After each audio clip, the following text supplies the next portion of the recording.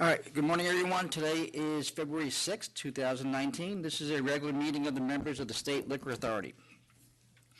Present today in New York are Chairman Bradley, Commissioner Ford, Commissioner Fan, Deputy Commissioner Licensing Held, Associate Counsel Marsico, and myself, Secretary Donahue. The next meetings of the authority will be February 20th, March 6th, and March 20th. We're going to call items for the most part in the order they are signed in, first in Buffalo, then Albany, and then New York City. When your item is called, please approach the podium, speak into the microphone because we're recording the proceedings, and please state your name for the record. If you need to take a call, please go outside, make sure your phones are on silent or vibrate. All right, Chairman, before we get going, do you have anything else you want to? Yeah, I do have one, and it's directed at the lawyers here. I've noticed it in the batch of applications we have today for liquor stores, and I've noticed an increase recently that many of the four closest stores are not responding to the request for sales numbers. As a result of that, it makes it very difficult for us to determine what the demand of alcohol is in the area when there's an application before us. And if that continues, I'm going to direct our enforcement to go after those individuals who are not responding to that, and they're going to pay a significant penalty for not responding. So if you have clients that are not responding, I suggest you get in touch with them and indicate that they should be. That's all. Okay, then. The first item is actually here in New York. It is item 311A. Pavel Heard Right. It's a request by counsel's office for a emergency summary order of suspension.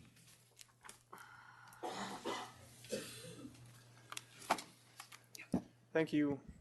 Stephen Armstrong, appearing on behalf of counsel's office in support of the summary suspension of the premises known as Pavel Heard Right, doing business as Delroy's Cafe, and located at 14 Duryea Place in Brooklyn, New York. There have actually been several recent incidents and developments at this establishment that led counsel's office to make this request for summary suspension. Most notably, there was a shooting at the establishment on January 13th of this year that occurred at approximately 6 a.m. The investigation is still ongoing, but I'm informed by Lieutenant Epstein of the 70th Precinct that investigators believe the shooting happened inside the location and that the location was operating after hours at the time of the shooting. We do know that no one at the premises called 911 when the shooting occurred. The victim, who suffered a gunshot wound to the lower right torso, was taken by private vehicle to Kings County Hospital, where he is expected to recover. Police were first notified approximately 3.5 hours after the shooting, when hospital staff reported the shooting to the police. And this shooting followed several months of escalating problems at the establishment. There was a slashing that occurred at the premises on October 6th of 2018, and according to Lieutenant Epstein, the precinct has had constant problems with the location since then. And a major factor in these problems is the consistent lack of cooperation shown by the licensee. Officers from the 70th Precinct have asked numerous times for the licensee to notify the precinct in advance when they're going to be holding events or large gatherings at the establishment. Licensee tells them again and again that what happens at their establishment is personal, that it's none of the police's business. And this is particularly troubling in this case because of where the establishment is located. It's located midway down a narrow one-way street, which makes closing times extremely chaotic. Lieutenant Epstein informed me that they often have crowds of 100 or more people who, by closing time, many of whom are intoxicated. There are also several multifamily homes directly next to the premises. And Lieutenant Epstein told me that when the establishment is holding these large events, they need 4 to 8 cars posted there at closing time in order to safely and effectively disperse the crowd. Now, in addition to refusing to inform the police when they're hosting events, officers on patrol have on multiple occasions observed the roll-down gates closed while there are still patrons inside. They appear to be trying to hide the fact that they're still open from the police.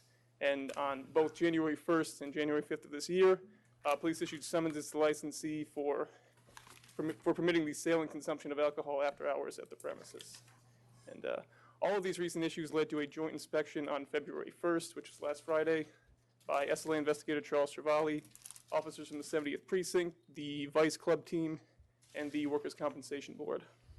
Investigators found numerous fire and building code violations. There had been a Department of Health inspection a week before, which had uncovered many health code violations. And investigators report that at this February 1st inspection that conditions were still very unsanitary more than a week later.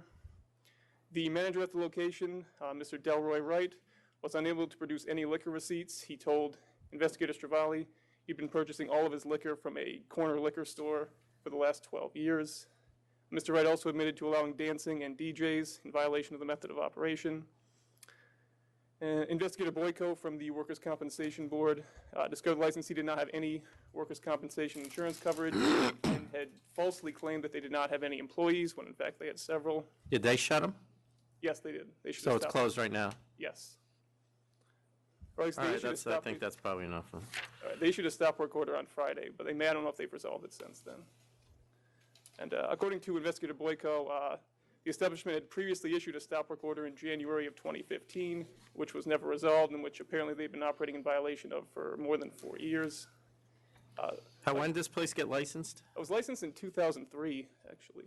And I mean, until very recently, they've only had minor adverse history. But I mean, as you can see from this inspection, I mean, there have been serious problems for a long time that are just now being uncovered. They've been operating in violation of a stop work order for more than 4 years, purchasing all their liquor from an unauthorized source for more than a decade. In fact, they don't even appear to have an account with an authorized wholesaler. Yeah, that you don't have to go on. Do you have Okay. any questions? Did the shooting happen outside or on the sidewalk? Because the information says he was shot on the sidewalk. Yeah, so initially, the victim told hospital staff he was shot on the sidewalk out front, but based on the investigation by the precinct, at this point, they believe it happened inside. Okay. And what's the condition of the victim? Do we know? Did he So live? He's expected to recover, yes. Okay. Ready to vote? Yes. Commissioner Fan? For an after-hours shooting at 6 a.m., very concerning that this happened on a residential block. No one called the police. There's no cooperation on the part of the licensee. This is clearly a drain of police resource and a threat to public health, welfare, and safety. I don't appreciate the cat and mouse game that they're playing with late closing, and for that, and there's already a stop work order, and the place is closed. So I vote to summarily suspend. Commissioner Ford? I suppose we could just talk about an unreported shooting at 6 a.m. and just leave it at that. But the fact that they've been uncooperative with the police, they've closed down gates to keep patrons inside to hide the fact that they're there, which is a safety violation. The place is surrounded by homes. They've been buying alcohol, for 4 years from a store? They've been buying from alcohol from the store for the last 12 years, yes. 12 years, I'm Yeah. sorry. Missed a couple. I vote to summarily suspend. And Chairman Bradley? I vote to summarily suspend as well on the same grounds. And Counsel Marsico, can you get the name of this liquor store and make sure enforcement pays them a visit as well? Yes. Thank you. Thank you. Is Ms. Diaz the interpreter here? All right, you're going to have to wait then. Okay. All right, we're going to go to Buffalo. The first item is 249, 2008 Wine and Liquor Corp.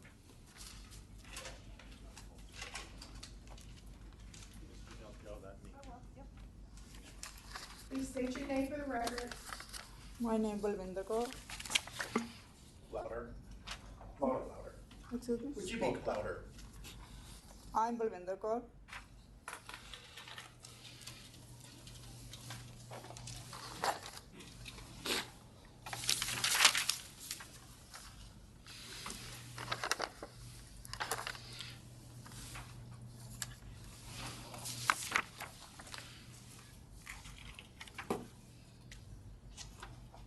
So, ma'am, you have 5 liquor stores within 1.8 miles of your desired location. What are you doing different than those stores are already doing? I Can I see? Does she need a translator? yes. Well, we got a translator, but didn't show up, sir. Does Mr. Bingham represent you? Yeah, yes. Yeah. All right, Mr. Bingham requested an interpreter, but he didn't tell us what language until Monday. Yeah, we told him Punjabi about 2 weeks, a week and a half ago. Well, He didn't tell us. All right, we've contacted the interpreting company. They can have somebody here on the 20th between 12 and 3. who speaks Punjabi. Yes, sir. All right, we're gonna have to put this over till the 20th to get an interpreter. Is Mr. Bingham going to be with you next time? Yes, sir. You don't have to be here until 12 o'clock on that date, all right? Yes, sir. Yes, sir. And make sure he's with you. Yes, sir. Thank you.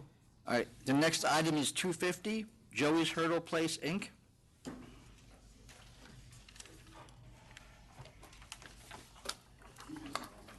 Good morning, Chairman Bradley, Commissioners Ford, and Commissioner Fan. My name is Kurt Herman. I'm the representative, and this is Joseph Dallas Jr. on my right. Yes. And we're here today regarding the change of operation, specifically the extension of the hours of operation at Mr. Dallas's licensed premises. Both of us fully understand that the licenses, that liquor licenses are issued for the convenience of the public and the public good. Mr. Dallas has been operating his premises for the last 2 years for a full license period, and he's been in good standing throughout that time. He's had absolutely no complaints against his premises, nor have there been any police calls to his licensed premises.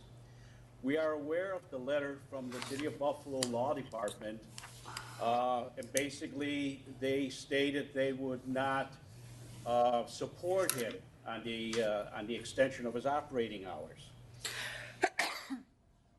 Mr. Dallas isn't only the licensee of the premises, but he's also the landlord. And before he opened, prior to his opening, he spent a considerable amount of money in the licensed premises.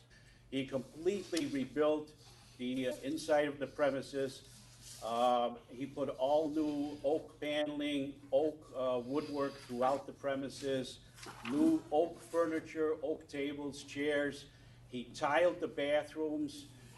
He rebuilt the basement, putting in a walk-in cooler and a kitchen, new sinks. So he spent a considerable amount of money and looks nothing like the previous licensed premises.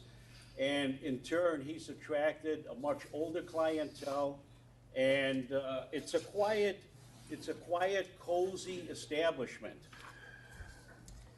Well, the mayor's office doesn't agree with you. Well, it's the law department, and let me. Well, let the me law, direct- whoa. The law department represents the mayor. Okay.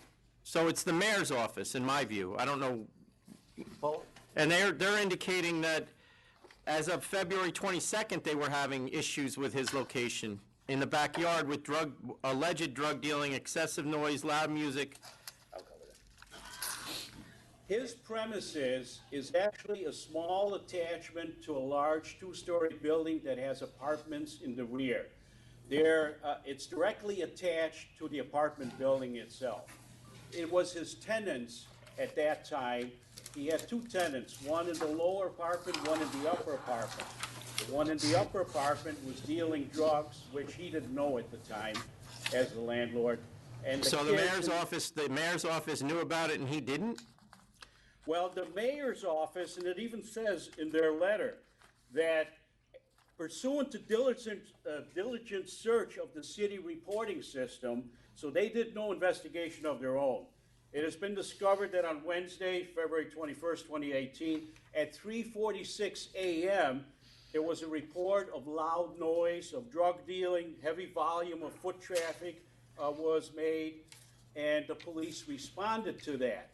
At 3:46 a.m., his licensed premises was long closed. His last call, that's on a Wednesday, his last call was at 1 a.m., and he shut down his premises at 1:30 a.m. So this was well over 2 hours later that all this happened.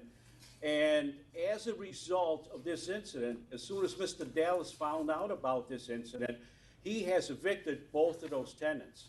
He now But you has- didn't go back to the mayor's office and try to get a letter of support based on those actions? You're coming here I did. instead? I did go to the city. I went to the city, and the Department of Law would not give me a letter of support. They said, go to your local police chief, which I did, and I went to my councilman. He said, those are the guys to go to get the letter. We are not going to get involved with this. And why didn't your get it? We don't have a letter from your councilman. I submitted a letter from the chief of police and the councilman, and We have a councilman? Chairman, I did send both of those letters from the police chief. I have the and- police chief. And from the councilman, Joel Ferretto. I submitted that letter as You well. don't have it either? And I have a copy right here. I submitted it with both the method of operation application and, What, I have a, I have. and. Hold on, hold Hold on a on. second, hold on. Okay. All right, just calm down there. There is a letter scanned in, it's not on any letterhead, it's just a typed letter to whom it may concern, but it should have been attached. That I do not understand. Is that October 17th? That's this. Yeah. You have it. Yes. That's That's the police chief. That's for the a police police chief. chief, But but he it's seems not, to have another letter over there that has a letterhead. that I do not have. And the one from the mayor's office is back from March, and the one from the chief of police is from October. Okay. Did I say chief? Oh, I'm sorry. Why did this take so long?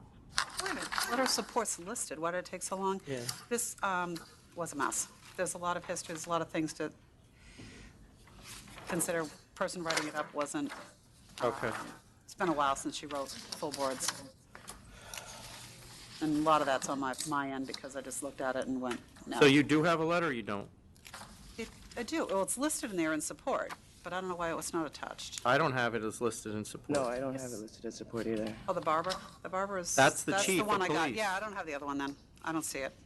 Should we ask him to read it? Michelle, do you have it there? can I read Yes, it? I do. I'm sending a copy to Jackie right now. Okay. Why don't you read it, sir, so we don't have to wait for that? Okay. This is from the Delaware District Council member. It's on letterhead from the Buffalo Common Council and lists Joel Ferretto as the Delaware District Council member.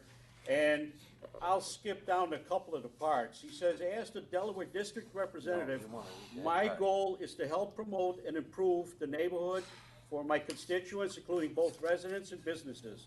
I believe Joey's Hurdle Place has been a benefit to Hurdle Avenue since its opening, as the entire area has been undergoing a renaissance and become one of the most desired city neighborhoods to live, work, and play.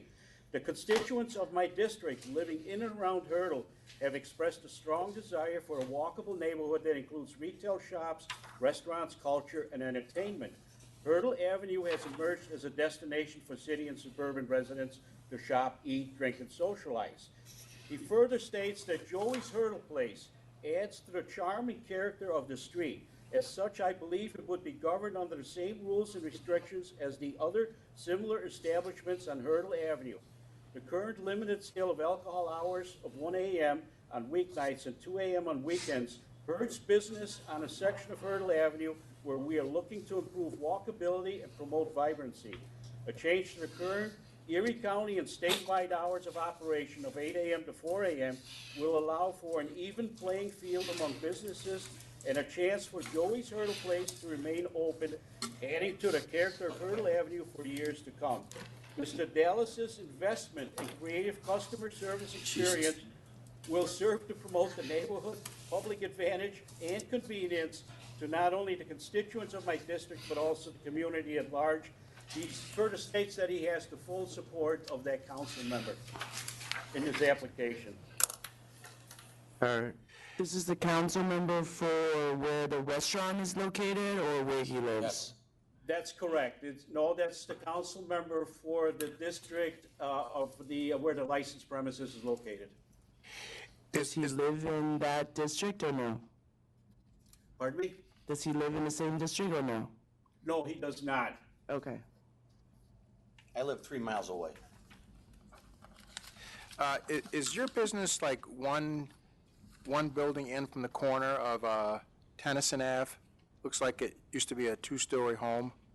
Yes, Okay. And there's a next to a park, pizzeria. and there's a parking lot across the street. Is that where your patrons park? Yes. Okay, Tom. Can we add one more thing about the tenants? Because this problem will not arise No, again. no, I think we're ready. I just have 1 or 2 more questions. What kind of music do you have there? We just have a jukebox. And, Okay. you know, the background music that Spectrum Cable offers. Permit dancing? No. Okay. All right. You ready to vote? Yes. Commissioner Fan? I considered the police chief and the city council member may be closer on the ground than the city law department. So in this instance, I will vote to approve. Commissioner Ford? The Department of Law from the mayor's office, that letter's from March, almost a year ago, and the one from the police was dated October 17th, so obviously much later in the year. They support you, and I don't see any history or any reason why, so I vote to approve as well. I'll vote to approve as well. Good luck. Thank you very much. much. You're welcome. All right, the next item in Buffalo is, I'm sorry, we have no more items in Buffalo. That's correct, Michelle? Correct, no more items in Buffalo. We're going to go to Albany, and the first item there is 251, Solo Vino Catskill LLC. Are you standing or sitting? I'm gonna sit.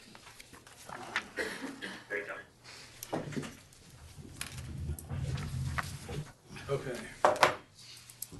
Good morning. Good morning. Could you just put your names on the record, please?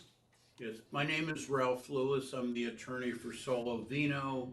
Sitting to my left is John Schlatter, the principal of Solo Vino. Is there any opposition there? No, there's not. And we didn't receive any written opposition either. Well, we didn't receive any. Right. So you have 4 stores, or 3 stores within 1.3 miles. Why do we need another one in Catskill? Well, I think that if you know the nature of Catskill, 2 of the stores are located on Route 9W, which is the main artery around the village of Catskill. One is at the Price Chopper Plaza. The other is probably 3/8 of a mile from there, which is known as the Wine Cellar. 9W is the main and principal route around Catskill. The other one is located on Jefferson Heights, which is a west of Catskill, really out of the village at all. Our Solo Vino is applying. Will be the only liquor store on Main Street in Catskill. I mean, Catskill's 4 blocks long, or a little bit bigger than that. And there was a liquor store that just closed up within about the last year, called the Bottle Shop, was virtually across the street, Didn't we maybe just half open a that? block up. And Didn't we just that- open that store? Didn't we just what? Open the bottle shop? No, I think it just, You may have done a transfer or something. There's been a package store on Main Street in Catskill for years, right, Ralph? Okay, go I've been ahead. there for 45 years, and there's been always one on Main Street. Yeah, I show it being expired, and that's the one they talked about in 2016. Oh, okay. There's a different place called the Bottle House that's been before you out in Syracuse. There was that one in the mall. All right, go ahead. There's always been one there. There was one owned by Milton Zwickle years back, but there's always been one on Main Street. And just selling, I mean, the Bottle Shop that closed up was a large store. It had a large inventory in it. My client's proposing not to open a liquor store, but to open a store that just sells wines. And given the nature of Catskill in the last 2 years, you've had a major transformation of the population of Catskill. There's been a dance and performing arts studio called the Lumber Yard, which bought what was formerly known as Dunn's Lumber. They've done a $7.5 million renovation of that. And there's been a lot of transformation right in the village itself. So I think the need for a specialty wine store is not going to be a problem. It's not going to interfere with the other liquor stores. They still sell their liquor, their wine. I guess they don't sell beer, but Why is I he think there's- applying as a liquor store if he's only going to sell wine? I'm going to carry only artisanal and locally made liquors, so it's going to be very specialized and no big name brands. Do you have any experience in this business? Because I see you last 38 years, you've been a clothing designer? Yeah, I still am a clothing designer. I have worked in a wine shop for about 3 years in Brooklyn, which was a specialty wine shop. When was that? 2009, 10, and 11.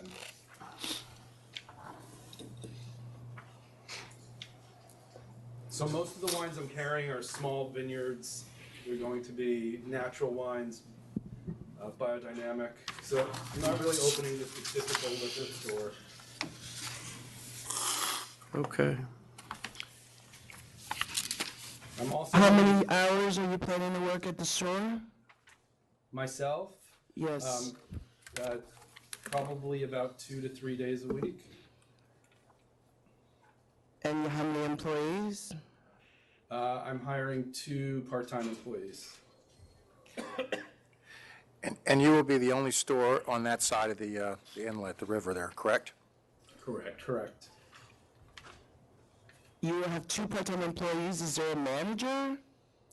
I'm probably going to need a manager, so one of the part-time people will end up becoming full-time. So a full-time, a part-time, and then myself putting in some hours. So where do you work now? You say, it says, all we have is that you're a clothing designer. It doesn't have an address or anything.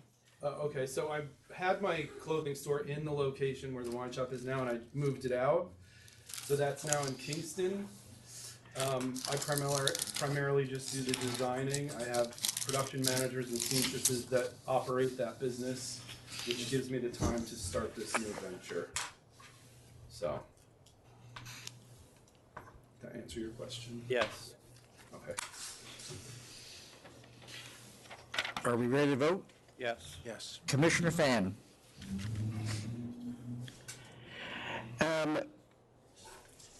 With the obligation of mostly wine, New York wines as a focus, specialty and state-produced liquor only, I vote to approve.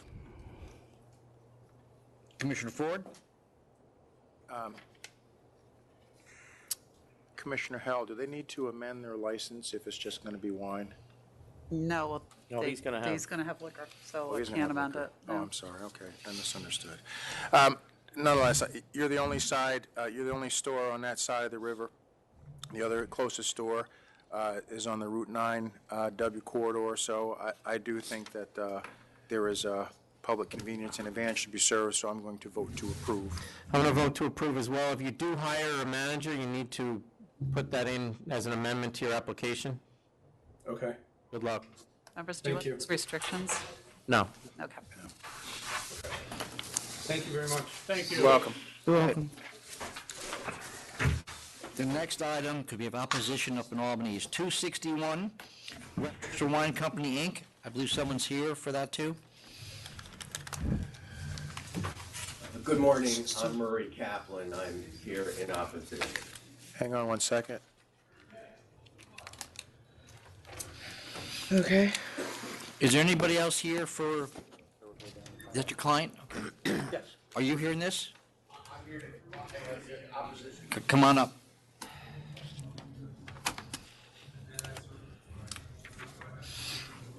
Your opposition, Yes. okay. Okay, go ahead. We're going to let the opposition go first. Okay, in Albany, Your Honors? Oh, your opposition too? Yes. Who's the applicant? He's the applicant. Oh, then you got to come up. Put your name on the record, then we'll let the opposition go first. Steve Forcello, applicant for Westchester Wine Company, Inc. All right, thank you. Why don't you go ahead in Albany, go ahead. Thank you. So I am Murray Kaplan, I'm the attorney for Angie's Wine and Spirits. This Westchester Wine Company is looking to place a liquor store at 805 Mamaroneck Avenue, which will be on the same street, same side of the street as Angie's Wine and Spirits, a half a mile away. As Mr. Basimi, one of the other attorneys showing up in opposition, has provided this map, there are already, including Angie's, there are 5 liquor stores already within a half a mile of the applicant. And the other stores are more established and their numbers are going down. Angie's just starting her business. It's only been in existence for 2 years and just developing a business. There's the population has remained stable. It's approximately 30,000 people. The applicant says that there is some sort of housing boom, but he's talking about 650 residential units occurring since 2016, so over a period of approximately 3 years and in a radius of approximately 2 miles. So we're talking about far less than 1% growth rate, if anything. And so this is, the public has a great many liquor stores in this area, and for that reason, we're opposing this application. Thank you. Thank you. Thank you. Yeah, Francis Buscemi. In opposition, I represent Station Liquors, which is one of the 4 closest liquor stores to the applicant. First, I'd like to point out that I foiled and reviewed the applicant's liquor store questionnaire.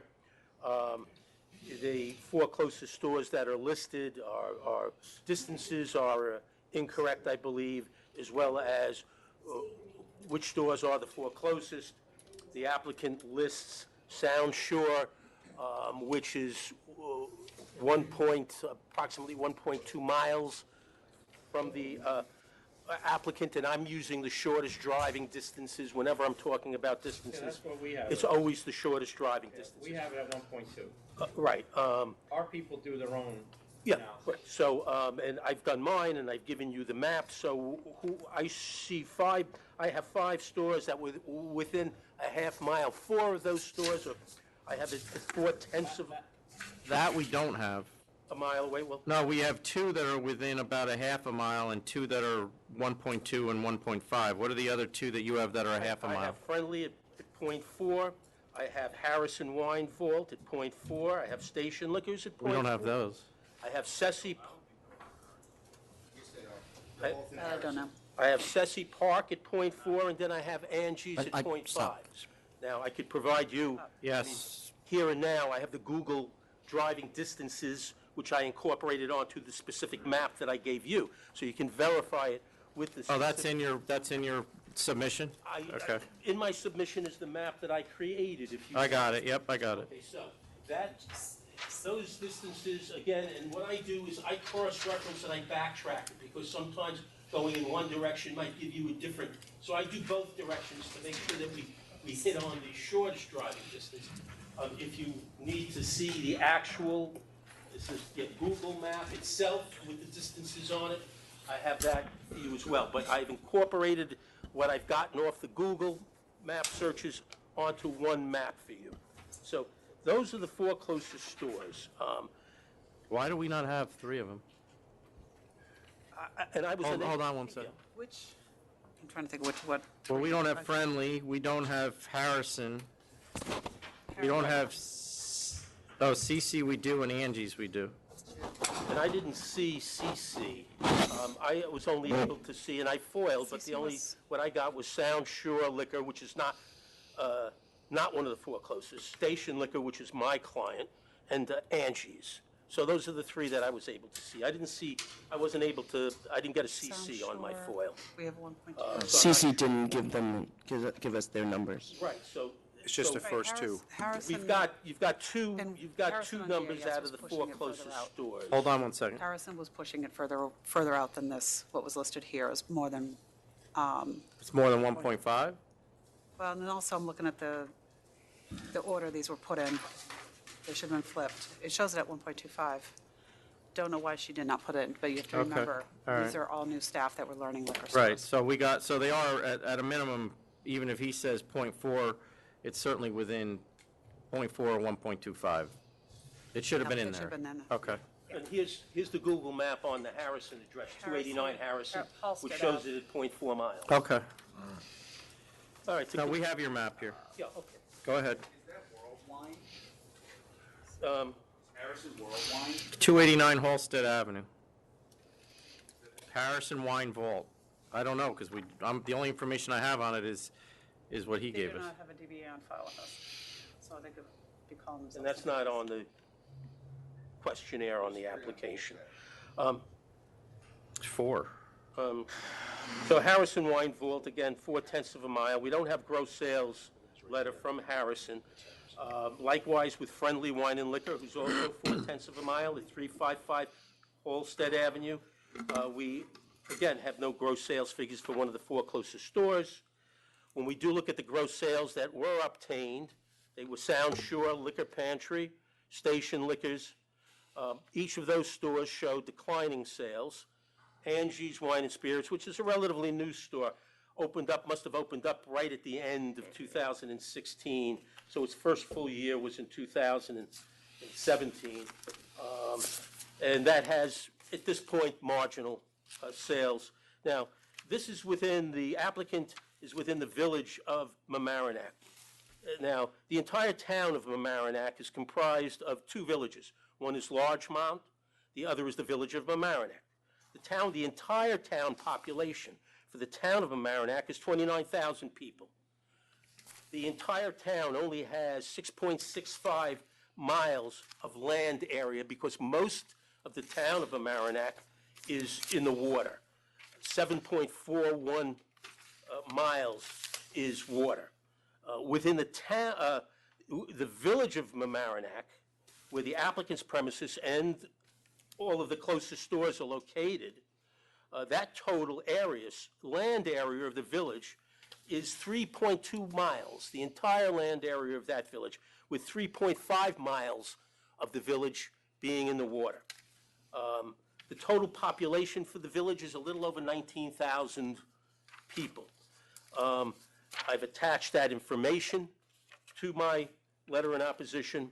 I've also attached demographic information, shows that within a 1/2 mile radius, which is where the 5 closest stores are located, you've got a population of just a little over 6,000 people.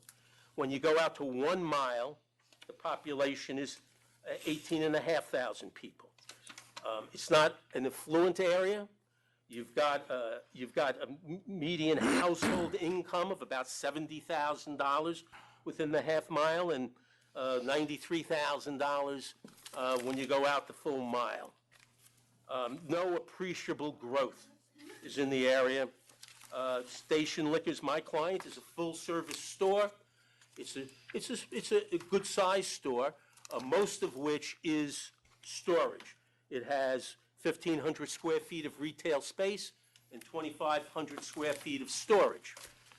Station Liquors. The applicant has a total square footage of 1,800 square feet with 1,000 square feet of storage.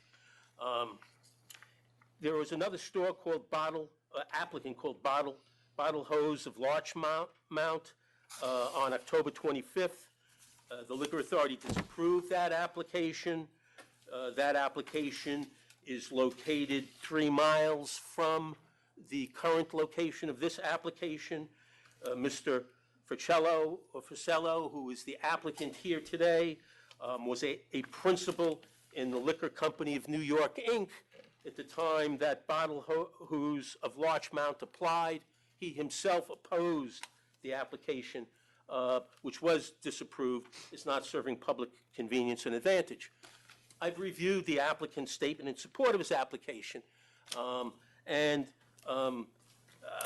granted, he's going to be, I believe, in a shopping center. There's a food store, or in close proximity with a food store. There's nothing in the application that indicates how he's going to better serve public convenience and advantage. There's nothing in the application that indicates how he demonstrates or will differentiate himself from the other stores in the area by way of goods, services, or otherwise.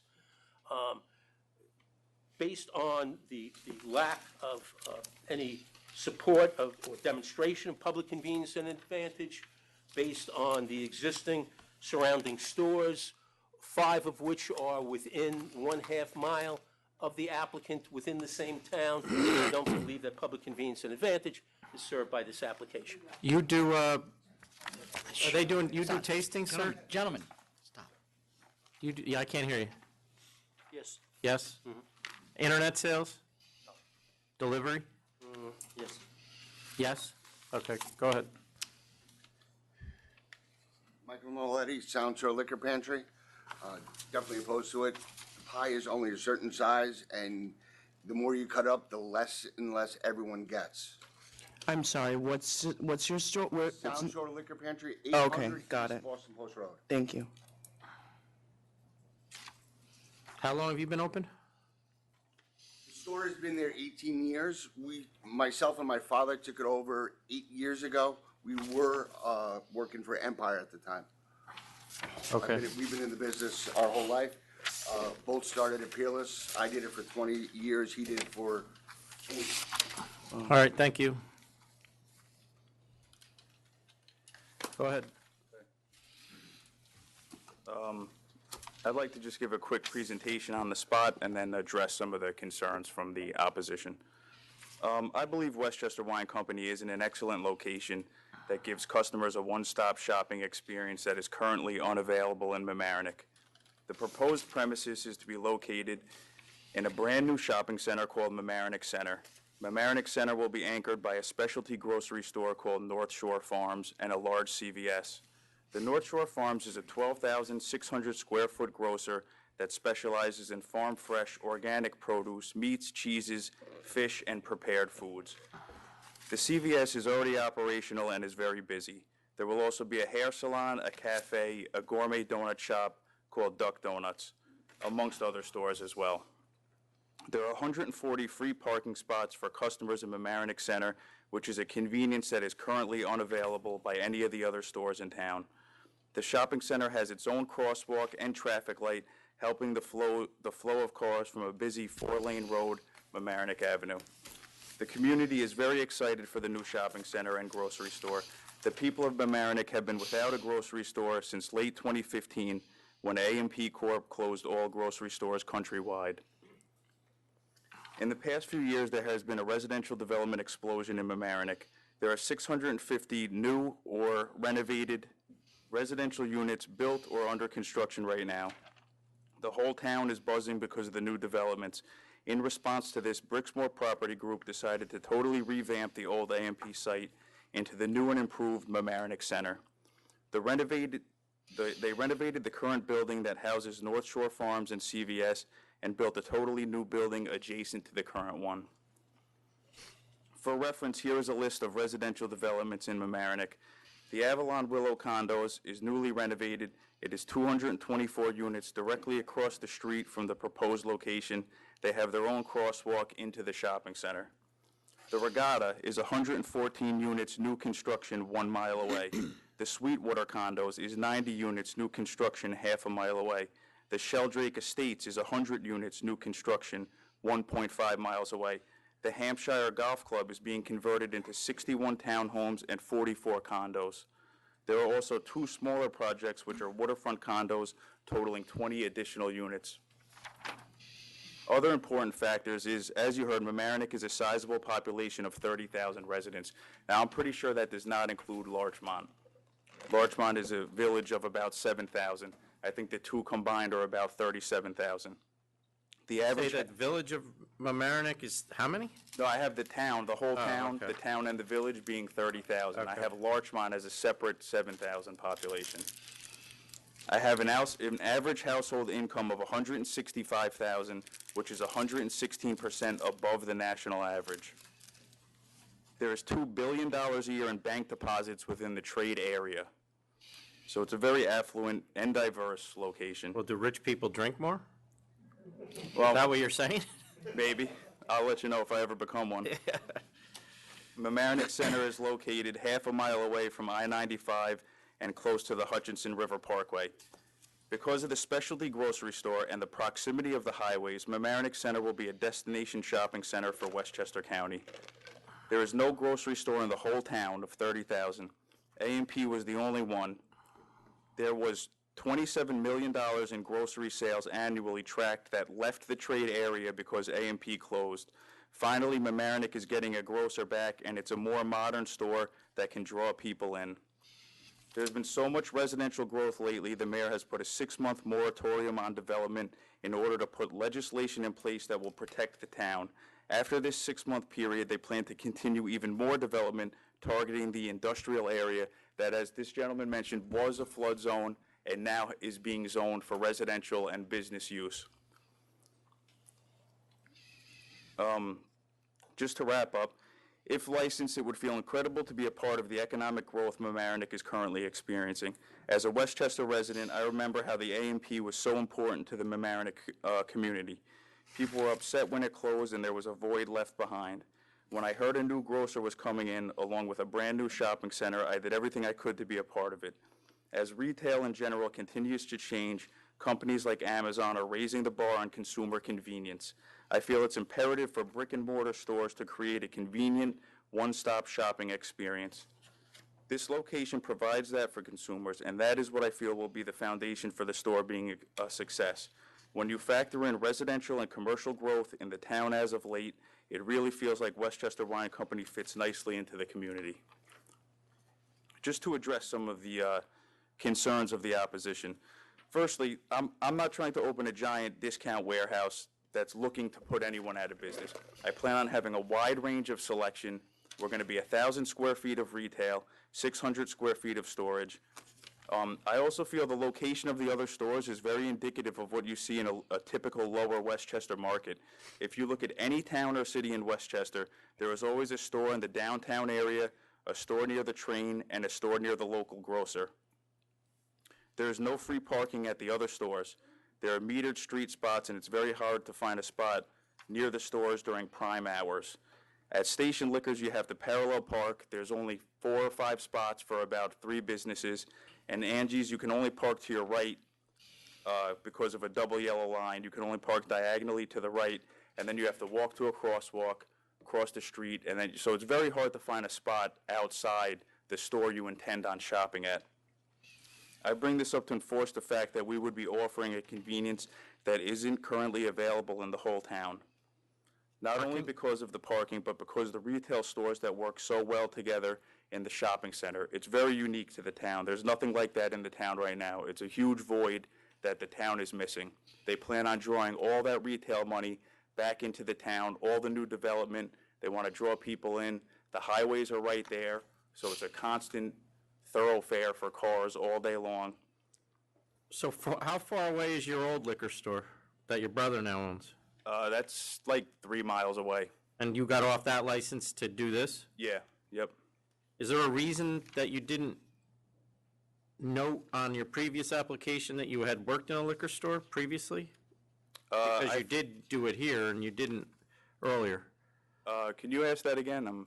You indicated in this application that you were the manager of a liquor store in 2016. Am I saying that right? Yes, but it wasn't on your... But it wasn't on the application Well, for the previous one. I opened the store with my brother in 2016, and then came off the license, sold him my shares, and came off the license just for the purpose of... No, you're missing my point. When you Yeah, I am. when you applied for that first license, Yes. had you been working in another liquor store already? I just worked there for a couple of years before I got But on when the we fire ask you department. where you're employed, you didn't put that down.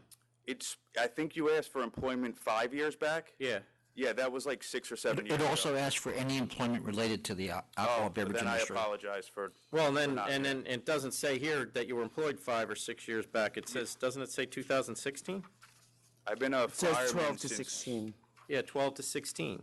I've been a fireman since 2013, so I figured that covered me for the 5-year period, and I apologize for So it was an has oversight. 13 to miscommunication. Okay. So you were a firefighter and you were working at that liquor store, Lee Warren? Yes. No, I was working at the liquor store and then became a fireman. And you're still a fireman? Yes.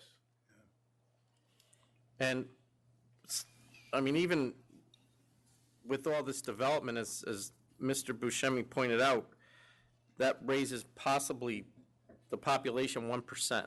Well, I So how disagree. you're gonna- I disagree on that because what I have is, the population data in Mamaroneck is old. It's from 2017. It's not tremendously old. It's a couple years old. And it's grown 1,000 people since 2010, which certainly isn't a lot. But a major point in my presentation is that there will be significant growth moving forward. If you assume 2 people per household on the new construction, that's 1,300 new residents in a 2-year span. That's 4.3% growth in a pretty quick period. I mean, 2 But years is... why won't the stores, because you have 4 stores within under a half a mile of your location, why wouldn't they be able to, and those stores are actually showing decreasing sales, why wouldn't they be able to accommodate that growth? 2 things. One, those stores don't have convenient parking at all. They don't have any supporting retail around them either. The liquor pantry is the only store showing decreased sales, and that's because the beer store that it's attached to closed down. The other stores, according to their data, I see steady or even growth because the 6-month data that they submitted for 2018 is the slow half of the year. So even if you double that 6-month data, they're like right on the number from the prior year. Yeah, but And then the if ones that are showing decreases have shown decreases over a 4-year period, not a 6-month period. Can you refresh that? Station Liquors has decreased from 2014 until 2017 significantly. They went up, and then they went down from 1.4 million in 16 to 1.2 in 17. That And it looks like they're that going to do station? less than 1.2 in 18. Well, And then Sound Shore Liquor, he's shown a steady decrease from 2.9 in 14 to 2.5 in 17. Sound Shore is the one that lost their beer store that they were attached to. So in my opinion, the building looks half empty. It is half empty. And you lost your supporting retail. A beer store and a wine store work well together, and that's not there anymore. You got to expect decrease in sales. And as far as Station Liquors, I think it's just indicative of the location that you can't park there. You can't buy a case of wine, or it's too hard to park. So you think that putting Angie's in there in the beginning of 2017 wasn't enough, and we should be putting another one in as well? Well, I have a rebuttal for that as well.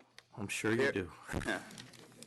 There was a store there before Angie's, located at 410 Mamaroneck Avenue, called Vinnie Ferro Wine and Spirits.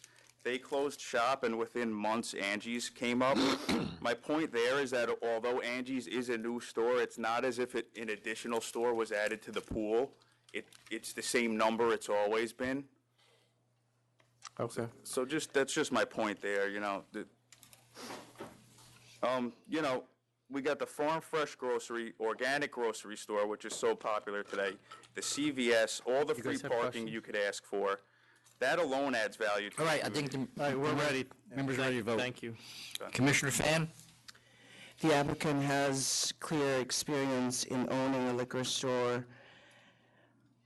I'm going to keep it very simple. I see public convenience in having a liquor store next to a new grocery store that's returning. I accept that there is growth, economic growth, real estate development in the area, and because of that, I am going to vote to approve. Commissioner Ford?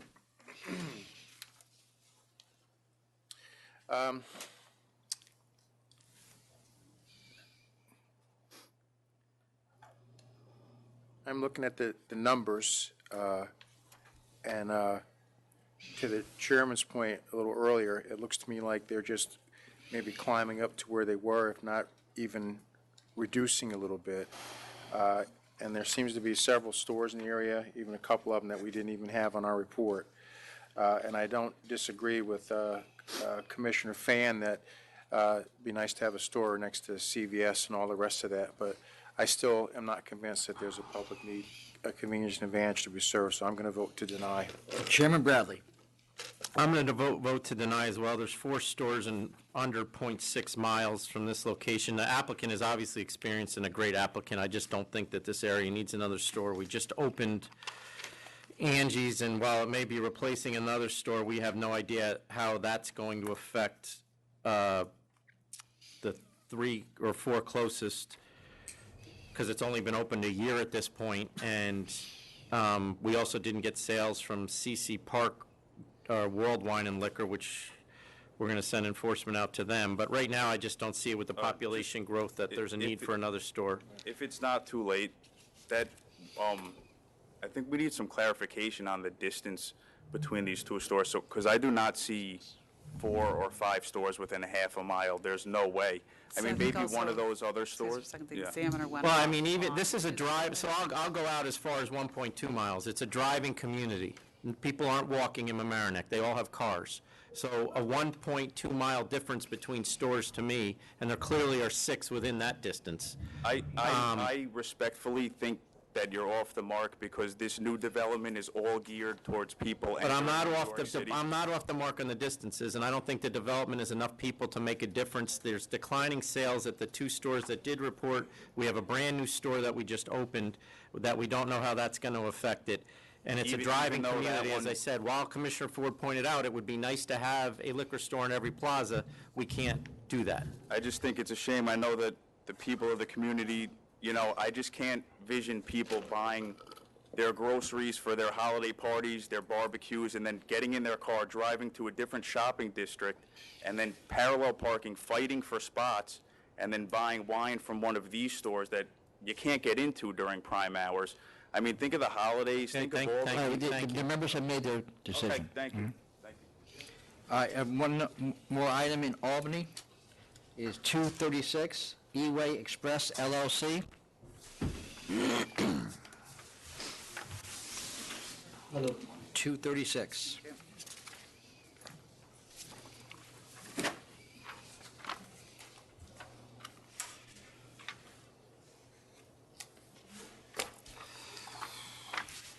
Could you state your name, please? My name is Fauzi Al Harbi.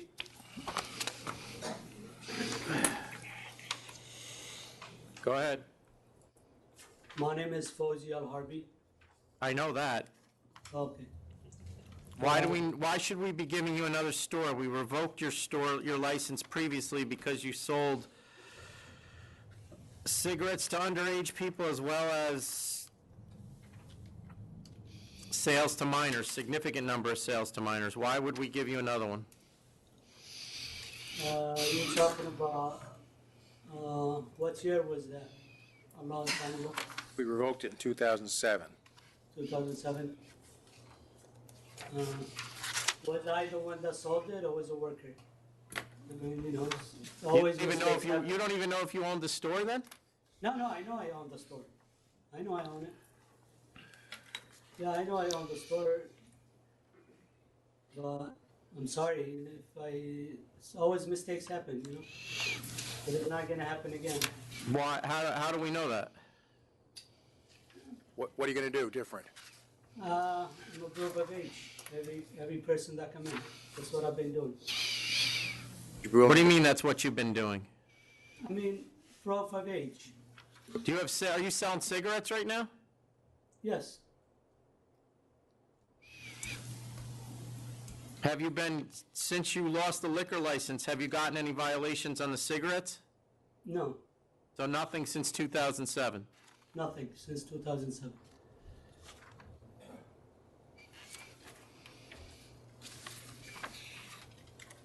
How many employees do you have?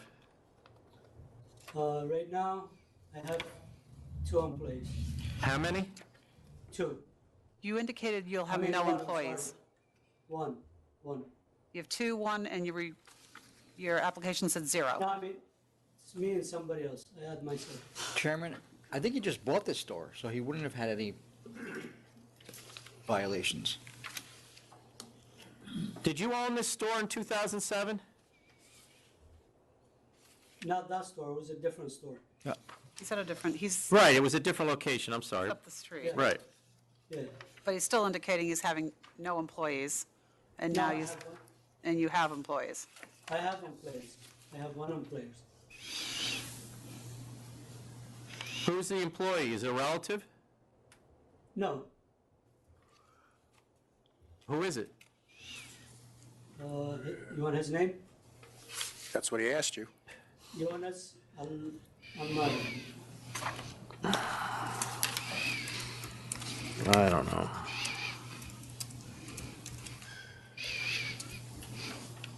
Have you been selling beer since you own the store? yes, I didn't want to ask that question. Did he say yes? For how long? yeah, I got a temporary license, Does he? You did? yeah. That would be a mistake if we did it. I don't say we didn't do it, but I'm sure we probably did, but it was a mistake. So you have a license right now? I have a license right now. Hang on a Temporary second. license. Well, that's a mistake. That is, I will apologize now, okay? We'll talk later about I know. Yeah, he, where's one? Go ahead, go ahead. If you want to answer, go ahead. No, I wasn't sure if you had it up yet. Can we clarify that, On Jackie? 123. Issued on 123. Sorry, October, and we renewed it on 123. Even better, we renewed it.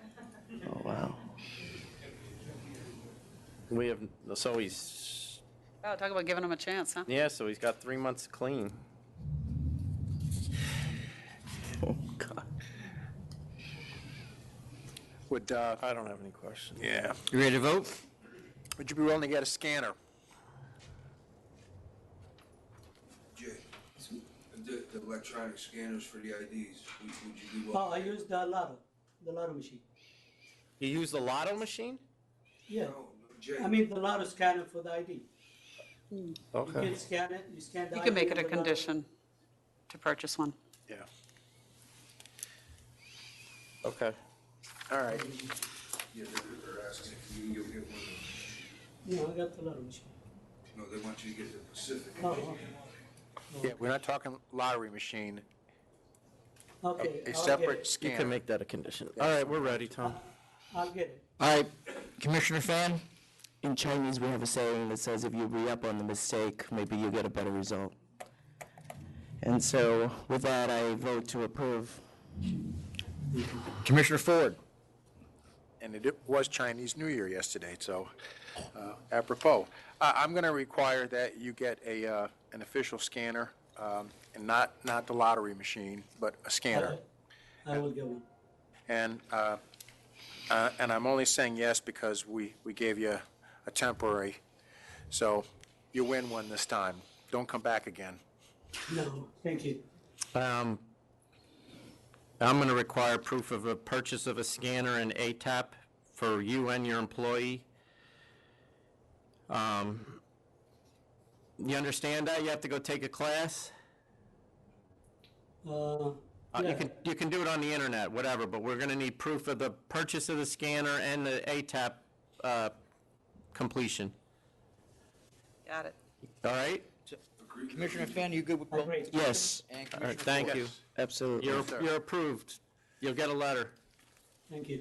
Take them again. Thank you. You can go thank the now. guy behind you, too, your coach. All right, you're all set. All right. Have a good day, guys. All right, I have nothing else at Albany. Could you make sure you explain what we just said to him too, sir? Yeah. Is there somebody here in Murray and Murray Enterprises?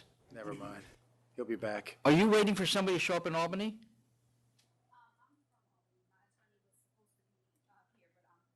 No, I'm not, I thought you had somebody in Albany. You can take a seat again, okay.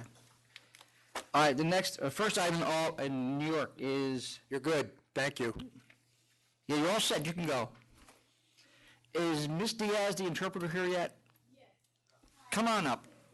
242. Jose Alejandro Maria. 242? 242. 242.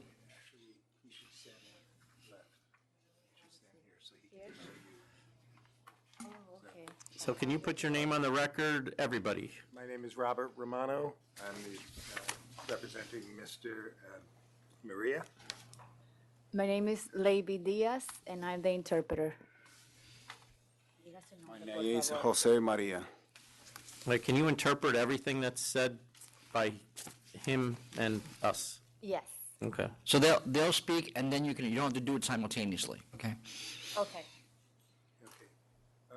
My understanding, and forgive me, this is a recent file, my understanding is that Mr. Maria is here today to explain his position as a applicant. There were issues with the previous applicant at this premise, a gentleman by the name of Michelle Andrioli.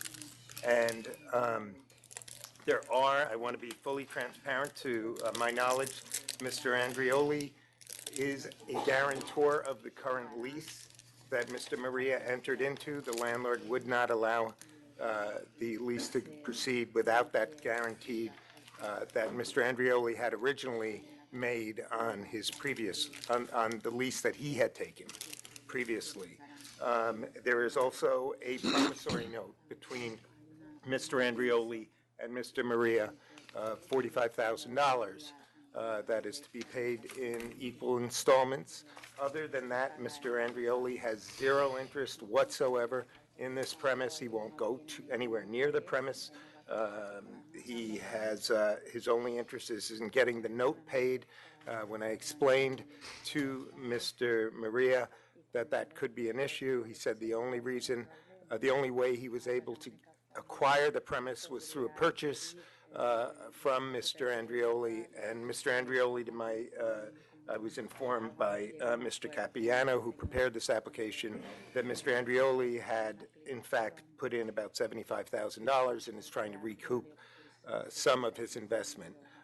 Also, So I understand him wanting to recoup his investment, but why would your client pay for anything when we had already denied a liquor license to this, which basically made the business? Well, you denied it to Mr. Andrioli. Right, but, so it's, at that point, he put his $75,000 and he either runs it without alcohol or it's up in smoke. Why would your client pay for something that was not viable to the person who owned it? My understanding was that was the only way he was going to get the lease. It was a very favorable lease. This is a very small establishment. It's been in Mount Vernon. Well, it's a for many bad years. business decision. So, It doesn't make sense to me. so he's going to take over payments for the lease from Mr. Andrioli. He actually got a new lease Okay. from the landlord. So as long as he's paying, Mr. Andrioli's off the hook. Correct. Well, he's also got to pay Mr. a Andrioli, $45,000 loan to paid Mr. $820, I think, roughly $820 a month for 5 years. Mr. Maria has every intention of running this bar with, I believe he said he was going to get 1 or 2 employees. It's a very small place, and as I mentioned, the contacts to Mr. Andrioli are limited to, as I explained. Why would Mr. Andrioli, who's trying to get out of his lease, be willing to serve as a guarantor of the same lease? Because That doesn't make sense to me. Because if he did not, he had a choice. He could either keep paying the rent on the previous lease, on his lease, which he did guarantee, and have a space which is not generating income, or he could attempt to sell his ownership of that, control of the premise, which is in fact what he had done. Right, but then guaranteeing it on the other side would put himself back on the hook. But he's literally not paying out every month. Assuming Mr. Maria makes payments, Mr. Andrioli is not going out of his pocket. So who's paying that now? Mr. Maria. Plus, he's starts covering, paying out, he's right. covering Mr. Andrioli's. Which he has to do, I believe he has to do that regardless of what happens And today. what was his employment? He had been a bartender for many years. At the same premise? No. Connecticut. No. And he was commuting from Cherry Hill, New Jersey to I Norwalk, asked him Connecticut? about that, and he said he's been, he's moving, I know he could tell you the address, he's moving to Yonkers. He has a lease, Well, where was he? He was commuting to Norwalk, Connecticut to bartend? but he was, you can ask Mr. Maria Well, do you exactly. know the answer or no? Okay, you can, can you, no, when you were working in Connecticut, where were you living? In Junkers. Yonkers. Okay. All right, but because the application said Porque la aplicación, entonces, Is that what we have? No, we No, had it New doesn't Jersey make and the sense. Bronx. We don't ever, when were you living in Yonkers? Preston Avenue. They live in the Bronx? Is that the address in the Bronx? Yeah. No, I want to know, when he was working in Norwalk, Connecticut, where was he living? Cuando usted estaba trabajando en Norwalk, Connecticut, ¿dónde usted vivía? ¿Dónde residía? In the Bronx. In the Bronx. So when did he move to New Jersey? ¿Cuándo usted se mudó a New Jersey? Hace como casi 2 años. About 2 years ago. Well, We have 1017 on the. when did you start working in Connecticut? ¿Cuándo usted empezó a trabajar en Connecticut? En el 16. 2016. 2016. Oh my gosh. I'm looking at, I did not do this application. No, I'm gathering that. It looks like he didn't do it either. No idea what's going on. Well, You can, do you? I can ask him all of this, but right now we got multiple addresses. He just named an address, he just named a city that he lived in that's not even on the application. And I have and it seems like Commissioner Fan has the same reservations I do about the way this deal went down. Doesn't make sense to me. And there's too much money going back to a guy we already disapproved. I understand that, had he, I think he's I getting would've taken or he's a middleman, and I don't No, like that. I believe, my opinion is that he was given bad advice initially as how to structure the So- deal. So, but I do believe he's a good applicant who was. given Yeah, I'm not bad saying advice. he's not. We just have too much conflicting information. I'm going to vote to deny. I'm going to vote to deny as well. And I don't know if he's just the middleman or he's just signing on to a horrendously bad deal, but I'm going to vote to deny one way or the other. I understand. Sorry. For the record, I believe it's the latter. Okay. Thank you. Okay. Thank you. All right, the next item is 241, Manhattan and Liquor York, Inc.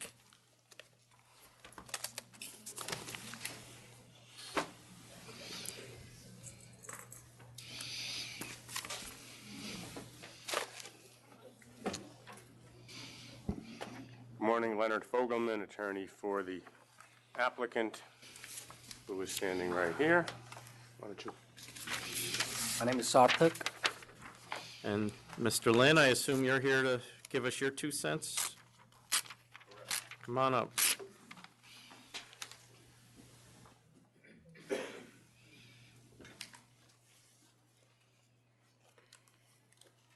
Go ahead. Do you have your maps with you? No, okay. They're part of Exhibit 1. Okay. So I'm here protesting based upon public convenience and advantage. I'm the attorney for Manhattan Wines and Spirits Merchants, doing business as Garnett Liquors at 929 Lexington Avenue. B&M Liquors, doing business as McCabe's at 1349 3rd Avenue. And Premier Wine and Liquor, doing business as Big Apple at 1408 2nd Avenue. As per the area survey and list of liquor stores set forth in Exhibit 1 of my presentation, there are 13 stores within a radius of 2,100 feet of applicant. It will probably be the argument of the applicant that there are no package stores located on Lexington Avenue between East 68th Street and East 81st Street, and that applicant's store would fill that void. It is correct that no package stores are located on Lexington Avenue between those cross streets. However, there are 8 stores within 0.3 miles from applicant. In addition, there's another 5 package stores within a 0.4 mile radius of applicant. While other portions of Lexington Avenue may not be oversaturated with package stores, the area in which applicant seeks to open is adequately served by these 13 stores. All of these stores are on the major north-south thoroughfares of First Avenue, Second Avenue, Third Avenue, and Lexington Avenue. On April 13, 2011, and upon reconsideration on October 19, 2011, the authority denied an application for a package store at 1202 Second Avenue. The building was at a corner of Second Avenue and 63rd Street. The case was Diviesh Corp., serial number 1249613. Copies of those decisions are next as Exhibit 2.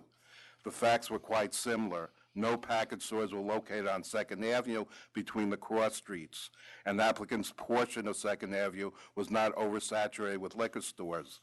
However, the area in which the applicant sought to open was adequately served by 9 stores in that area of First Avenue, Second Avenue, Third Avenue, and Lexington Avenue, and the application was denied based upon oversaturation. To be more specific as to the applicant, the application states that it will be a 445 square foot store, 400 square feet retail. It will offer internet sales and delivery. The closest store is on 74th Street, as is applicant, and off of Madison Avenue, Maison du Vin. It's an identical store to applicant, being 400 square feet of basically internet sales and delivery. As a matter of fact, all the stores in this area do local delivery, usually within 16 blocks, using current social media being delivery applications. Nothing new is being done by this applicant. On Second Avenue, there are two of the closest stores are located. There are 3 wine boutiques similar to applicant. Premier Wine, doing business as Big Apple at 1408 Second Avenue on 73rd Street. Melissima USA at 1355 Second Avenue between 71st and 72nd Streets. Just to remember, applicant is on 74th Street.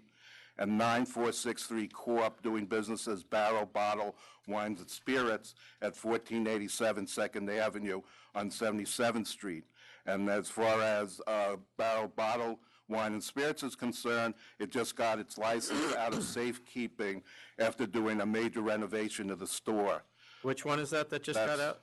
That's 9463 Corp, doing business as Barrel Bottle Wine and Spirits at 1487 Second Avenue. The store was in pretty much dilapidated condition. It was maintained by the Liquor Authority under safekeeping for a couple of months, and it opened up as a fine wine boutique with internet service and also delivery as well. And this was just recently, a couple of months ago. Also, the SLA proximity report does not have the second closest store being B&M Liquors, doing business as McCabe's at 1349 3rd Avenue, also known as 201 East 77th Street, under 1306791. It's not even on the closest store chart, and it's the second closest to the applicant.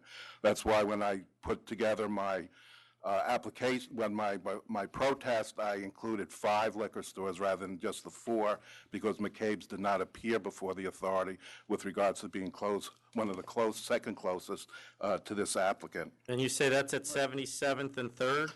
That's correct. And what approximate distance is that?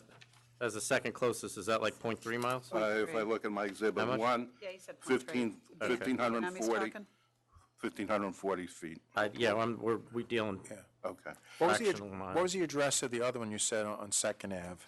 You talking with Premier Wines at 1408 Second Avenue, which I think is either the second or third closest, and Millissima at 1355 Second Avenue. 9463, were you talking about that one? The one that was just recently transferred. Transferred, okay, it was transferred, and then renovated for a couple of months. And that one you're saying isn't shown?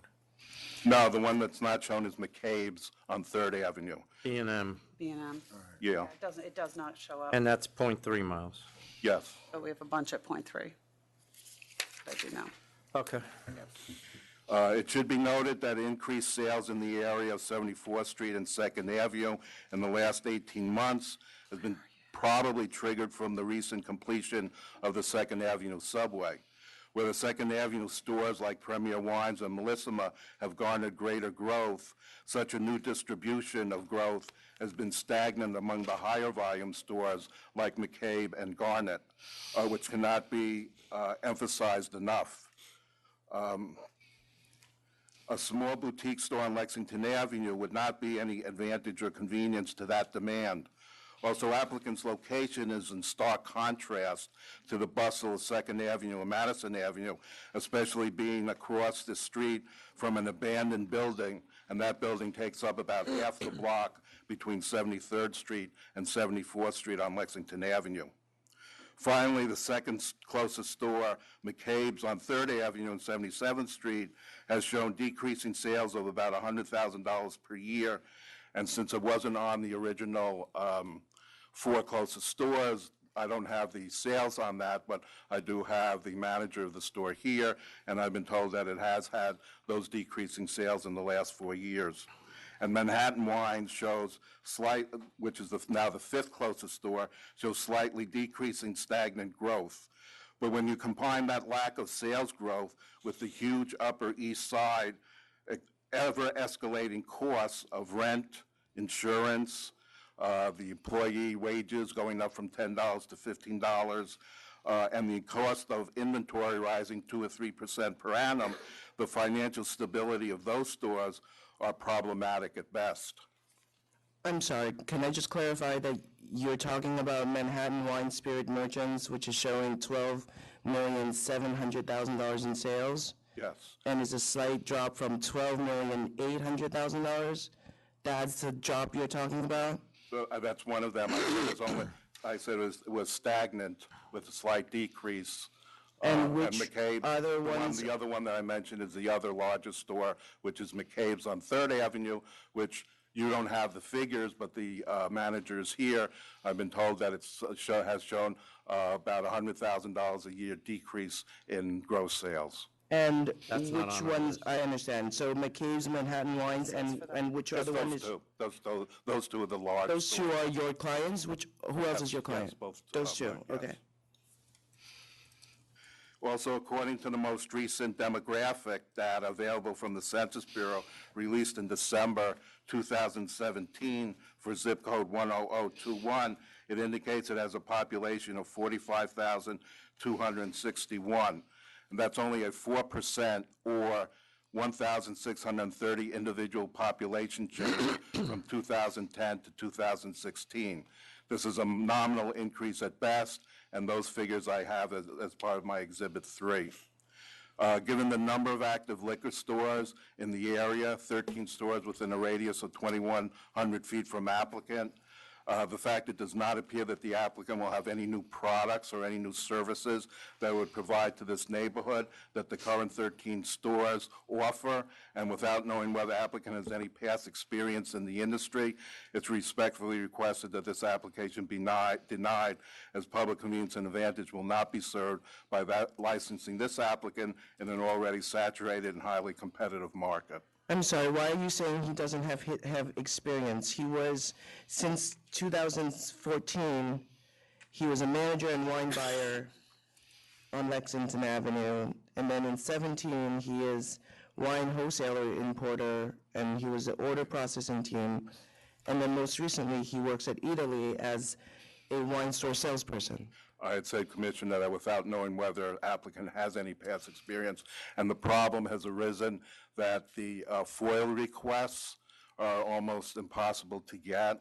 So what has happened is the authority has allowed us to get copies from a special email address that we're able to get once we know we're on the board, and I didn't have that information, so I just had, I made that statement without knowing all of the facts. Okay. So you said you didn't know? No, I didn't know, no. We used to be able to foil these things, a month and a half beforehand. We're not able to do that now. Yeah, we're trying to work on that. All right, thank you. Anybody else? You represent everybody here, Mr. Lynn? Okay.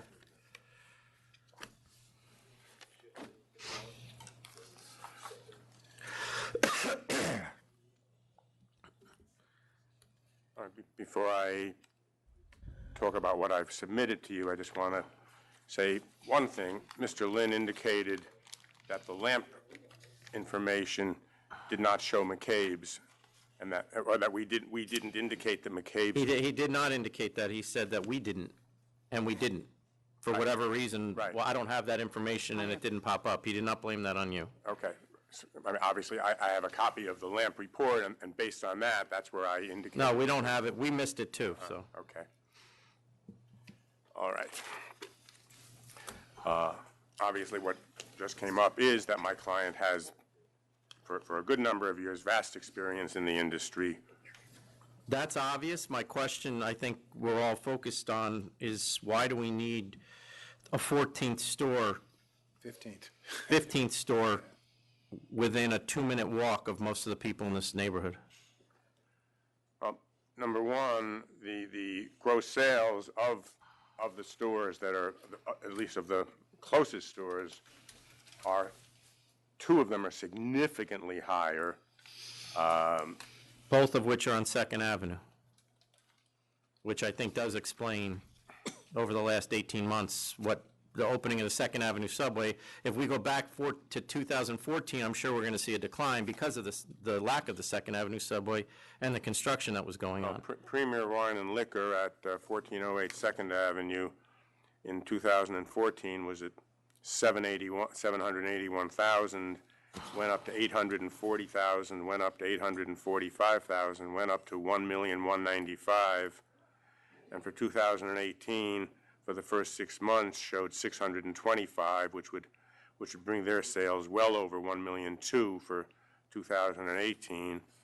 The third closest store, also on Second Avenue, Melissima USA, shows an 80% increase since 2014, starting at 2,000,000, 2,119,000, 2,006,000, 3,003,000, 3,009,000, and for 2018, for the first 6 months, 2 million, over 2 million. But your client's not going to be on Second Avenue. That's correct. But we also want to indicate to you, and shown in my. I mean, the closest store to him, in my view, is Maison Duvin, which is at East 74th, and their sales are at best flat to declining. Right. They're not much different than 2014, to be honest. Right. And then obviously we don't have the second closest store's numbers, who is Third Avenue, which would also be. That's correct. But then. I mean, is he bringing anything different that these other 15 stores don't have? Why don't you address that question? Good afternoon. My name is Sarthak. But different, as we submitted the paper on the page 3, if you go to the third point. Page what? Page 3. Page 3 of the letter that I submitted, where we indicated the business plan. 7 bullet points of his business plan. Yep. If you see the third point, not too many stores in the area tend to carry those kind of wines. Very little amount. Hot orange wines? Yes, not too many people in that area. I mean, I've done my self-survey. I've been to stores, either where they are nothing or they are very, very low amount of those wines, and those are the big things in the market these days. I worked in liquor stores. Second thing, when it comes to scotches, a lot of people tend to just carry bigger name brands, but my focus will be on people, those buy stuff from distillery and bottle them on, like Gordon MacPhail's. They buy a distiller from like Macallan Distillery, and they bottle their own way and they sell it. So the amount of price is cheaper and the age is more. And Scotch market is very much increasing, so my focus will be on those kind of whiskeys. And when it comes to rosé as well, most focus is Provence rosé, but my focus will be on small town like in Italy.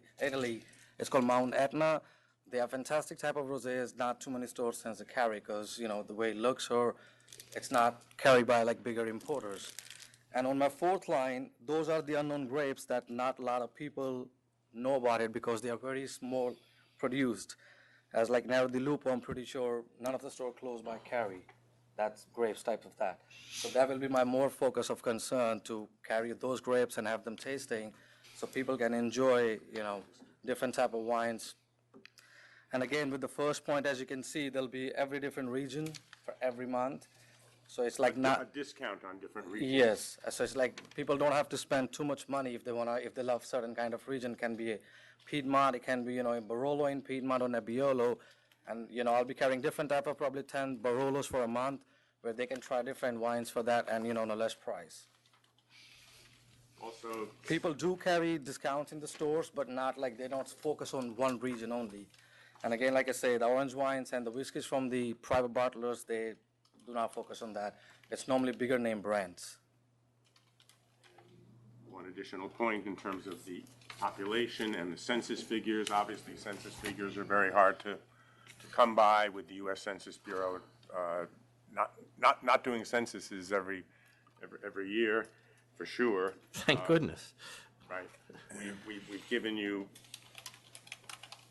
perhaps 20 photos of new construction in the whole general area, many of which are very close to the store, so that there has been and continue to be significant increase in population.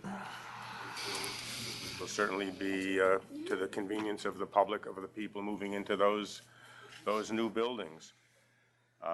He will have wine tastings, obviously. But wait, new construction, are they within a block of his store? I was about to say that right across the street from the store, the big block that I was talking about, empty, they are starting to construction that, and we try to call them to see what exactly going on. I mean, the numbers you're giving me here are closer to the closest store. 132 East 78th Street is going to be right next door to your closest competitor. Well, across the street is, we try to call them, but they were not sure what, it's still in like construction, so they were not sure what kind of offices or retail stuff they have in there. That's why we didn't put it, because we did not have proper information. And it's right across the street from our store, sorry. So And they're it's like building half it. the block. They're building it, but they're not quite sure what they're building. It's like, Well, we know, he knows they're building a multi-story apartment house. Okay, all right. No, he just said he didn't know if it was offices or apartments. I think you told me that it was a multi-story apartment. that's what I called them to have the information. They were not sure. So lady I spoke to over the phone, that's exactly what she told me. Okay. So that's why we didn't include it, because we were not sure exactly what is going to be there. Okay. But it's like half the block right across the street from the store. All right. Mr. Lynn, McCabe's is the same as B&M Liquors, Inc.? That's correct, and if I could, Mr. Saunders would just like to add some definitive statements with regards to his, the wines that he sells to the public, which I'm all not that familiar with, and also what the other stores sell as well. I would just like to emphasize also that Maison du Vin is all internet sales, because we spoke to her and she did not want to join our group in the protest. She said she's very happy just having her internet sales in the small store. Millisuma, if you noticed, when they reported their sales to the Liquor Authority, they divided the sales between walk-ons and internet sales, because 50% of their proceeds are internet sales. Well, we don't have that division, so we just have the total. But it's $12 million. Right. So I'd like to have just Mr. Saunders address. No, you're talking about Melissima? Melissima, yeah. Yeah, Melissima is not 12 million, it's 2 million. You're thinking of Manhattan Wines and Spirits is 12. Yeah. Okay. Go ahead.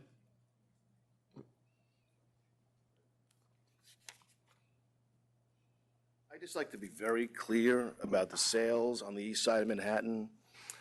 My business. Well, can you put your name on the record I'm first? sorry. Jeff Saunders, McCabe's Wine and Liquors, also B&M. My sales went down the first week of 2017. That's when the Second Avenue subway came into effect. My business is down, and we can prove that. The last 2 years, well over $700,000, because the business wasn't increasing, the business shifted. The Lexington Avenue subway, you get off there, you'd have to walk past me, go to Second, First, York. You no longer have to go past me. The Second Avenue subway, that's why Big Apple has increased in his business from 800 to 1,000,001. He's got my business. Say thank you for me. So it shifted. There's no growth. I've been down since that subway opened up. That's where that is. As far as this, and I've heard this a zillion times, I'm going to carry what they can't carry, and I'm going to go here. We all carry boutique wines. I got 75 rosés. Anyone can get whatever they want from any different price. We all do the same thing. There's nothing different. We all use the same delivery apps that everyone has on the Upper East Side. You hit the button and you get it. We all have the same thing. So I don't see anything different coming here, in my opinion, and the point really is there is no growth at all. I mean, I know for a fact business has been down for 2018 in the whole liquor industry, period, but my business and the Second Avenue, it just shifted. There's no new. Anyone on Third Avenue that I've spoken to, all decrease in sales. Everyone decrease in sales. So I just wanted to put that out there. And again, all of us in this room, we all carry the same stuff. We all can get any wine that this gentleman can get at any price. And if you want to walk past my window, every Monday I have a full window of sale items, like really sale items. Every single week we change the window. So we're aggressive when we have to be. We sell $5 wines, $5,000 bottles of booze. We have it all. And like the rest of the stores around, including the brand new store around the block for me, Barrels and whatever. He turned out he was a crummy little store, and now he's a boutique. Now we got boutiques every place up in the area. Thank you. Thank you. Thank you. And let's I vote. mean, like he says, they can carry, but the point is they do not, till now. And second thing is about the Mason Winery, the Madison Winery, the first store, the closest one. It is not around 400 square feet like they said. It's way much smaller than that. I've been to the store. That is a very boutique store that carries very unique wines. They don't have any common wines that everybody buys every day. You cannot just walk in and say, I can have this kind of Sauv Blanc or New Zealand. They might have 2 or 3, but they do not have that big selection. And even with the liquor, they only have probably like 7 different types of bourbons or 10 different types of scotches.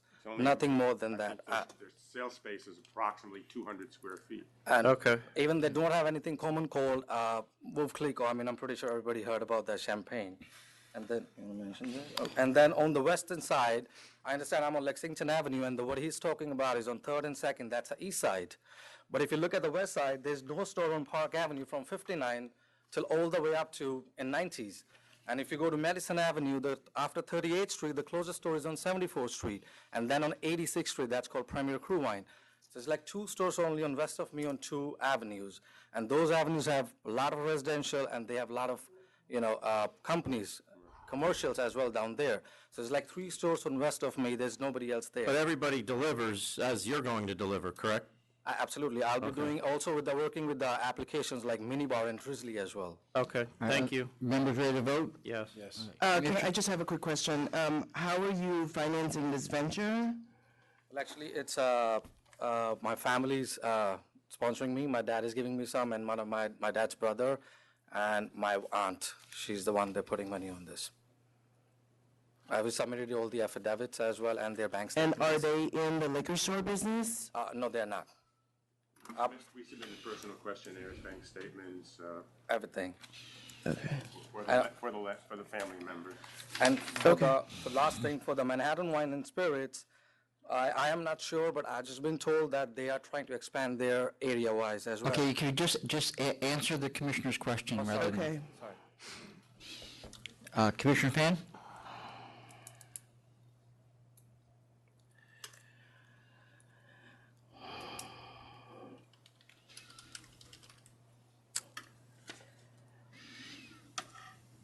I'm fully aware. I totally understand when McCabe's owner is talking about the walk from Lexington over to York and how maybe the opening of the subway has drawn the traffic east.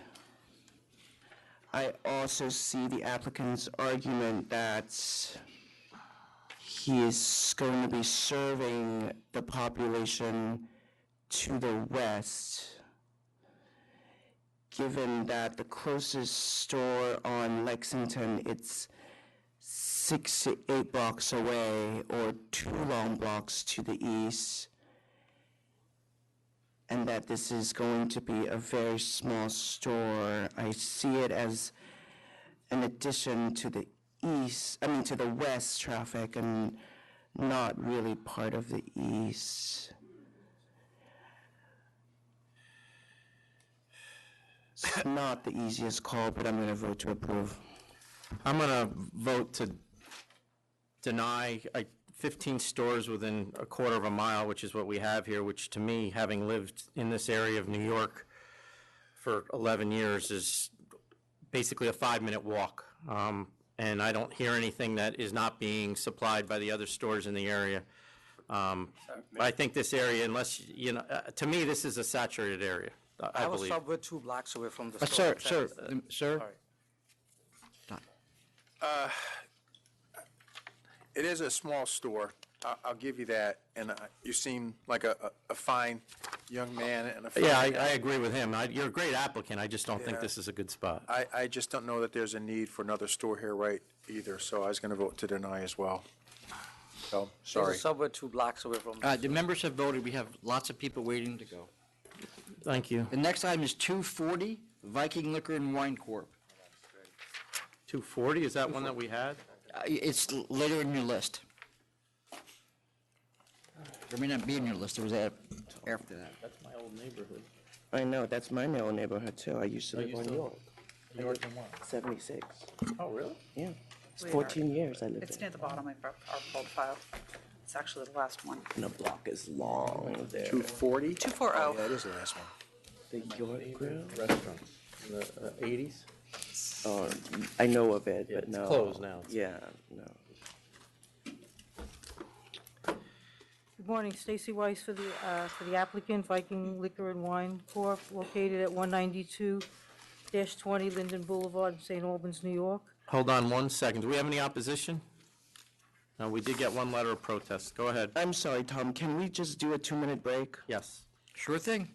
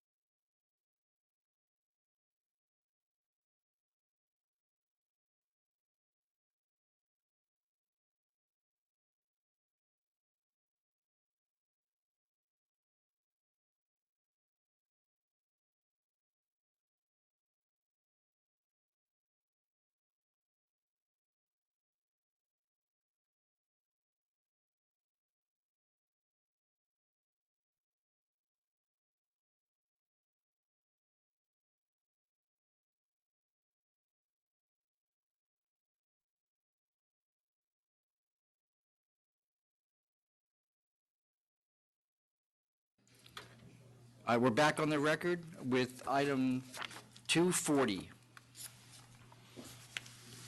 Stacy Weiss for the applicant, and this is my client, Zafran Neskartan. And we're here for a 1,800 square foot liquor store located at 192 Linden Boulevard. It's a residential area of Queens. This area has a population that's increased by about 11% since 2010 to 2017. You have numbers on that? Yes, from the census.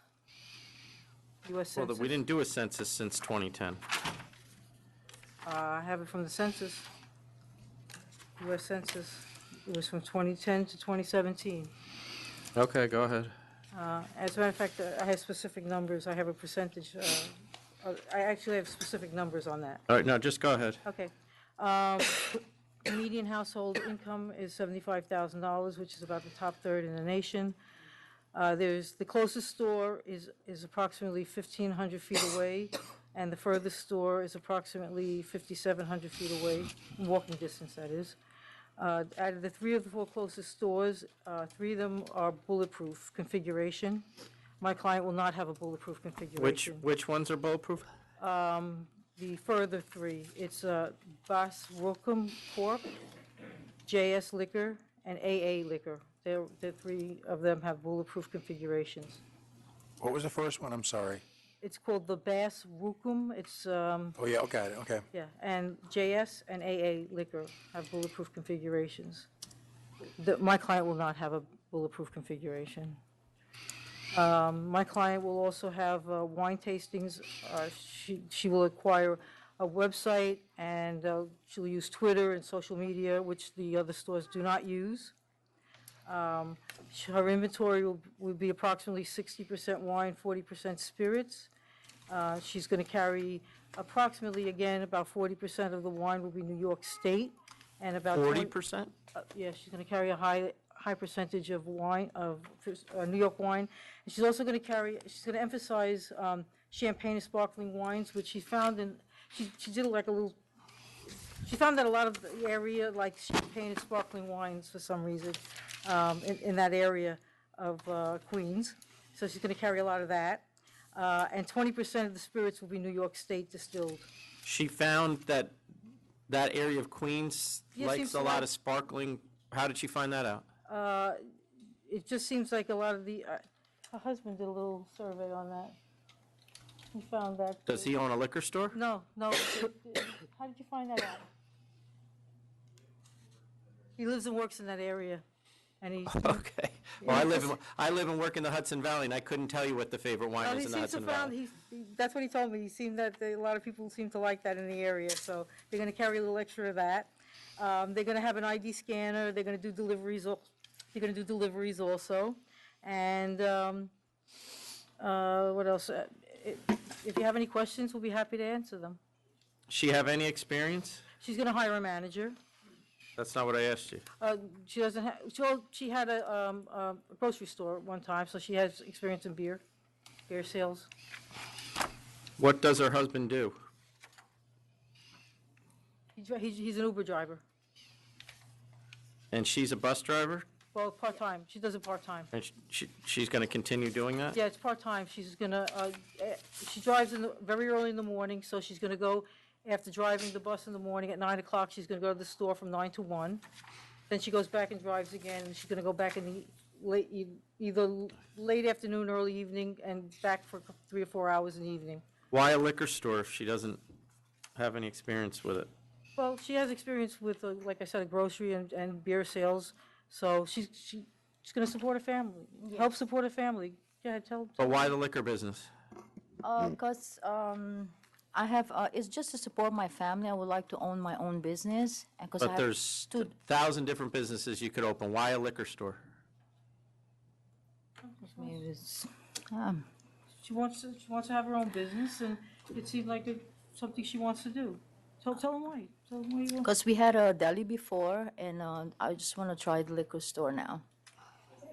Tell them why. And I have 2 daughters, and they're both ready for college soon, so it's just actually to support my family. Yeah. This is her husband. Hi. Put your name on the record. Yeah, sit down, hands. Are you working at the liquor store? Yes, I'll be working there, sir. So previously, in the past, we have owned many different businesses. We had a 99-cent store, we had a trucking company cross-country, and we also had a laundromat, and now we're looking to open up a liquor store. Well, you keep saying we, and she keeps turning around asking you questions. Why are you not on the license? The reason being... Oh, he does. You did put a personal questionnaire in? Yeah. Okay, I didn't know that. The reason being is it's a very easy to manage business with less employees, and there is not too much overhead expenses. Nothing really expires. There are not too many losses, you know. So we're looking in that field, whereas the profit versus the expenses, and also the time. Delhi, it's like from 6 a.m. to 12 midnight. This is from 9 a.m. to 9 p.m. Do we have a personal questionnaire for him? So If we did, it would be for a lender, Um, not for. I don't have it here. It's scanned in, unless it's buried behind hers. Hold on. No, it may be in there. I wouldn't give you one if it was just a lender. If not, we could do one then. Well, the bank accounts seem to be joint, so he's not loaning her any. I think we did it, it was a deficiency, we added it on. All right. I believe it was, added Oh, on. so it's, I think it's a response. Because it was a joint bank account. You have 5 stores within 1.1 miles. Other than the 3 bulletproofs, what are you doing that the other ones aren't doing? Well, like I said, they're going to do, a lot more New York, product. Has she been in the other stores? I have. He has. And they don't sell New York products? Not too many, sir. So, see, here's the problem, and I don't know what's going on here. No, but he's answering every question, and I get it. He wants, you're married, it's your family business, but why is he not on the license? Oh, you gave a personal questionnaire, but he clearly is On the the one money, who's... and he indicated he's going to have no involvement in this. He will not take an active part in the business. Well, they're gonna have a manager, and he's going to be, I mean, he's. You haven't answered my question. Why is he not on the license? He clearly is involved in this. He's answered every question that we put out there. Why is he not on the license? Yeah. Does he have a record, a criminal record? No. So I don't understand why he wouldn't, why are you not part of this? Because, we can hire a manager to run this store. I can keep my job, she can keep her job. You could and we keep can- your job if you're on this. And we can still participate. I wasn't told that, sir. That's why I choose, I just didn't, that I didn't think it was necessary. It's not. It's just when the person that is clearly running this operation is not the one on the application, it raises concerns for me. It shouldn't raise any concern. He's gonna be. No, it's just that he just felt that he wanted her to be the one listed on the license, that's all. But no one has answered the question why. There's absolutely no reason why. It's just that he felt that he wanted her to be on the application. Well, they both can be on it. Ms. Weiss, can you move that microphone back again, because nobody's hearing you? There's absolutely no secrets. Could you no speak into secrets. the microphone? There's no secrets or anything. There's no reason why. He just wanted her, he just felt that she should be on the license. We could add him to the license. There's absolutely no reason why he shouldn't be on the license. He just felt that he wanted her to be on the license. That's the only reason. Absolutely no, we could add him to the license. There's no reason why he's not on it. Absolutely none. We could add his name to it. I mean, yes. Okay, we got it. I don't want that to be a reason to hold back. But she's the one that's going to be primarily there. And you're going to have to hire a manager. They're definitely going to hire a manager. Do you have anyone in mind yet? No, because we want to make sure we get the license. They're gonna interview people for the job, but they didn't want to go out and hire somebody now because they didn't know if they're going to get the license. It's not, they didn't want to be unfair to somebody. But they know about that. What's that? Yeah, they know they need somebody. All right, I don't have anything else. You guys have anything? Ready to vote? Yes. Commissioner Fan? And by the way, the location is. Ms. Weiss, they're voting. I'm sorry.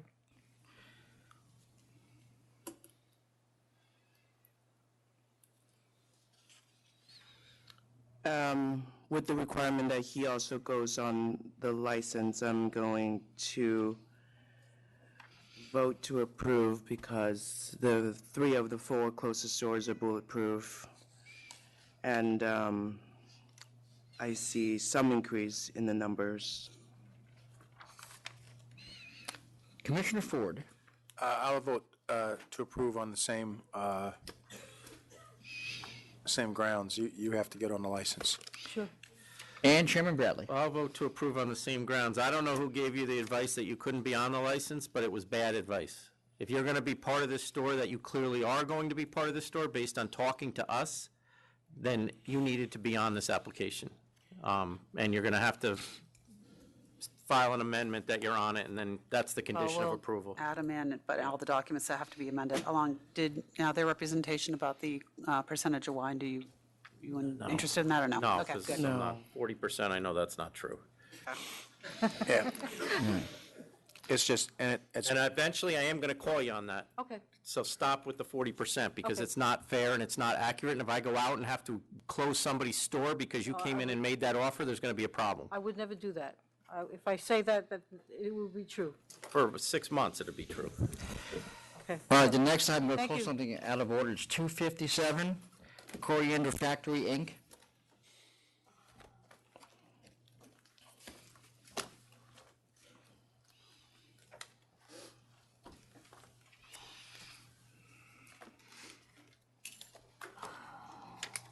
$257? 257.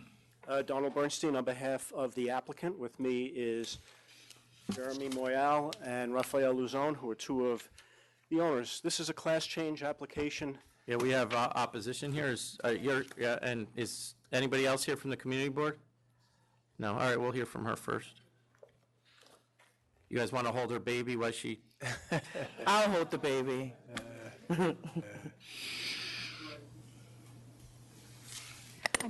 I'm Georgette Fleischer. I'm the president of Friends of Petrosino Square, and I and my daughter Augusta also live directly across a thin vest pocket park from this establishment.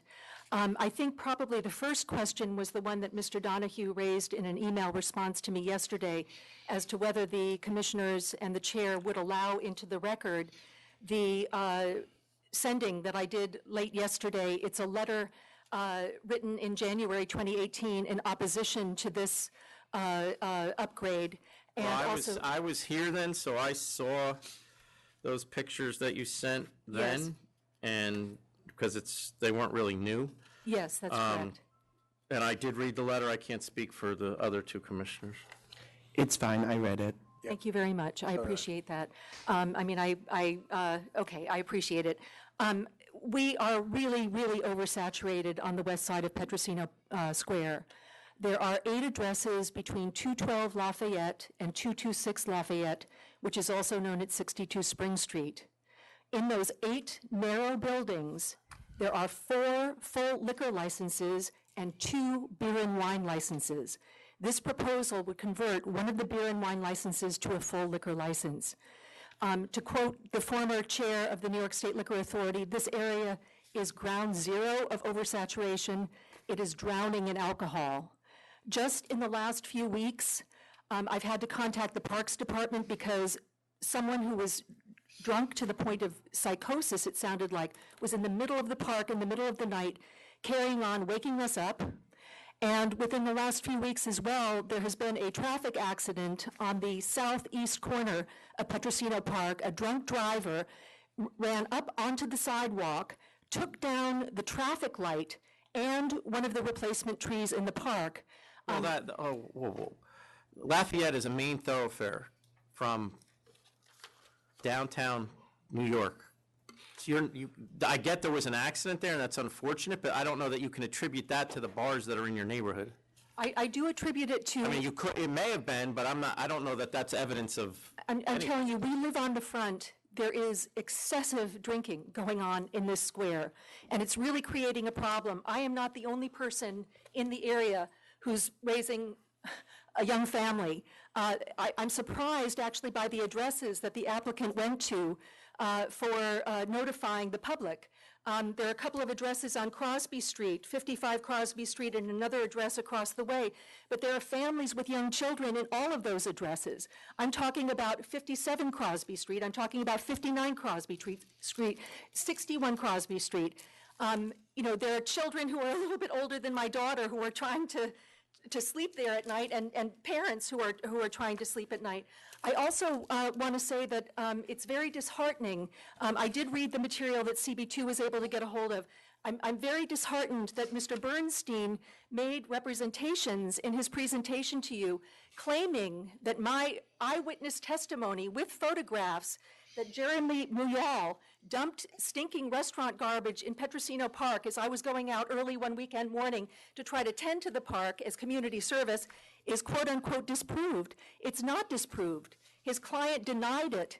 I am saying I was there. I'm an eyewitness to this. He claimed that the loud music... We've gone over this fact pattern previously, and it was 3 years ago, and whether it's true or not true, we got pictures, we'll take it into consideration. We don't need to go through it all again. Okay, but I want to say that this applicant has misrepresented to the community board, to the authority. It's shown itself to be irresponsible. I was here at the first 500-foot rule hearing where instead of having Mr. Muyal show up who could say something about my accusations... Ma'am, can I just ask you, I understand you don't like these people. Can you just... It's not a question of not liking them. Can you just focus on, they've been open for a number, how many years now? 2 years and 4 months. Can you tell me your experience, other than the garbage, with them over the last year? I don't even want to go over to that side of the square. It's so loud. They've got the windows and the doors wide open. Whether it's music or whether it's people just packed to the gills into that building partying. I also want to say that there's been a claim made on the part of the applicant that it's the only place that has French Vietnamese food, and therefore they need a liquor license. I Googled in preparation for coming here today Vietnamese restaurants near me, and there were 4 Vietnamese restaurants just down into Chinatown. At least one of them has a beer and wine license. And in addition, there's a restaurant that's been very successful since the 1980s called Indochine.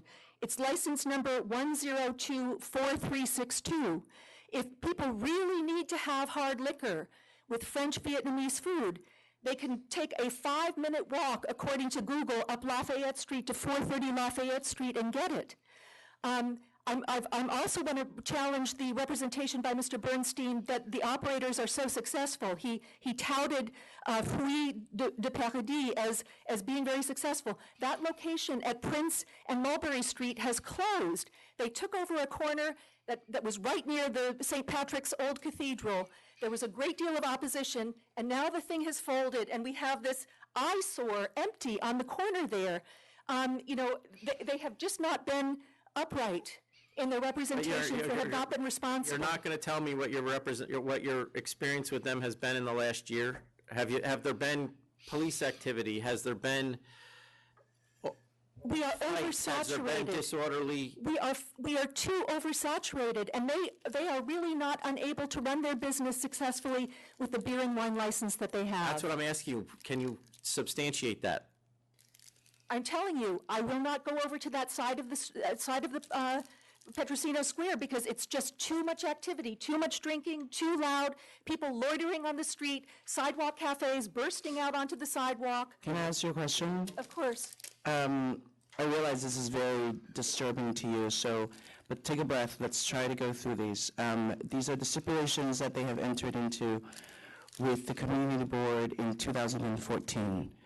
And so do you have any information that they have stayed past their allowable hours, meaning closing past midnight on Sunday through Wednesday or 1 a.m. on Thursday through Sunday? Not that I'm aware of. Okay. Do you have any information that windows and doors will not close by 10 p.m.? Absolutely. I have seen it with my own eyes. Okay. What time have you seen them? After 10 p.m., not long after 10 p.m., because I'm not out long after 10 p.m. Okay. And do you have any information that they've had DJs or promoted events? Well, they have, all the mimosas you can drink till 5 p.m. on Sundays. You guys have bought in this service?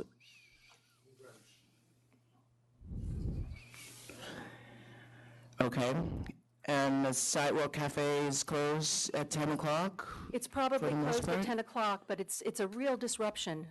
And to have people drinking full liquor out there, it's just, 8 buildings with 6 licenses, 4 of them full liquor. I It used to be a understand. sandwich shop. No, I understand. But I we're not, understand. they're open. I know, and I'm saying, So I let's- guess let's the stop here. next question to me would be, unless you still have things There- on stipulation. Ms. Fan may So have the other next- issues about the music, The for next example. question I have, how would you expect the operations to change from today if they're given full liquor? Well, What would be different? Yeah, I don't know if you looked at those 2 Instagram videos that I put forward. Yeah, I did, and it looked like it was a busy restaurant. I didn't Really, see. really busy, and I didn't, communal. I wouldn't and even communal- call it that, And but communal tables, and, there wasn't a line, there the- wasn't people 4 deep at the bar. It looked like a busy restaurant. The alcohol content in full liquor is very different from the alcohol content in beer and wine. I won't deny that people can get very drunk on beer and wine, and they do. But when you bring it up to full liquor, it changes the character. It becomes something for me that's beyond just going out and having a meal and accompanying it with a drink.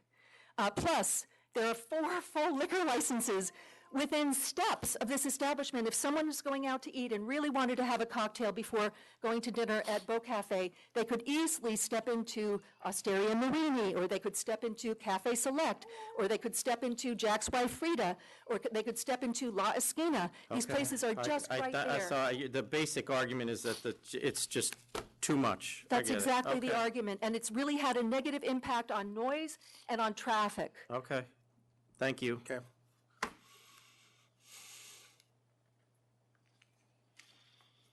Mr. Chairman, Commissioners, we appeared before you in September of 2017 on this class change after we were operating for about 2.5 years. There was a split vote at that time. Commissioner Ford, you voted to approve the class change. Mr. Chairman, you did not, and you had some concerns about an issue with alterations, which we had corrected, and indicated that it was denied because of the split vote, and the suggestion was come back in a year, and Mr. Chairman, you had indicated that if there were no further problems, you would look favorably upon the application. It has now been almost 1.5 years since that September 2017 appearance. There have been no issues. The only issues, which were very minor, that occurred about 3 years ago, nothing has been repeated. This is a very small Vietnamese restaurant. It only has 46 seats. I want to hand you, in addition to the petitions that we sent you last time, which has about 100 signatures, I have about 30 letters in support dated within the past few weeks, and this includes 6 people from our building, including the apartments directly above us. I'd like to hand these up. I just got these yesterday. May I be allowed to rebut? Sure. When we're done. With him. These people are in support of this. We have not had any complaints. You asked Ms. Fleischer if there have been any complaints or problems over the past year. She says she hasn't been there. I can't respond to that. She's head of the Petrosino Square group, but she hasn't been to Petrosino Square, which is where we are, so it confuses me. But we have not had any issues for years. I'm not going to rebut and rehash old news that we have discussed previously that we completely and absolutely deny. I have not seen the videos that are referred to. We have significant support. And just to be clear, the videos she sent us yesterday, which I know you haven't observed, were basically a typical night at your restaurant. Somebody went in and took a video of customers eating. I mean, that was. It is posted what I by the assume that would show. restaurant. Could have been posted by the restaurant. I don't know who took it. It's their own It is promotional a- videos.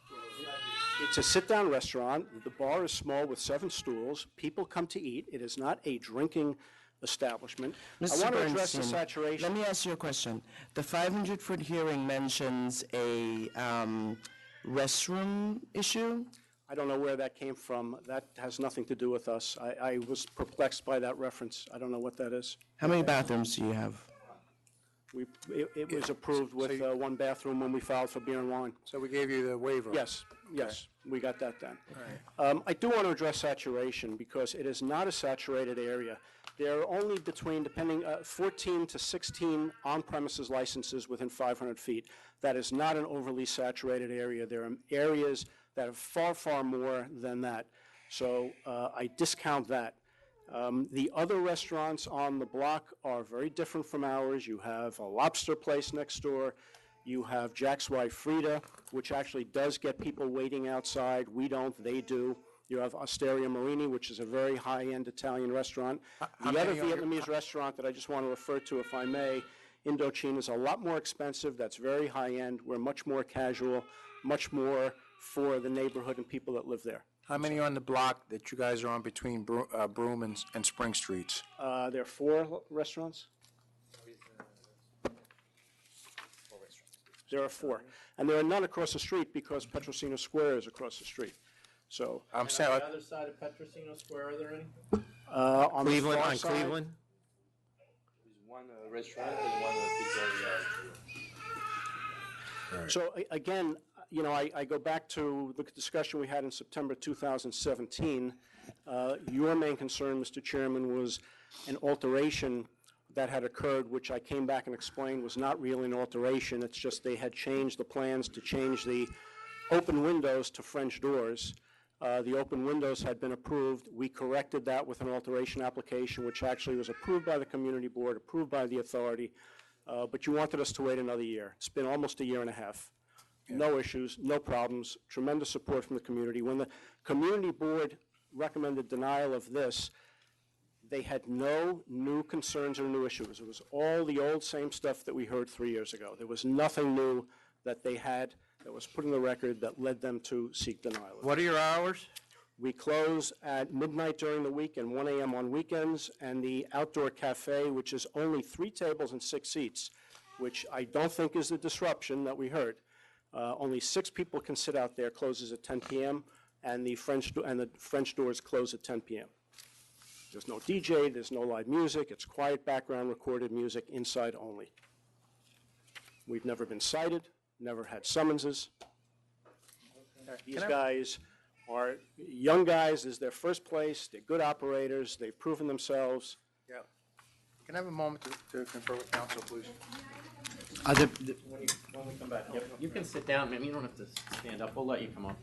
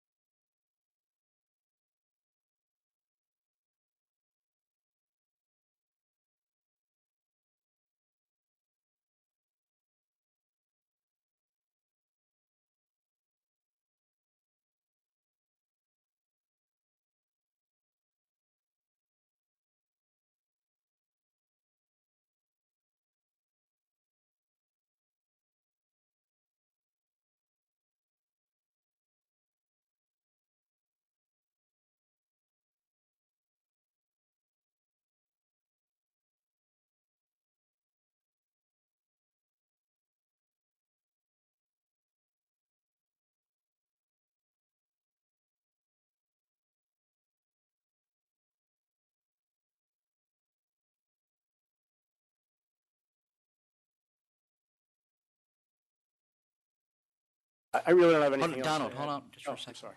All right, we're back on the record. I really don't have anything else to add. You know, whatever is claimed to be going on late night drinking in the park or cars has nothing to do with us. These guys don't even see that. Yeah. They really run a nice little Vietnamese restaurant. It is a restaurant. It would be good to have liquor. We've operated this properly. We've waited the year and a half. We ask that you approve this.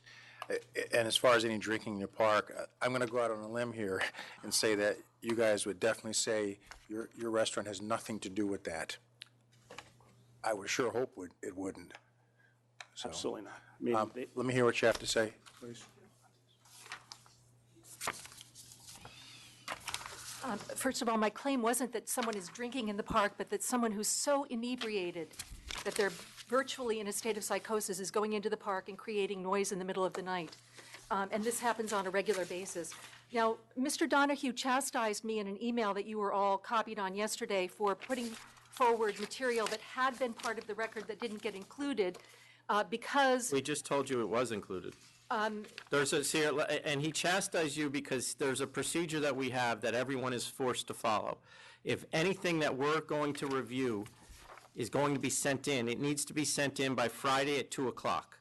Otherwise, it's only accepted with permission of all of us, which is what Mr. Bernstein just did with the letters. And And only- we only also the did with your secretary videos. Yes, but I've not had a chance to look at those letters, and I want to say, so I haven't had a chance to check, to see who these people are. I can tell you that I looked at the earlier, And likewise, they didn't have a chance to look at the video, and they don't even know if it's their restaurant. it's their own video. Oh. It's a promotion. But they haven't seen it, is my point. They created it. It's an Instagram promotion that they created. But that's why we have the 2 o'clock deadline, and maybe I shouldn't let anything in, and if we didn't, your stuff wouldn't be in either. Yes, but I haven't, the stuff that I put in was stuff that was already in as part of the record before. The new material that's put in, I've never had a chance And to we can go look back and forth like this all day. Yeah. If you want to see the letters and sit down and second call this, you can. But that's the procedure. That's why he was telling you that's when the stuff is due. I just want to say that of the material that was put in that was there before, I looked through the petition and the letters, and I only recognized 2 people from the list. They're residents at 210 Lafayette Street, one of whom I know to be a personal friend of Jeremy Muyal's, and another I know to be a restaurateur. So why don't we second call this? Tom, can you give her all of those letters and let her go to her seat and see if she recognizes any names? Okay.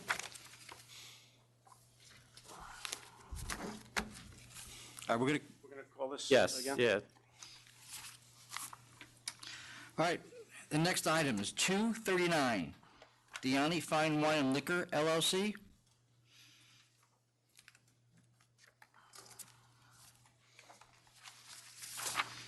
Good afternoon, Leonard Fogelman, attorney for the applicant. This is Tunji Bello, he is the applicant. It's an application for a relatively small wine store in Williamsburg, an 800 square foot store, 575 feet of selling space. Mr. Bello is a mature individual. He's never owned a store before, but he's had I can't say lifelong love of wine, but for the last 18 years, he says, when he was living in Australia, he fell in love with Australian wine, and he's been a wine aficionado. And I'm going to stop you there. We have Then. protest? I didn't see her. I'm sorry, I didn't see her standing there. Problem. Are you here to protest as well, or are you with? Yes, That's your client? Yes. Okay, go ahead. good afternoon, members of the authority. I'm here representing the opposition, Venus Wines and Spirits, Inc., and also I had consulted Bipper and Bell LLC, and I'm here for both of them. This is George Shen, the husband of Ming Yang, the owner of Venus Wines and Spirits, Inc. They are approximately 2.2 miles from the Oni. We believe that... Wait, 2.2 miles? 0.2. 0.3 says. 0.3 is... So it's 0.2 or 3? Okay. Correct. It's not what you Sorry said. about that. Math wasn't my forte. Go ahead. We believe the public convenience and advantage would not be served by licensing the Oni Fine Wine and Liquors. For the reasons, for reason number one, that we are already servicing this area with wine clubs, international wines, local producers, internet sales, small producers, tastings, educational classes, and so forth. There is a saturation in the area. The area is already saturated. There are 5 stores within 8 to 9 blocks. There's approximately 8,500 square feet of retail space within 8 blocks. Do we really need another store in the area? There's 5 stores within 0.56 miles. The second reason is there are declining sales. Most of the stores are either declining in sales or holding their own. The owners want to keep their doors open. Adding another store would assure declining sales in the future. The other reason is this is a relatively new neighborhood. It's Port Kinda Williamsburg. The last store that was licensed was Miss Yang's, this store, the owner here present, and that was licensed in August of 2018. Well, no, he August bought that 1st. store, right? We bought it. Yeah, it's been licensed since '87. Well, he's asking that the members of the authority permit him to get his sea legs. They haven't even stabilized their income. Is Ming Star Liquor on 598 Grand Street open? Yes, it's called Yang's now. That is open? Yeah, it's open. There was a store, old store. It's 598 Grand Street. It's the other owner. Okay. Right. Another reason we're saying that this is not in the public interest is there's, as Mr. Fogelman pointed out, there are new developments and projects coming in the near future, 2 to 3 years down the line. They're not here today. We're asking that the owner come back in 2 to 3 years when there's real increase in developments and real increase in the population. That is not the case for us today. With increasing minimum wage and labor costs, we want to stabilize this market, and I don't believe that we're ready. The area is ready for a new store. Fogelman also points out that there are limited stores on the west side. Of course there are. It's the BQE. You can't even see the neighboring neighborhood from the BQE because it has either these large walls, or if you look to the left or the right, there's no one there. And the other side on the west side is kind of quasi-industrial. The final reason is we ask that the members of the authority take into consideration today and the present conditions in the area. And today, we are not ready for a store in this area. It is not in the public convenience and advantage, and to permit another store in the area would assure declining sales from all of the stores. And any time that just because population, a slight peak in population, or even development does not per se warrant another store in the area. We ask that you deny this application. Is your client's store bulletproof? No. Are any of the stores bulletproof? 598 it is. 598's bulletproof? What about Bibber and Bell? Except No. 598, they are all open. Okay, everybody's open except that, okay. I actually gave you some pictures of the exterior of the stores in the neighborhood so that you can kind of see. Every kind of wine is Okay. there. Every kind Well, of spirit is there. We don't need these. Oh, okay. Thank you. And then, Every store doing internet sales. All right, go ahead, Mr. Fogelman. and this is the last, that's kind of like a real-time map of the area. It's really saturated if you look at it that way. Okay, thank you. Thank you. Mr. Fogelman, let's go. Okay.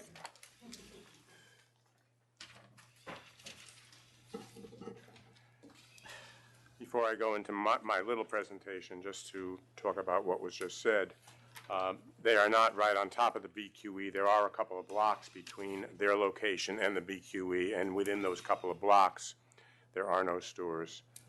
The photos I gave were photos of recent and future construction. So that's,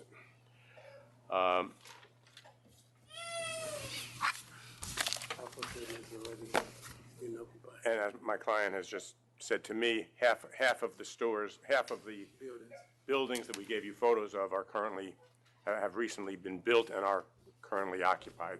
It's not future stuff that's 2 or 3 years away. Okay. You may speak into the mic. And the population increase is 5.8% in the last 5-7 years. And most of those are in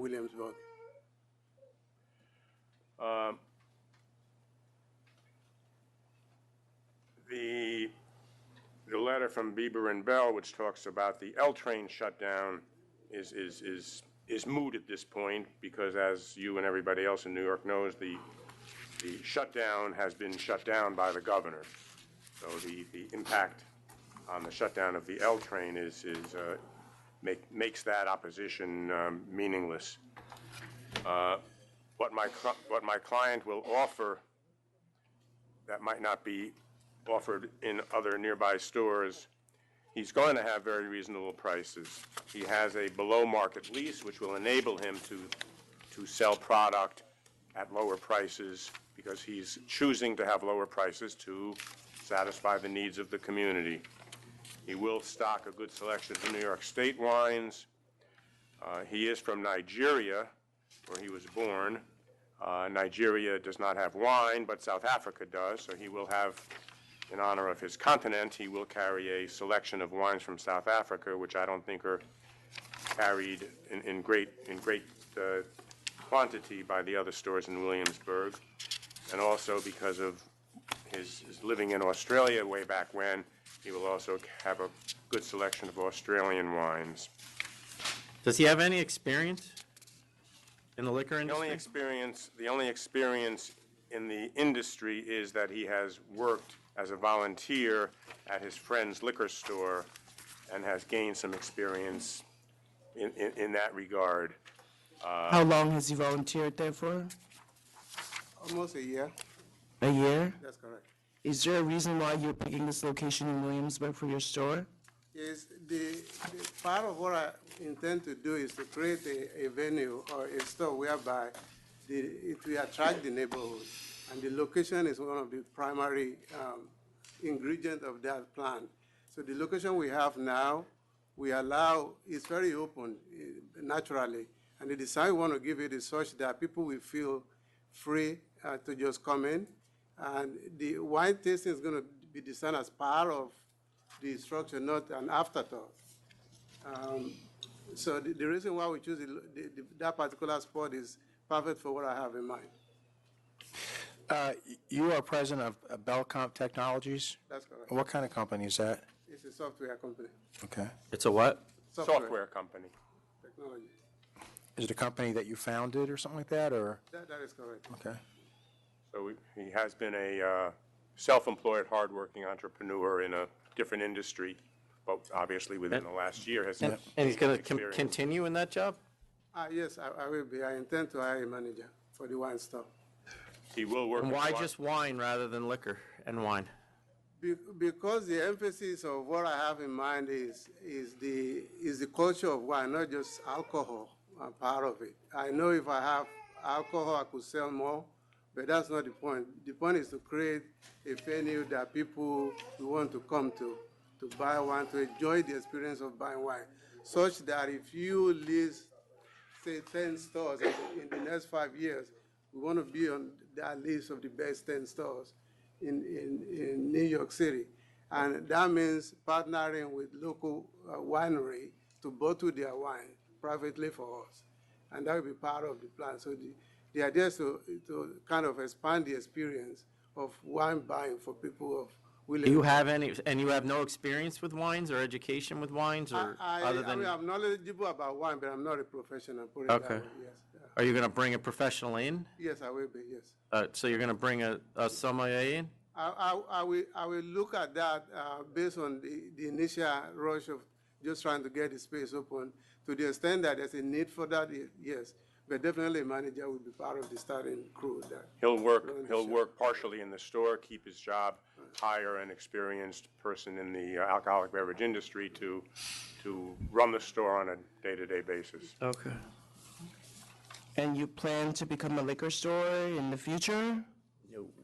You said you'd wait at least 3 years. Yeah, that is correct, yes, I will wait. Right, but if you're so just interested in wine, why even mention that? We mentioned it because in an opposition sent in by Mr. Springer, he mentioned that his applying for a wine store was really just a sham, because eventually he's going to want to have liquor. So you just basically admitted it was? And somehow 3 years is better than, somehow the world is changing in Williamsburg in 3 years?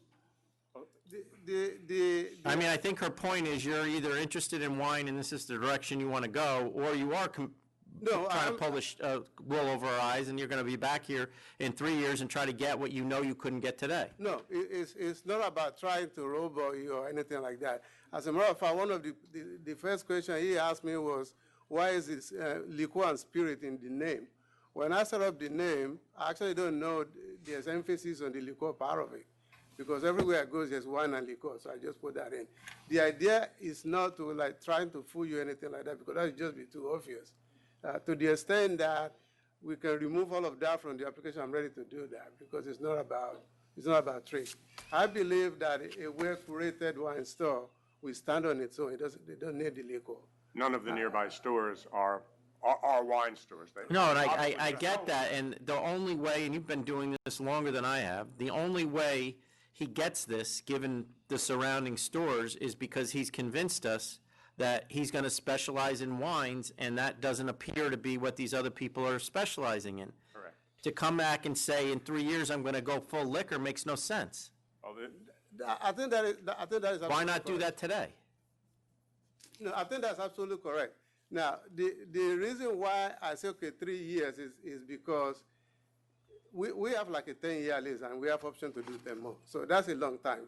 So the future is long. So to the extent that, okay, things could change in the future, yes, but there's no plan to say, okay, I'm just going to come back automatically and apply for that.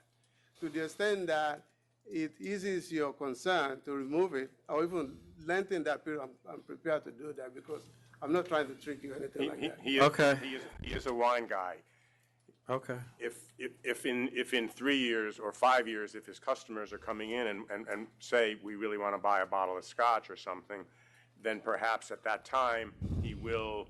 Well, I can tell you that if I vote for this, at that time, he's going to need to point to another liquor store. I'm telling you now that if you get this through me and I'm still here, you're not getting a liquor store. You want to be a wine store? I'm happy with that, sir. All right, and you have, okay.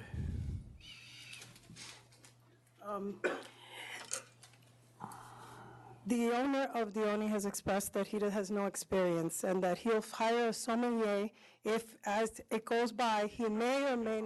Okay. He said he may or may not, but my point is that. No, he said he's been volunteering at a store for a year. No, but when they asked him about his experience, if he was going to hire a specialist, he said yes, he's going to see how it goes.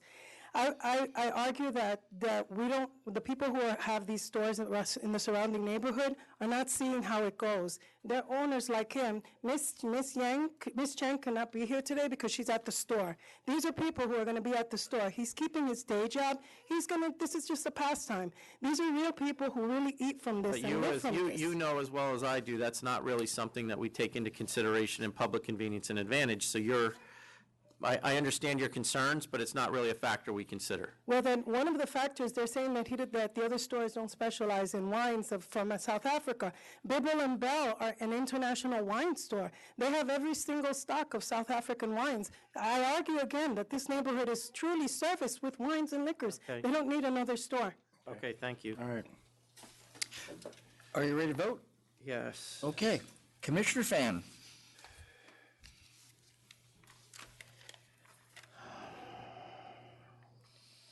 Given that this is a very small store with only 575 square feet devoted to retail,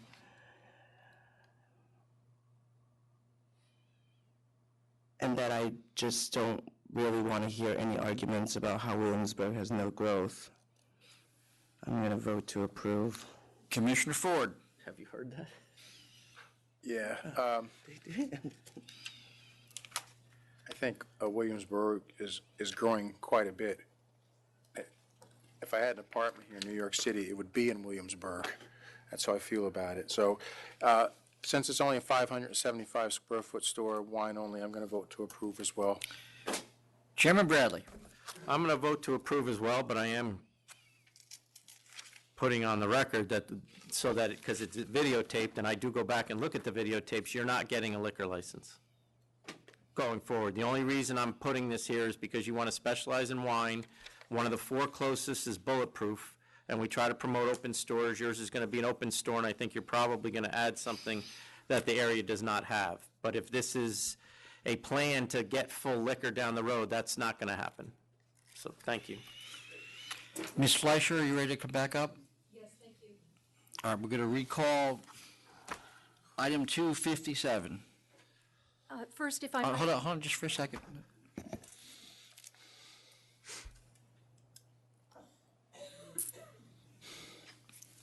Okay.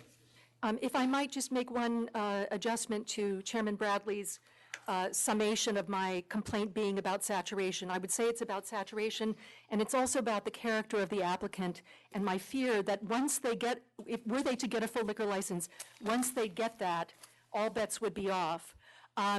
Why? Why do you think that? Because once they get what they want, there will be nothing to stop them. From doing what, though? I'm not following you. Being really, really loud, encouraging a lot of drunkenness, encouraging a lot of disruption, et cetera, to the neighborhood. Mr. Bernstein represented that there are 4 restaurants on Lafayette Street between Broome and Spring Street. That is absolutely inaccurate. At 212 Lafayette, there's Cafe Select. At 216 Lafayette, there's Osteria Marini. At 222 Lafayette, there's Beau Cafe and Ed's Lobster Bar. At 224 Lafayette, there's Jack's Wife Frida. And at 226 Lafayette, there's Chef's Club Counter. So there are 6 restaurants in 8 buildings, 4 of which have full liquor licenses and 2 have beer and wine licenses. I also want to point to something that hasn't been mentioned, which was mentioned in the 500-foot rule hearing, which is that while the applicant came 45 minutes late to the first 500-foot rule hearing, neither the applicant nor his attorney appeared at the second 500-foot rule hearing. This package here, I do not recognize a single name in this package. There are people who claim that they live in Soho, no address, Tribeca, no address, NYC, no address, Manhattan, no address. The most significant potential people are all at 222 Lafayette Street from only 3 different apartments. And I hope that you understand that when a landlord is trying to get increased rents, the landlord can put pressure on residents in the building to support an application. I don't recognize a single person here. Some of these addresses... Ma'am, how many people live on this block of Lafayette? How many people do you know on that block? I know... Percentage-wise? Well, probably... I mean, think you know 80% of them? Not 80%. 70? Probably not 70. 50?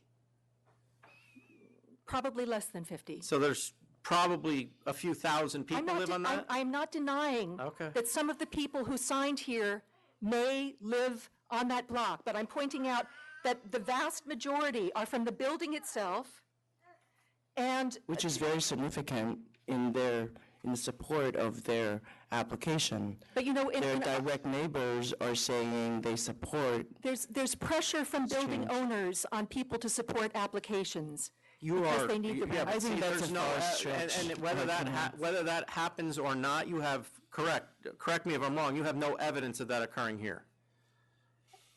I didn't have a chance to do an investigation, and I can't hire a private investigator. I've just seen it again and again and again. I've attended a lot of liquor... I'm not criticizing, I'm just saying there is no evidence of that here, correct? I did not have a chance to do a private investigation. Okay. I'll point out that there's one address here, 214 Lafayette Street, which is on the block, but the person who signed is not the person who owns that building. I have no idea who David Maschione is.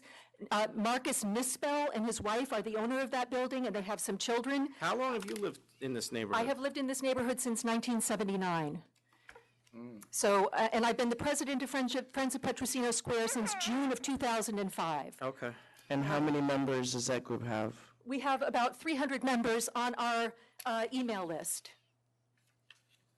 Do you have regular meetings, or? We haven't had regular meetings recently, but we are registered with Community Board 2 Manhattan as the neighborhood association of record for that area. We are a neighborhood partner of the Historic Districts Council, a 501(c)(3), and we have been operating and active since June of 2005, including taking it upon ourselves to care for the park. All voluntary. We do not charge for this. So let me just get this clear. So where you live is across the street with a park in between? Very slender vest pocket park, yes. And to correct something that Mr. Bernstein said before, I did not say that I haven't been at Petrosino Square. What I was saying is that I avoid the west side of the square because it's just so gross, quite honestly. I understand. So in preparation of coming here today, did you talk to anybody who lives on their side of the street? I didn't have a chance to do so. I've really got my hands full, especially with the little infant. Yes, of course, I understand. Who's been very good, I might add. Thank you very much. I appreciate that compliment. Can we get on and vote on this? Ready to At vote? this point, yes. Unless you have anything else to say, Mr. Bernstein. He doesn't. No, other than this is the closest. Don't I've have anything come else to say, to trust me. pulling the hair out of my head of any application I've had before you, Well, I have to say. it's, Some of the it's accusations I've heard. she's been down there since 1979, so, and everyone is aware of the community board's feelings as well as this group's feelings about new liquor licenses, so it couldn't have been something that was unexpected. Correct, I agree with that. Commissioner Fan? While I appreciate the protests, I do think that this particular licensee has been operating their business according to the stipulations, which could not be said about a lot of other restaurants in the area. With that, I'm going to vote to approve. Commissioner Ford? I'm going to vote to approve too, but I'm going to ask you guys to give up something here a little bit. I voted to approve before, so I still feel the same way, especially by way of the fact that, there's been no issues with you whatsoever. But one thing that I would ask you guys is your outdoor service. Could we bring that back an hour, from 10 to 9? Can I just respond to that? Yes. That normally with Community Board 2, Sidewalk Cafes, their approved hours are 10 during the week and 11 on weekends. Yep. They asked us to cut back an hour already, and we agreed to 10. To 10? So I would ask that you please don't ask us to give up another hour, because we feel certainly on weekends we certainly did by agreeing to 10 o'clock and not 11 o'clock, and we're talking only about 6 seats. So I would ask you to reconsider that. Am I allowed to say something? No, we're voting. Well, I'm going to go with Commissioner Ford, so I'm going to ask you to take an hour off of that, because I realize it's only 6 seats, so it's really not going to affect that much, and the alcohol is going to make ideally more money for you, so it is going to cost you something, but all in all, you should be doing much better. So I'm going to go with Commissioner Ford and ask you to close that at 9. I realize, I think I don't have to tell you this, but I think you know that the neighborhood is watching you, so I would suggest you make sure you close those windows at 10, because if you don't, we're going to hear about it, and if we hear about it, we're going to go and have to deal with it.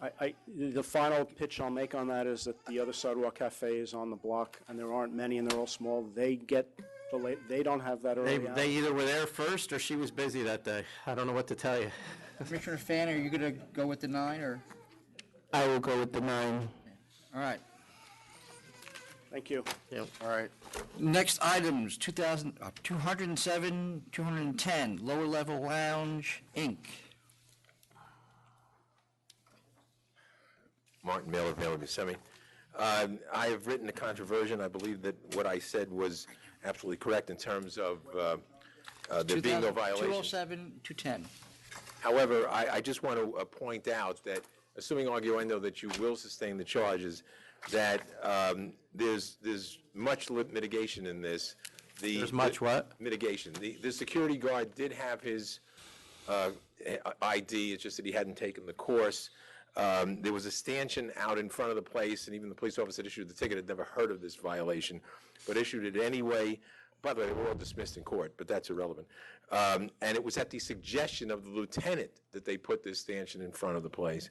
In terms of the visibility issue, first of all, it was in the vestibule. It wasn't even on the outside, but if you want to go along and say there's a violation, it was a panel that was on the lower third. You couldn't, if you had to bend down to not be able to see through it, but it's been removed anyway.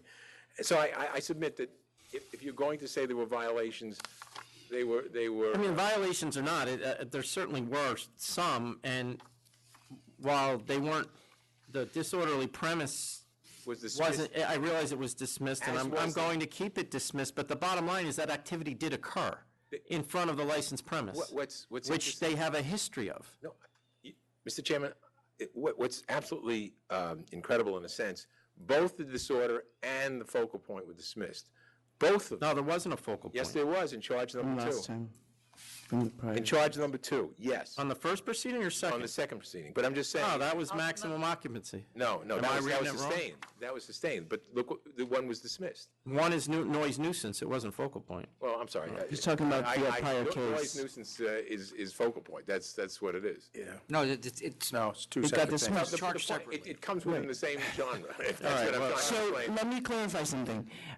We looked into this. Counsel's office suggests that perhaps charge number 2 in the first proceeding is duplicative of a charge 43 that was in your prior case. Yeah, I pointed that that was out. settled? That's true. Yes, but I'm. Are we okay with dismissing that, the security guard charge? He was licensed, but he had a course to take. Do you want to? Right, he took And it the it's next done. day, actually, and I. Oh, so let me go that- through then. I'll agree with Commissioner Fan. So dismiss 1, dismiss 2, sustain 3, sustain 4, dismiss 1 in the second proceeding, and sustain 2 in the second proceeding. I would dismiss 3 in the first proceeding as well, What was that? the sidewalk stanchions. Okay. Okay. Dismiss 3, 2. I'm at 1,000.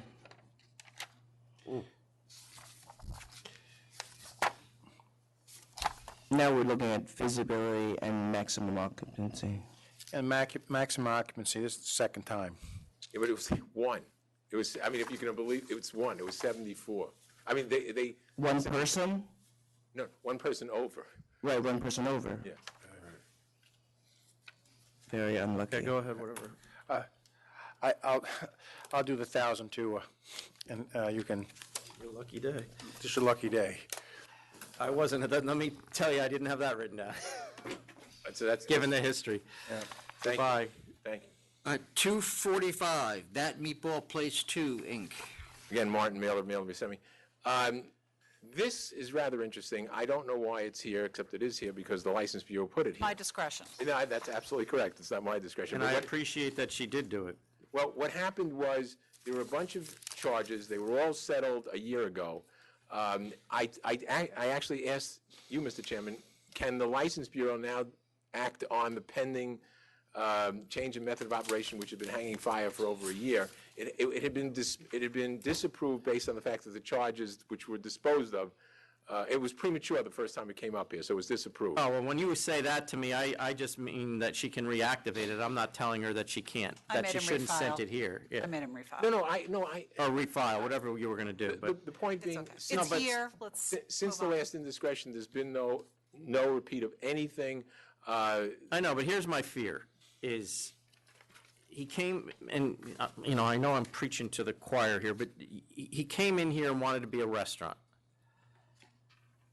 Next thing we know, he's got DJs, which leads to dancing inevitably, which he told us he wasn't going to have. Now he wants the DJs and security guards for, once again, to be a restaurant. That, to me, is not a restaurant. May I address that? This block, by the way. I don't care, see, that's the thing, I don't care about the block. No, but wait, but the town is in favor of this. They want to. No, that's the only thing that's saving him, I saw that. No, but the point, what I'm trying to say is this: this is surrounded by a train station, by a train track, and all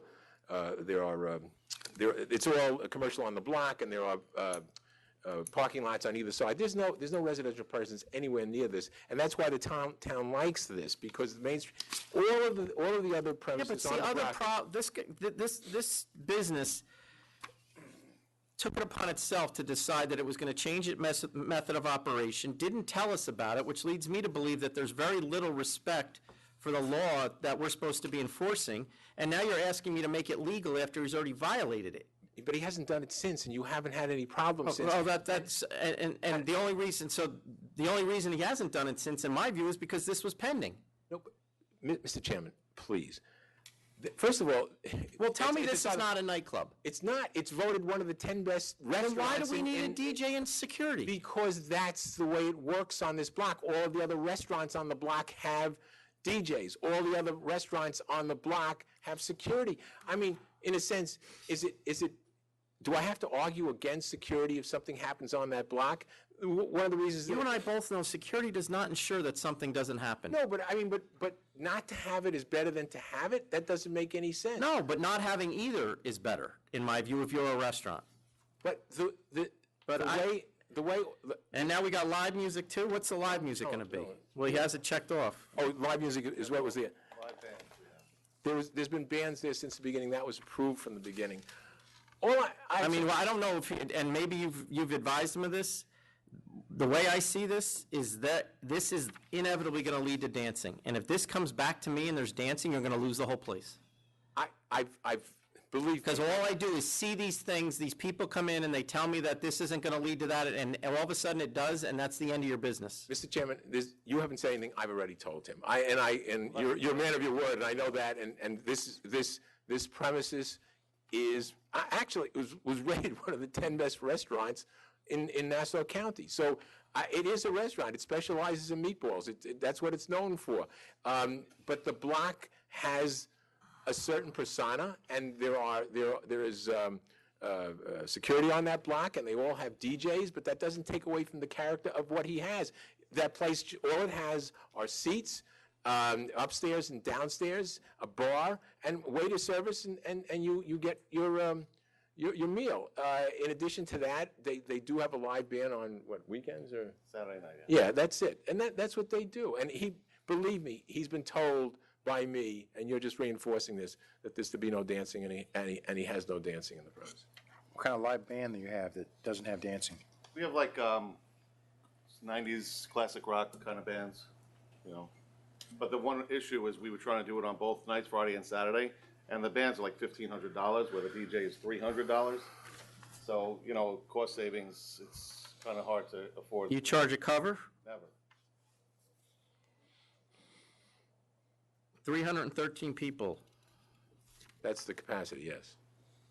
Which he blew out of the water. That's some restaurant there. In November of 2017, he violated that. But So how many people did he have that day? That's been resolved. I know, but okay. According to I believe it was 330 or 40. That's what he had. According to this is your memory now, but that's what it was, about 330 or 340. And I don't want to rehash that, but fine. You found him guilty. I know what this is, and I know where this is going. But go ahead. You guys can. I'm ready. I'm going to vote to deny. Commissioner Ford? I'm going to vote to approve only because the village gave you a life preserver letter here that they don't have any objection to it, although I share all of the chairman's concerns about this place. I'm going to vote to deny. I'm going to vote to approve, I'm sorry, only because of the village's letter.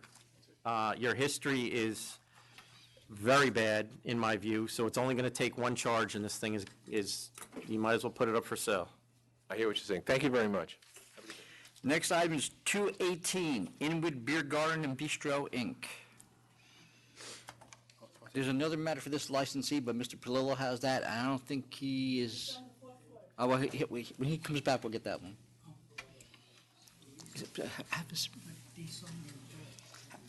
Hold on for a second. So, let me speed this up for you a bit here. Oh, I'm sorry. So what did you just say, Tom? 218. Nothing to do with me. Okay. It's Yeah, 218. You can do it, go ahead. And then this is also 209, right? It's the same licensee.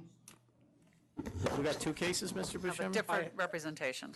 Oh, I see. Oh, different representation for the same licensee. Well, we're going to do both, we're going to do, yeah, no, but we're going to do both of them right now. So call 209 in two. Okay, 209. They're both dismissed. Yes. Dismiss 218 and dismiss 209. have a nice day. I'm not done. All right. Not gonna have a nice day. I don't know, maybe. What's next? The next item is 258, Wine and Spirits Club, Inc. Oh, maybe you will have a nice day. I hope so. Okay. And I believe there's opposition here today. Wow. Want to hear from the opposition first, I'm assuming? 258. Can we take 2 minutes, though, just so we take a break?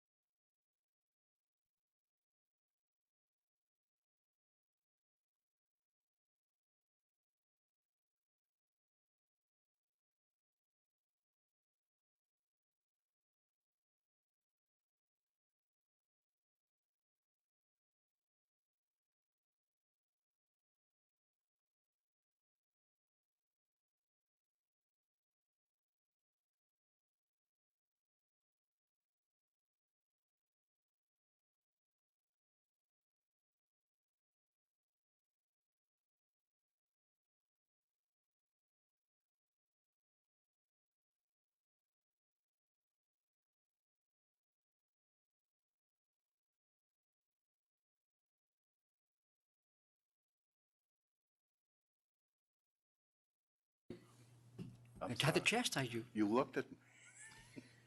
Okay, we're back on the record, and we're going to call item 258, Wine and Spirits Club, Inc. Mr. Buscemi, you put your name on already? No, I don't think you did. Oh, yeah. Francis Buscemi for the applicant. With me today is the applicant's principal, Mr. Zhang. Okay, thank you. Charles Lynn for the protest. This is an application for a new liquor store on Jericho Turnpike in Syosset. I'm the attorney for 4 of the closest stores to the above referenced applicant. Aditya Jorba, which does business as Post Liquors, Fine Wines Unlimited, 115 Jackson Avenue Liquors, and Bottle Deals, which does business as Syosset Wine Cellar. Applicant is seeking a package store for 277 Jericho Turnpike, Syosset. This area is saturated with liquor stores as set forth in my survey and listing of stores, which I annexed as Exhibit 1. There are already 7 liquor stores on Jericho Turnpike within 4.2 miles. I have a listing of those 7 stores as set forth in that area survey. Within the village of Syosset, which the applicant is right outside the village, there's another 3 liquor stores all in the center of the village.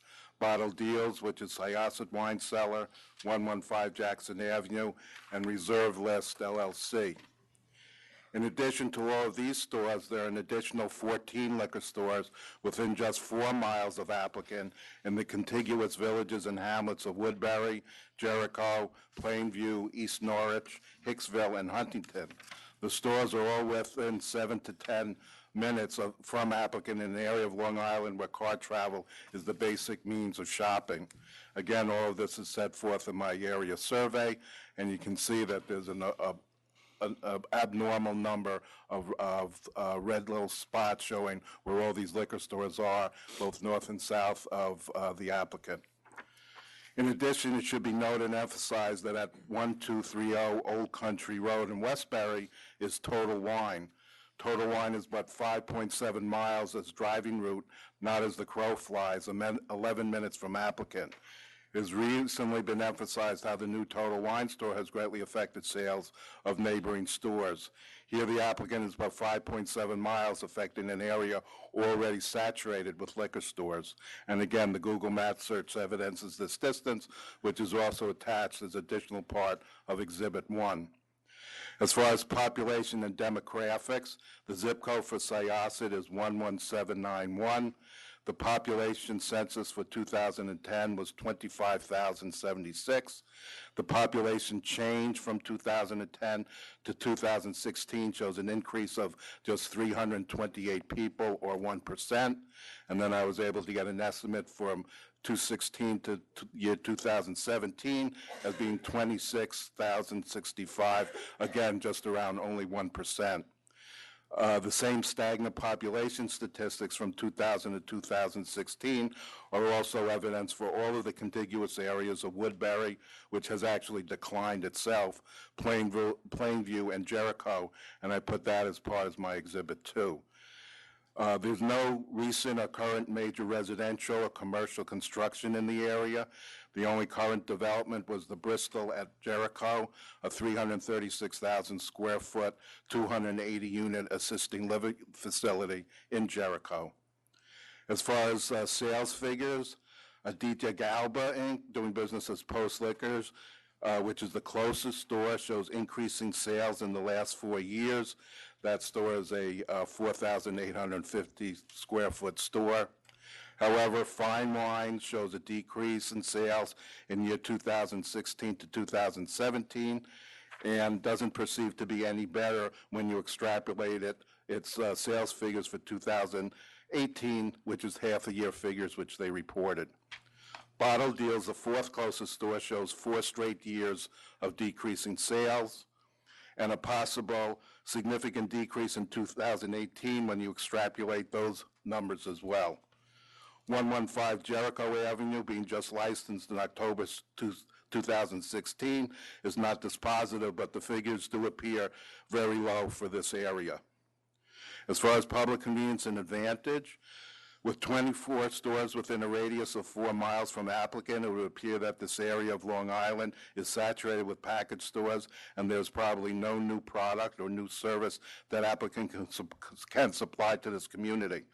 I would like to emphasize that next as my Exhibit 4, from the 3 of the closest stores, Post Liquors, Fine Wines, and Bottle Deals, which does business as Syosset Wine Cellar, a list of product and services that they have. These are all high-class, high-quality liquor stores. They have a list of high-end wines. I attach a list of allocated products, a list of New York wines, a list of small producers, a list of organic esoteric wines. They all deliver utilizing social media delivery applications. They have wine tastings. They have education material and/or educational classes, wine experts on premises, and market through various social media. And each of the ones are separate, and I had, for each of the stores, have them as part of my exhibits. So based upon all the aforementioned, this application should be denied based upon public convenience and advantage. Thank you. For all, These are all. you represent all these guys? Yes. Okay. Go ahead, Mr. Buscemi. Thank you. As I indicated, with me today is Mr. Zhang. He is the principal of the applicant. Mr. Zhang has excellent experience in the retail liquor business. He's held 2 licenses in the past. He's maintained a good record with regard to being a licensee. One thing I just want to point out that was mentioned, Total Wine is said to be 5.7 miles from the applicant. That's not correct. It's closer to 10 miles driving distance from the applicant, 9-point-something miles from the applicant. The applicant desires to have a retail store at 277 Jericho Turnpike, which is a major heavily trafficked thoroughfare running east to west. It's also known as Route 25, which is a state highway. It's actually a state highway. It runs for 105 miles from East Manhattan, East Midtown Manhattan, out to Orient Point, the furthest point, I believe, on the North Fork. So it goes throughout the entire east to west, throughout the entire Nassau, Suffolk counties. The proposed store is located in the shopping center, which is 60,000 square feet of retail space. That shopping center is anchored by Best Buy Supermarket. The applicant desires to have a 3,500 square foot store. Approximately 2,700 square feet will be used as retail space, the balance for storage. When we look at the traffic count along Jericho Turnpike at that point, it's 35,000 cars. Thank you. 35,000 cars a day.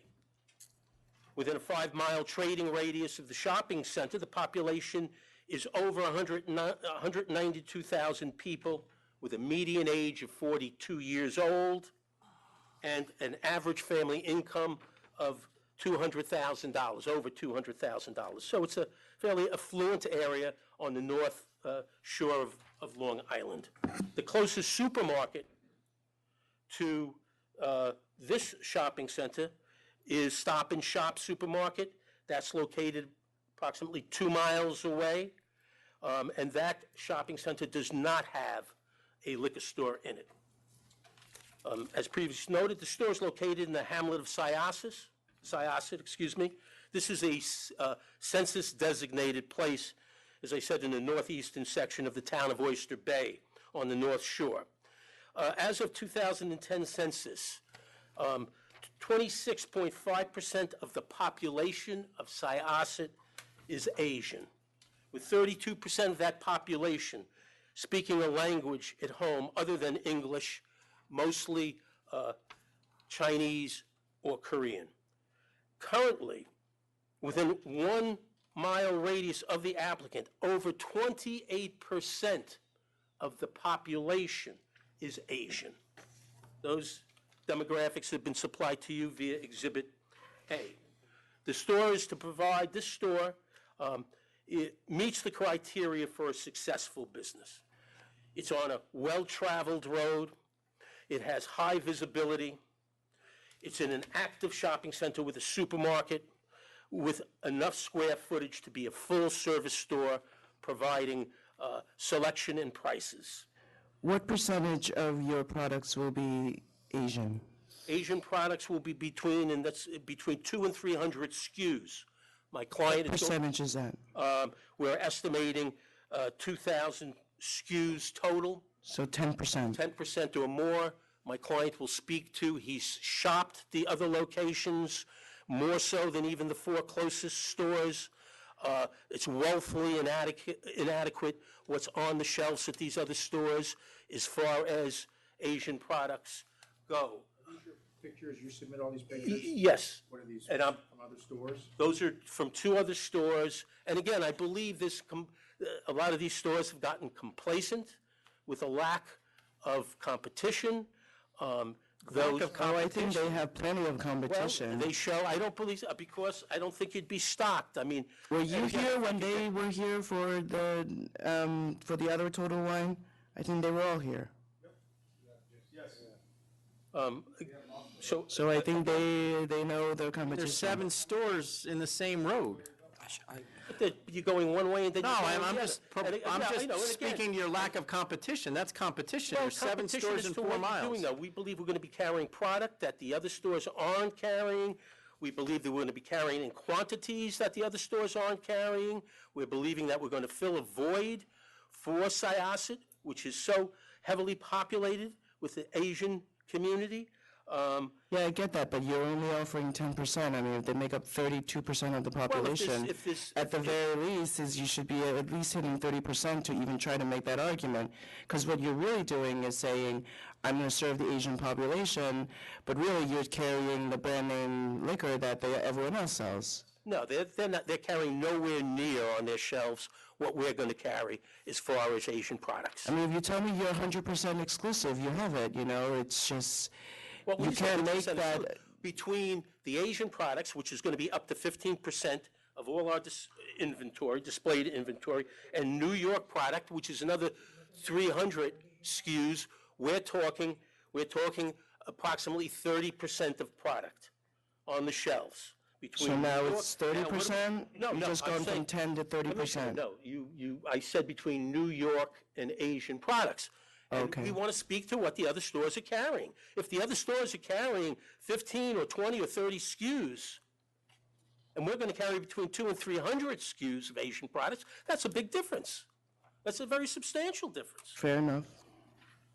The store is going to But provide. is it enough to be public convenience and advantage? I On believe it is. 7 and, I stores mean, in 4 miles. I think if we have to bump up on the Asian product, we can go to a minimum of 300. I said between 200 and 300 SKUs. Okay. I think we could commit to no less than 300 SKUs. But the store's going to provide a broad selection of products. As I said, approximately 2,000 product SKUs.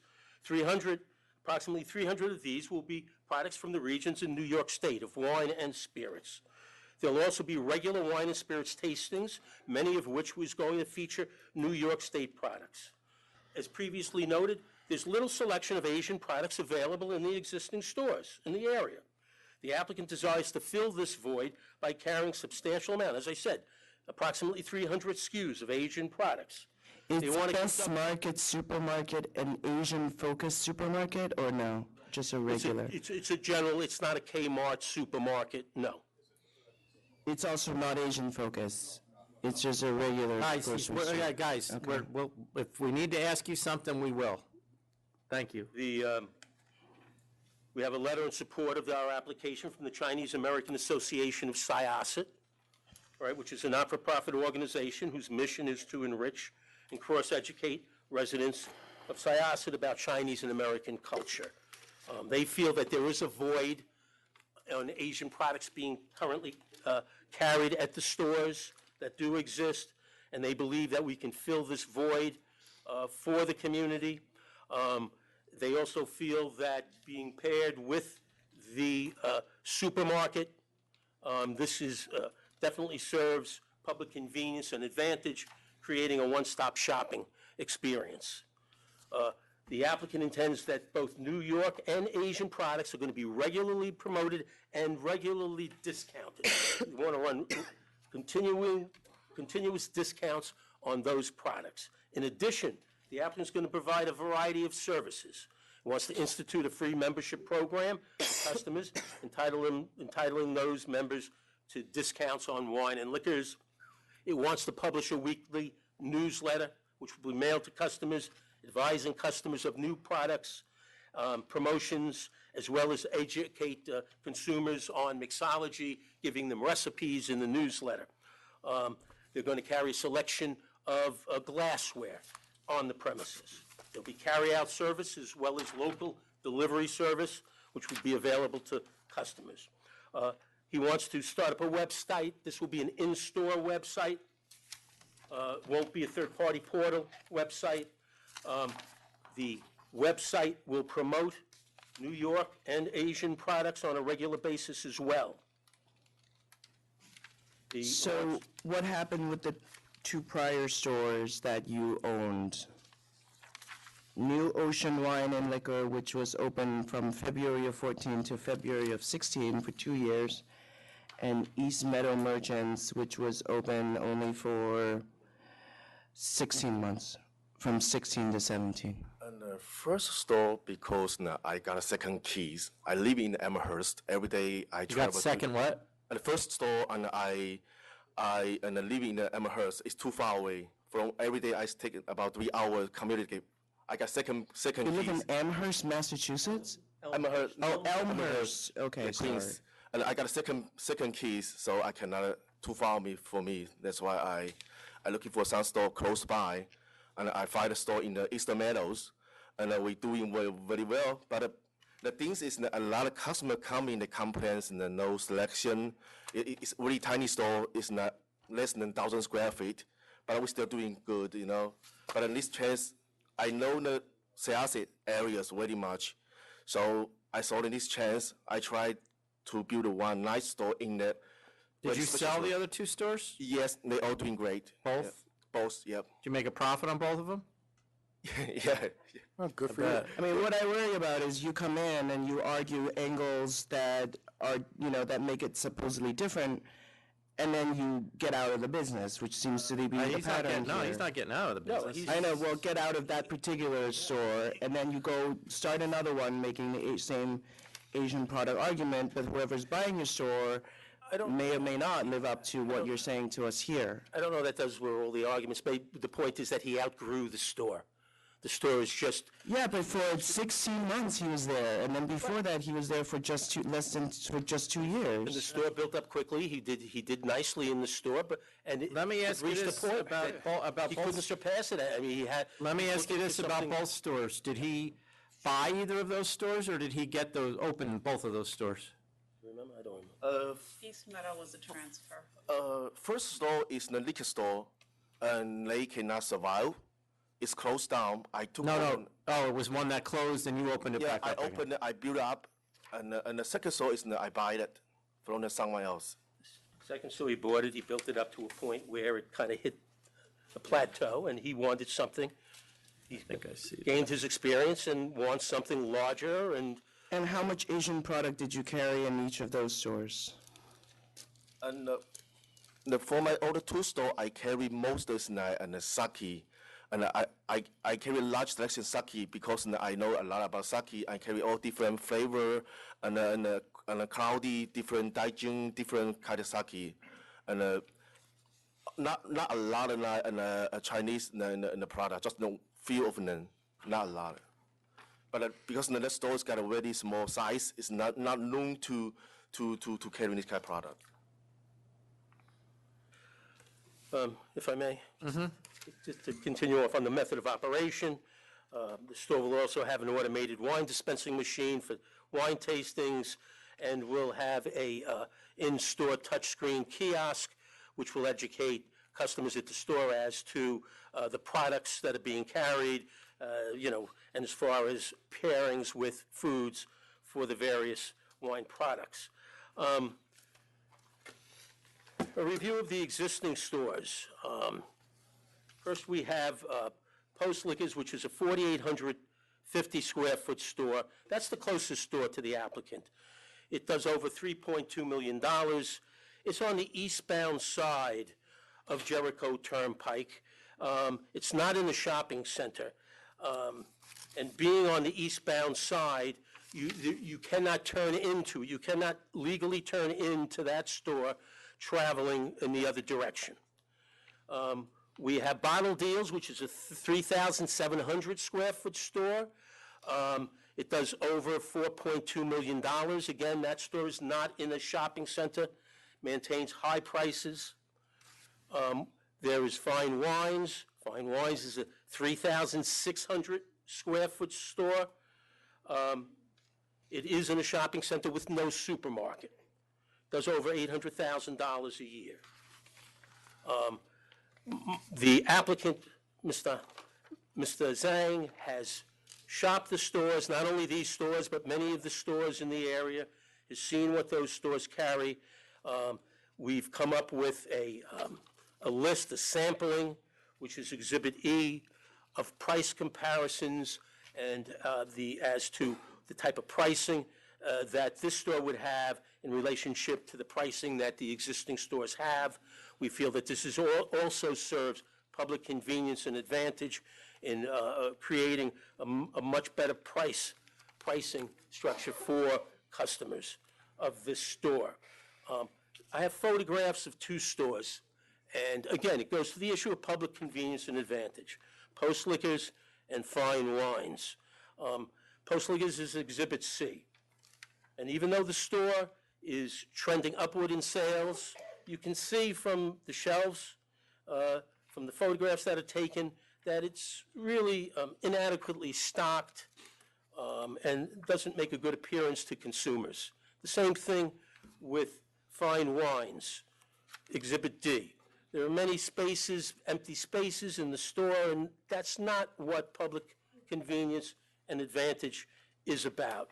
It's about having a nicely stocked store, having a good shopping experience for the consumer when they come in, having a wide range, variety of products in the store, not only on your website.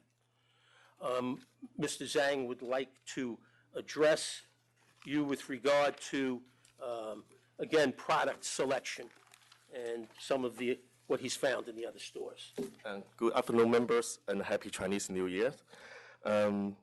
Before I start talking my store, let me excuse my poor English first.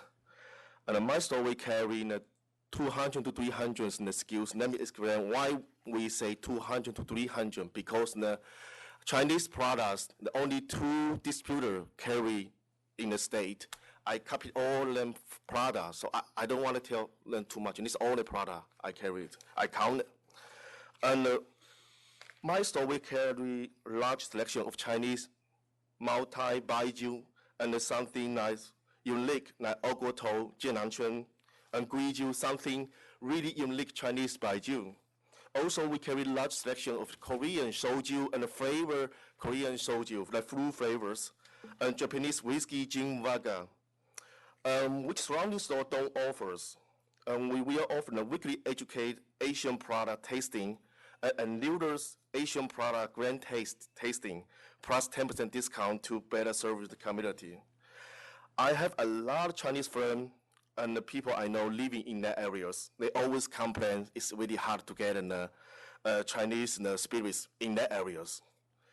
I do visit surrounding store by person.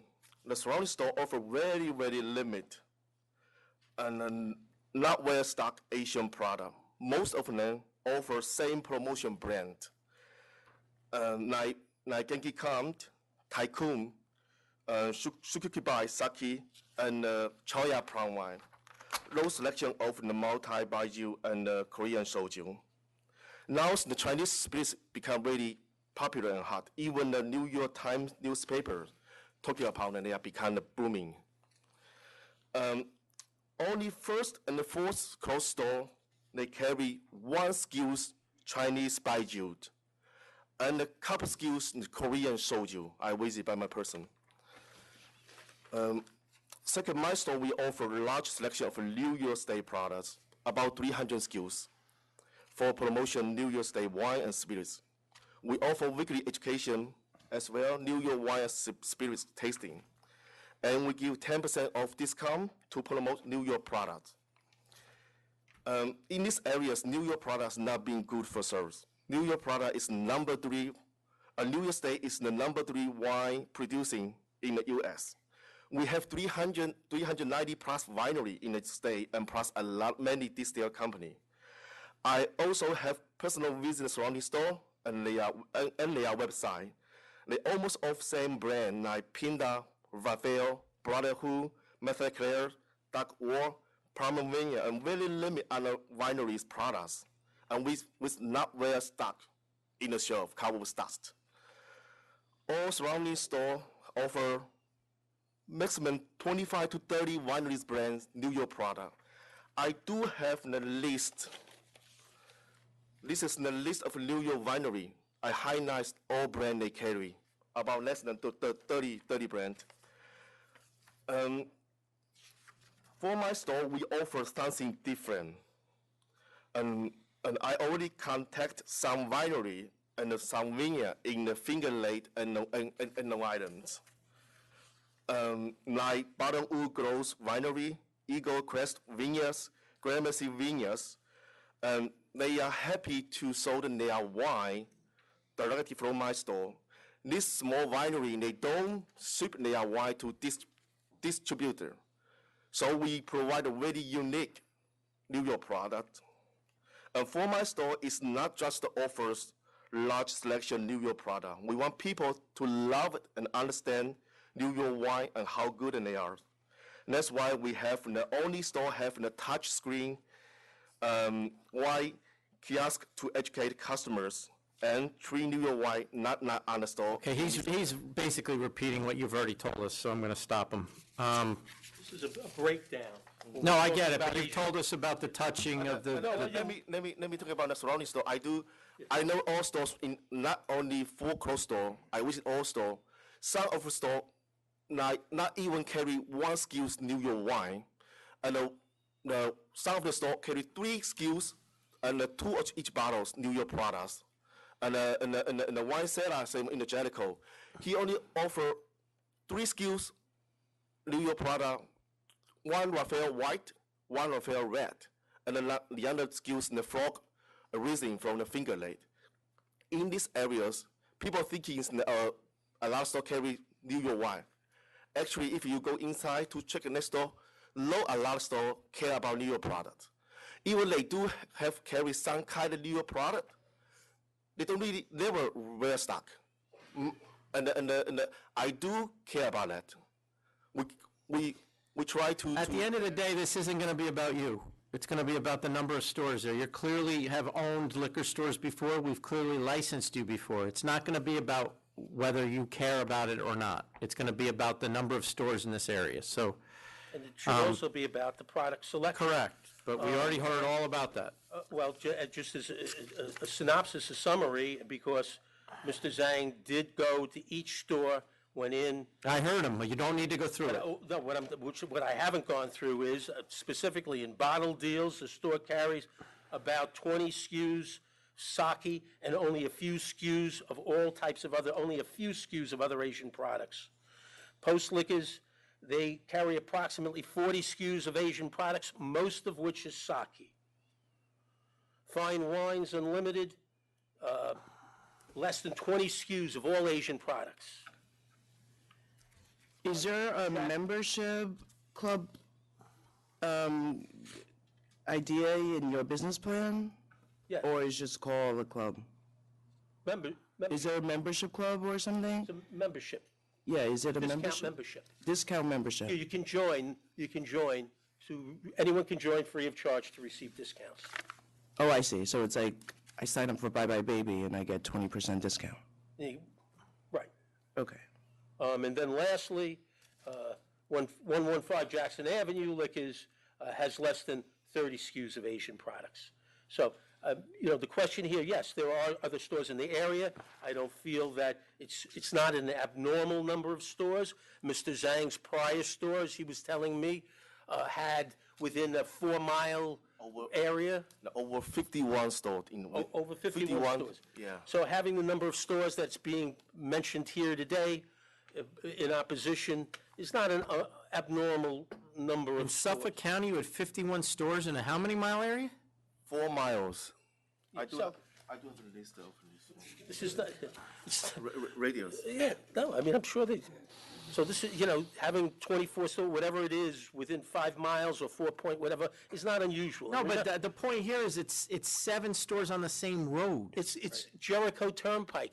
It goes to east, it goes to west. We're not You going to can't- get back and forth. Mr. Lynn, do you have anything to add here? You're going to tell me that they all carry Asian products? Yes, and if you want to hear from them. No, I don't. Okay. Because I'm not going to go out to the stores and see who's lying, but Exactly. Go go ahead. Tell me who does. No one lies in here. No, of course. But just the Post Liquors, as Mr. Buscemi said, 4,850 square feet. The one thing he is correct about, and I'm warning all of you of this, is this isn't acceptable. At some point, somebody's going to get a competitor because their shelves look like this. This is just not the way these stores are supposed to look. They're not what I envision when I license them. I'd like to see them You can take it. because I was at Post, and I was amazed the quality of the type of store there was. I went to Fine Wines down Jericho, excellent store. The one in the village of Syosset is a corner store, dynamite store. So I don't know, what these other stores are, but what they showed. But I can tell you that, and also I made a list. My Exhibit 4 has listings. You can make all the lists you want, but when someone brings in a picture of half the shelves empty, just because you had it there before does not mean it's there now. But it'd be rather difficult to be. No, I don't compliant. want people starting flooding me with pictures either, so. No, I know that. Photographs were taken by Mr. Zhang himself at 2 of the 4 closest liquor stores. And which two were they? He said Post and the other one. Well, I can't believe Post, because I was there and I was All right. knocked out by. What else do you have to add? Do you want? Hold on just for a second. No. Hold on. You have a lawyer, he's going to talk for you. But it doesn't matter what percentage that they have, both on Asian wines and New York wines? Yes. Because, well, then they're here to say how much they Well, have. it was pretty clear what his argument was going to be. You didn't talk to them? To these gentlemen? Yeah, I asked for what they have. They have all sorts of wines. They're an enormously competitive area. Why in the world would they not stock stores if there was a huge demand for all of this? It'd be ludicrous. And even if there wasn't a demand on Jericho Turnpike, what about the other stores, the 3 stores that are right in Syosset itself? What about the 14 other stores that are in the surrounding area that are only 4 miles away, all driving? And bottom line, why wouldn't somebody travel the 10 miles to Total if none of these other stores have them? So the area is saturated. Public convenience and advantage is not going to be served by putting another 3,500 square foot store in this area that has 7 stores right on Jericho Turnpike, 3 right in Syosset, and all the other ones. Even if they only had 15%, 20% Asian wines, you add up to all those stores, and it's enormous capacity of Asian product for that community. And as I showed you in the population statistics, population is even. I don't want to go through them again. Okay, all right. Thank you. Look, a little rebuttal. They're talking about all of these stores. But you did acknowledge that a number of these stores carry Asian products. 30 at one, Very small 20 quantities. Yeah, but when you do put them all together, Extremely- you have dozens. They're carrying very basic, almost all. Do you guys have any products. questions? I'm ready. But what I'm saying is, All we're we're ready to vote. We don't have the Buscemi, they're numbers ready. on Mr. these other Buscemi. stores that are being. Mr. Buscemi, they're ready to vote. Commissioner Fan. You're clearly a super savvy business person, and because of that, I think you can find a different location with the same business plan where you can find the same numbers and sell an Asian-focused business plan.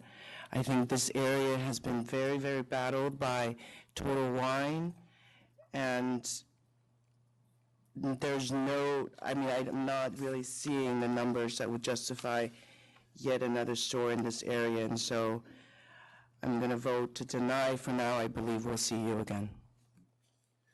Commissioner Ford. I'm basically I'm gonna vote to deny for all the exact same reasons that Commissioner Fan just stated. I think you're a fine applicant. You know what you're doing. I just think that there's so many stores here already. I think the need is being met.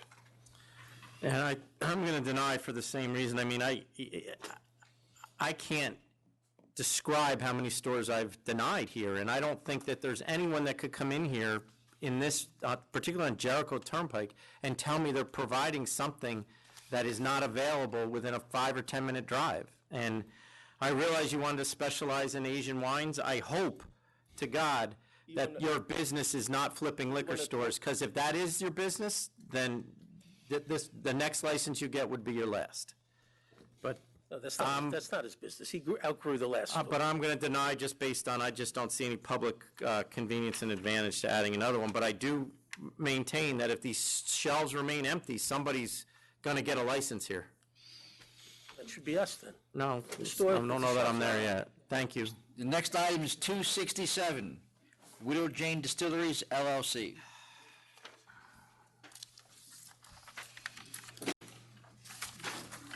Good afternoon. My name is Juliana Bleiberg with the firm Dano, McMullen & Panoff. I represent Widow Jane Distilleries, LLC, and I'm here to ask you that you accept our conditional plea offer. The violation was inadvertent, and steps have been taken to avoid a similar mistake in the future. Oh, I remember this. Yes. This is hard to achieve.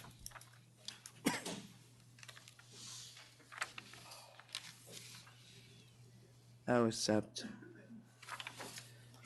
I'll accept as well. Thank you. Commissioner Ford? I'll accept as well. Thank you very much. Appreciate your time. The next item is 237, RSM Star Corp.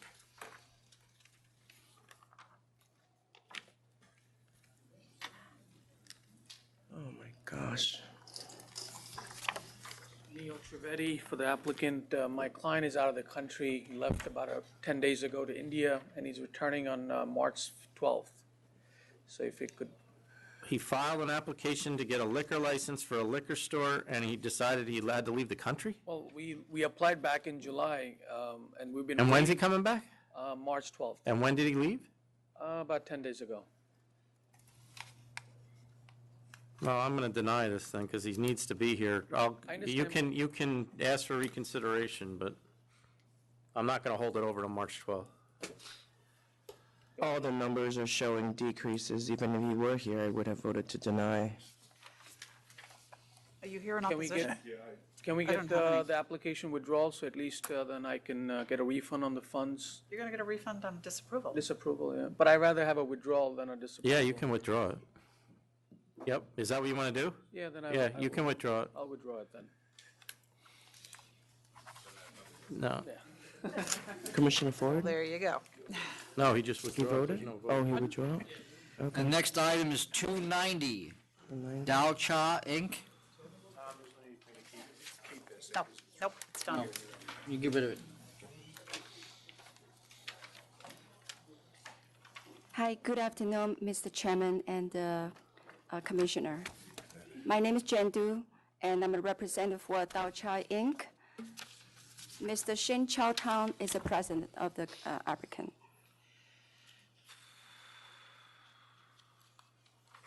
Okay, go. Okay, I mean, Mr. Yeah. he wants a license now? He's owned the place for almost 2 years, or a year and a half. Yeah, he bought the business back to 2017, and then his license was denied because he's selling liquor, use other person's license. And then they come to my office, and we start a new application on August 30, 2018. But why was he Never- using the other person's license? Because it was Because he there? purchased the business, and his attorney tell him after they bought business, he's supposed to be filed a new application for them, but evidently he never filed. But That still doesn't answer the question, why was he using the other person's license? Yeah, he made a mistake because he was told. And he was told by, He was told by his attorney he could use the other person's license? by his accountant. By his, I think his accountant finally filed the application and said they can use the license for temporary. So he came to. How long did he use the license?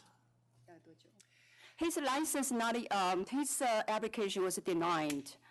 Yeah, How long did he use the other company's license?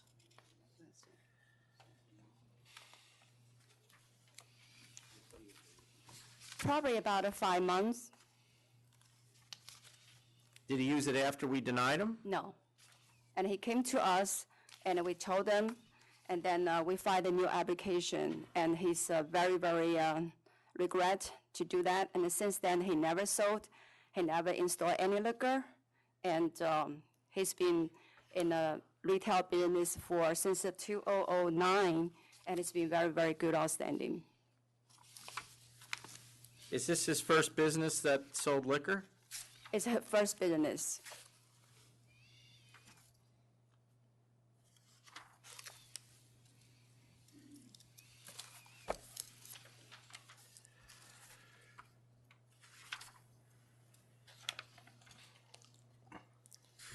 So, as soon as you realized that you couldn't sell.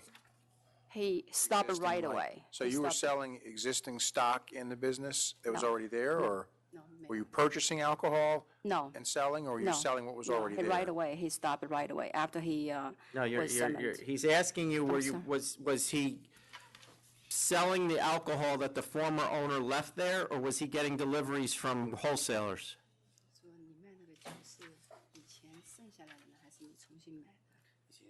Yeah, it's left over by previous business And owner. was he also, 5 months? I believe clear it up, the prior license expired in Yep. June of 2018. We disapproved in July of 2018, so it probably just resolved itself because there was a. so there was a dead more like license there. 7 months he was serving?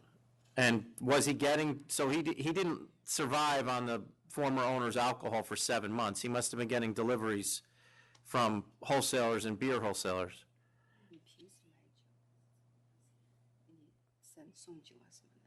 以前送货公司有送过一次，因为我们那个潭池酒店那个酒烈酒卖的不是很好。 Okay, he did deliver because evidently he told me, his accountant told me, you know, you can use this for until you get your license. What was the name of the former restaurant?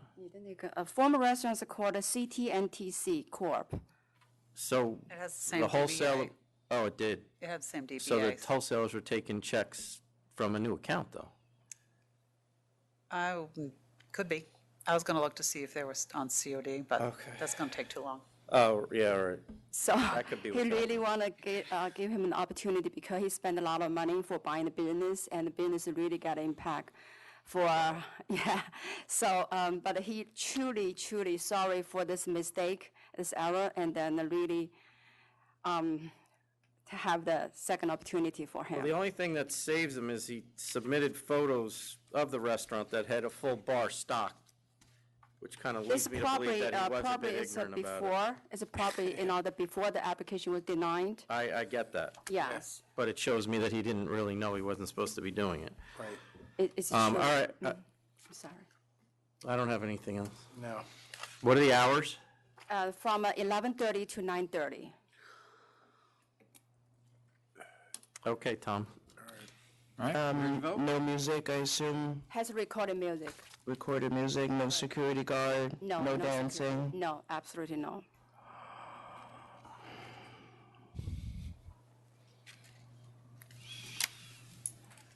I'm going to give you the benefit of the doubt that it was a inadvertent mistake, because otherwise I don't see how this restaurant can continue. With 11:30 to 9:30 closing hours, no music, no live music, just No. recorded music, No, no no. security guard, no dancing. I will vote to approve. Commissioner Ford? I kind of agree with the chairman that I don't think you would turned in such self-incriminating evidence as a stock bar if he knew better or thought he was doing, or had any idea that he was doing wrong. So I'm going to give him the benefit of the doubt, and I guess we're voting to reconsider and to approve.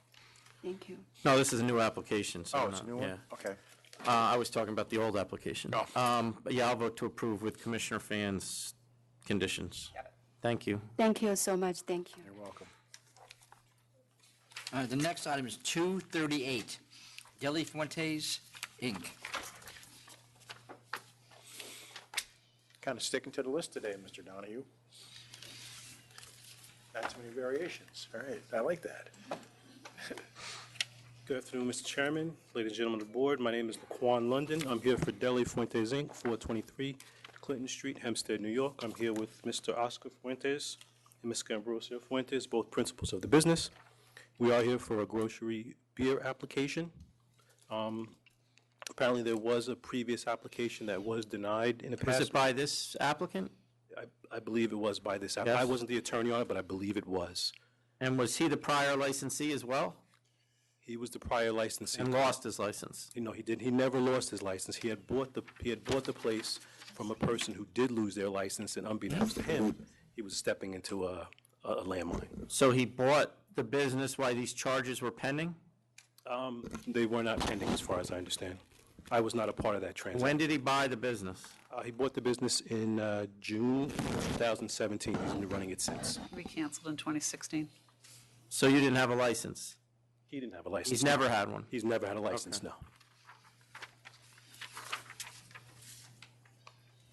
He's currently running. Who did he borrow the money from for this place, $115,000? It's actually a note. Who's holding the note? The prior owner is holding the note that lost their license. He is That's holding what the I'm note. concerned about. Yeah, he's holding the note. The original note was for $115. There was a note that was redone for $96 because he was having trouble. So paying. these guys paid $115,000 for a deli that wasn't allowed to serve booze? Yes, they did. Unfortunately, they did. To their ill advice. I mean, I was not a part of that How transaction. much is that? How much are they paying a month? That's Right now, 36 they're paying. months. Right now, they're paying $1,800 a month. They were paying $3,000 a month, but could not sustain it based on the low sales, based on the Do we business. have, is that in writing, that note? Is I look at it, give me a second.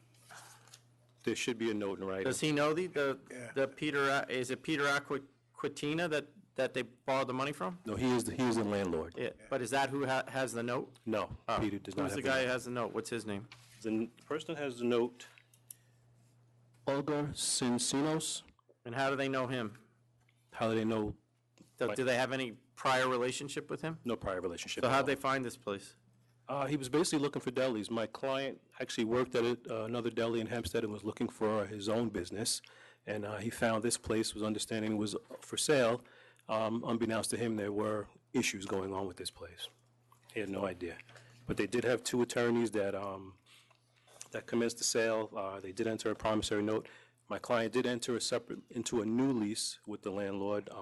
I was recently able to get an affidavit from the landlord.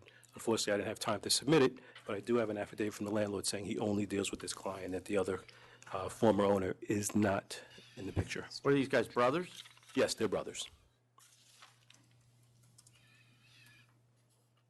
So they were paying $3,200 a month. Now it's $1,821 a month. You renegotiated. Yeah, it was a renegotiated note. I didn't know that till a few days ago, but I do have the renegotiated note along with copies of checks showing that they're paying the note.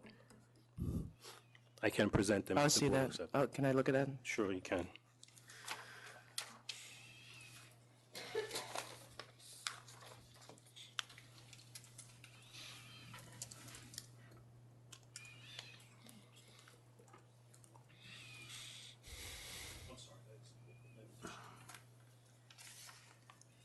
That's still the old note, I'm sorry. Here's the new one. It is at a reduced amount. Here's the new one, It's reduced because that was a nut to crack every month. Right, they couldn't afford the note. Do we keep these, or? Sure, you can keep those. I have extra copies. Already have. All right. You I have any also- questions? Get that. You all set? Yep. I don't know if Commissioner Fan is, she's still looking.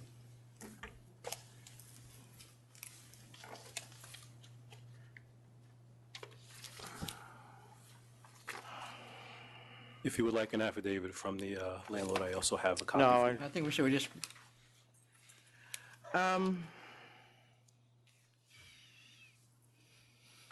Maybe not the best business deal, but I'm going to vote to approve. Thank you. Commissioner Ford, I'll vote to approve as well. Chairman Bradley. I'm going to vote to approve as well, but I want you to explain to them when they go outside, this town has significant issues with the delis. You guys are aware of that already? We are in. With the loitering and fights out front and things like that, so don't be one of those places. Absolutely, and All just, right. just for the record, I did meet with the mayor at the premises, who did not oppose. All right, good luck. Thank you. Good luck, gentlemen. The next item is 234, Mahant 340, Inc.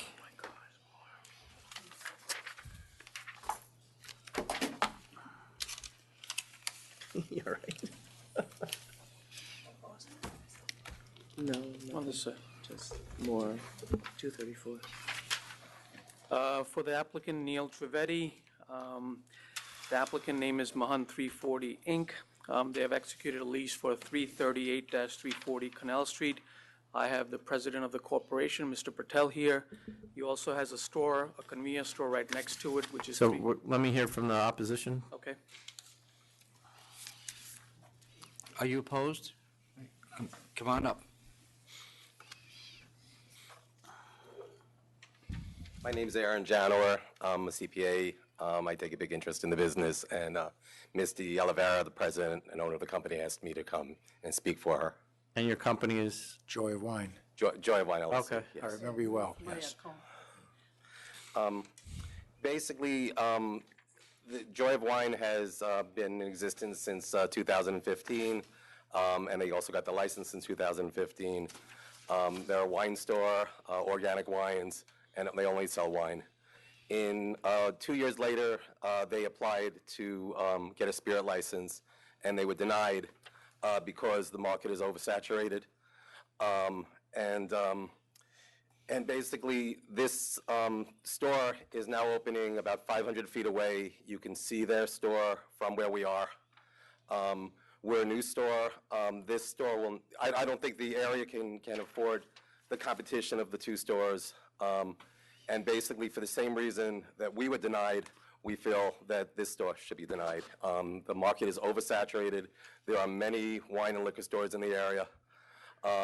And again, we had wanted to put spirits into our store. We were denied.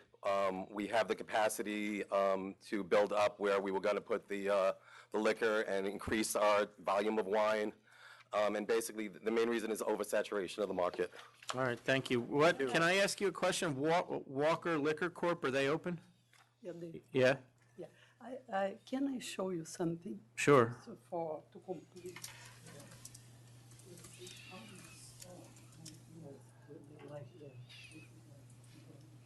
Now I'm placing to double. Uh-huh. Right. Just expect in the future. Right, okay, thank you. From here and from here. This is it's showing how she'd like to enlarge her store. Because we still have a lot of space. Okay. We're gonna serve even the hours community.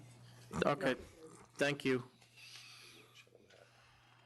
Okay, Mr. Trivedi, thank you. Thank You know that they are few, not so far from us. If I am in my store, I can see them. Yeah, no, I understand, 500, I get it. Yeah. I'm familiar with the area, too. Yes, it is about 600 feet away. It's on the opposite direction of the location. It is a wine store that she has. We're looking for a liquor store. Well, I don't know if you're aware of it, she's asked very strongly to be a liquor store, and we told her no, so. Well, since 2015 to 2018, the area has really redeveloped and has been growing. Essentially, I've submitted articles from New York Times and Post and other articles where Canal Street is undergoing a real estate renaissance for the last 5 years. Many developers have bought a lot of properties. getting rid of a lot of the souvenir stores and. Even if that's true, how is putting a store 500 feet from hers and then, Well, Canal Street itself is a very busy tourist location, right? So you have millions of people coming. It's one of the 8th, well-known location in New York City. Between Bowery and West Broadway, there are tons of people walking all the time. There's more development on the other side of it. Across the street, there's a 6th-floor building that's being built. Sheraton Tribeca Hotel is right next door to them. And you can actually ask my client, I mean, he has already a convenience store smoke shop right next door, and his volume has actually increased in the last few years. He just bought another store, a convenience store at 227? 224 and 227. 224 and 227 on Canal Street. So he has seen in the last few years that the area is really being developed, and it is going to be a location where not only the tourist, and it's basically for the public, and also we also have letters that people have signed. so if, say there's tourists walking around down there, why are they going to his store instead of somebody else's? Well, they don't offer any liquor. Other stores Because are we on wouldn't let Lafayette. them. Huh? We wouldn't let them. Well, it's only 700 square feet stores that they have. Their volume has not decreased. If you look at it in the last, No, but what's he going to draw in, what do tourists want to see in his store? Or buy in his store? What's he offering them? Liquor. Majority of the liquor. She has wine, so I'm not gonna carry that much, just a little bit. So I'm not following. Is this stuff they bring back with them wherever they're from, or they bring it to their hotel? I'm not following what the... They take it back with them, because they're tourists, like, since I have a convenience store, there's a lot of people coming in every single day asking for liquor. And they're like, that's the only reason why I wanna open up next to So they're coming to Canal Street to buy Jim Beam? Is that what you're... well, with the souvenirs and other things that they're buying. Not in a liquor store. No, along the Canal Street, there's obviously still few remaining souvenir stores, and it's a place to be. It's a street that a lot of tourists are coming in and out all the time.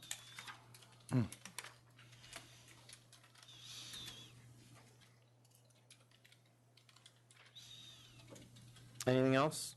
What's he doing different than the other liquor stores, one of which is 0.2 miles away, another which is 0.3 miles away? Well, that's on Lafayette Street, which is going north and south. Also, the one on Grand Avenue. 1,000 feet. Well, I know the direction is different, right? I mean, you're talking about a canal street that goes from Bowery to West Broadway. Which people are not parking on. They're not parking, I understand. Right, so they're just going to simply jump walking. out of at Canal and jump in and run into a liquor store? No, but the fact that they're walking public, there's tourists, and they're come on Chinatown as well as Canal Street, right? So, along with souvenirs, high-end other stores, there are restaurants, boutiques that have built up in the last few years, such as RW Guide, luxury homes goods stores. It's right next door to Canal Street Market on 265 Canal Street, which is only a block away from the proposed applicant. So I think it's only about 600 square feet on one side and then 600 on the other side. There are two stores that are going to be combined, and only 800 square feet would be the retail space. So it's not a huge, liquor store that would affect the opposition. Okay. Yeah. You ready to vote? Yes. Commissioner Fan.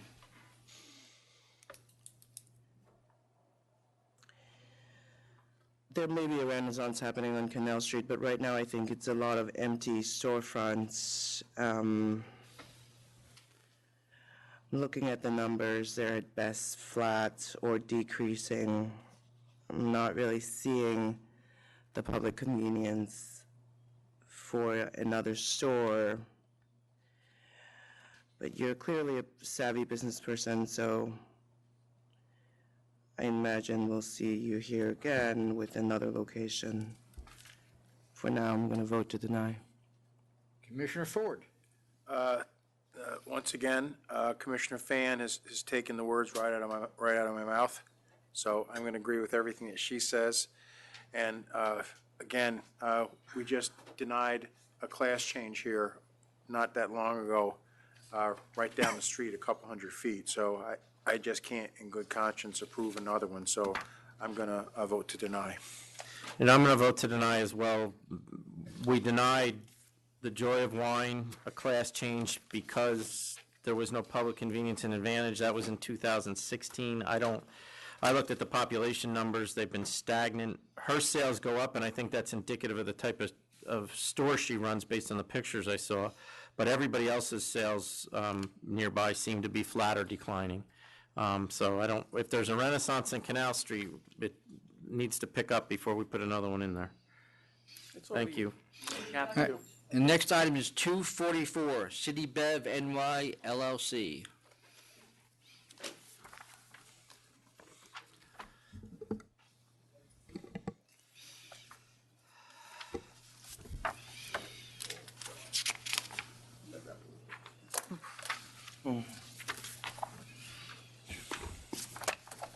We're here on this application, but I believe there's opposition, so if you'd like to hear from them first.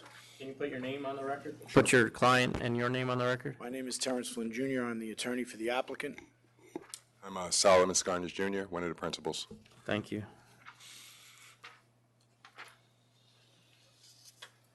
I'm sorry, what number is this? This is 244. Can you come up too, ma'am?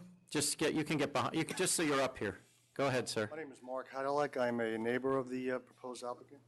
Go ahead and tell us what you have to say. Oh, sure. Basically, the applicant is within 500 feet of at least 34 existing OP licenses at the time of his application back in April, with 5 pending at the time. So it's a matter of oversaturation. And the other thing I noticed is that his clientele would represent about 10% of his business when it were attributed to alcohol, based on what he submitted in his application. So that I don't see really, just personally, what the business sense is in order to get this additional liquor license. He would probably better serve, from a business perspective, to keep it as a bubble tea shop and not get the alcohol, because then he's applying as a bar tavern. So you'd have to exclude a lot of people in existing clientele. And in the case that you decide for the applicant, then I would suggest that you add stipulations such as lowering the closing time or bringing it up to 12 midnight all days, and making sure that the backyard is not utilized. And make sure the what? The backyard is not used. Are they using it now? I don't know. No, it's not part of the application that Oh, okay. And is there a sidewalk cafe? As far as I know, no. Okay. And you're a resident of the neighborhood? I'm a resident who's been living here for a long time and dealing with all the issues in the area, so. And you're saying 34 on-premise licenses within 500 feet? Correct. Okay. Plus with five pending at the time of the application back in April 2018. Well, there's probably always 5 pending. What's your address? No, I'm not. That's Yeah, no, I know. But not I'm necessarily a good thing. Yeah. Sir, what's your address? 85 East 7th Street.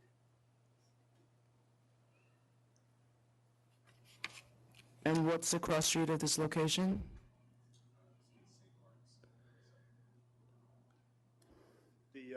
The acoustics of the neighborhood with the walls make that location pretty much,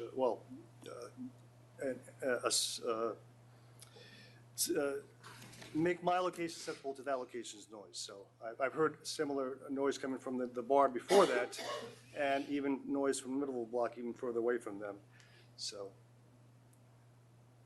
Okay, thank you. Ma'am? I'm Laura Sewell. I'm the executive director of the East Village Community Coalition. So this application has changed somewhat since we heard it came to CB3 and we heard it at the 500-foot rule hearing. So You're a member of CB3? no, I'm not. How did it change? We heard a Mr. Lee, who is a franchisee for Bubbleology. So it's a chain which has another branch in London that also offers alcohol. To my knowledge, that's the only other one that offers alcohol with the bubble tea, and there the legal drinking age is 18.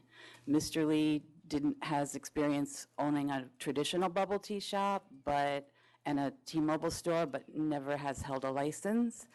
Someone was added to the license before the time of the 500-foot rule hearing, but we weren't introduced to Mr. him. Is it Yes. this gentleman? And so we don't know his, we don't have his resume or his qualifications weren't available at the time. So, a concern is someone without prior license experience operating an all-ages establishment on First Avenue between 7th and St. Mark's, and where throngs of college students come to party nightly, and most seasoned barkeepers rely on ID scanners and security to make sure that people on their premises drinking are of legal age. It's also, my organization supports retail diversity, and it's a bit of a concern, the competition, the unfair competition, perhaps, the way we see it with there's many bubble tea shops. Well, They don't have I guess I'm maybe I'm just too much of a country bumpkin, but I have no idea what a bubble tea shop is. Oh, so it's kind of like a dessert. And I saw in your testimony somewhere that you said there's many. There are many. They're very popular, especially with young And I have never people. seen one. So what are they? It's like it's a beverage. It's almost more like a dessert, like a put tapioca. I'm sure the applicants can describe it better than I am.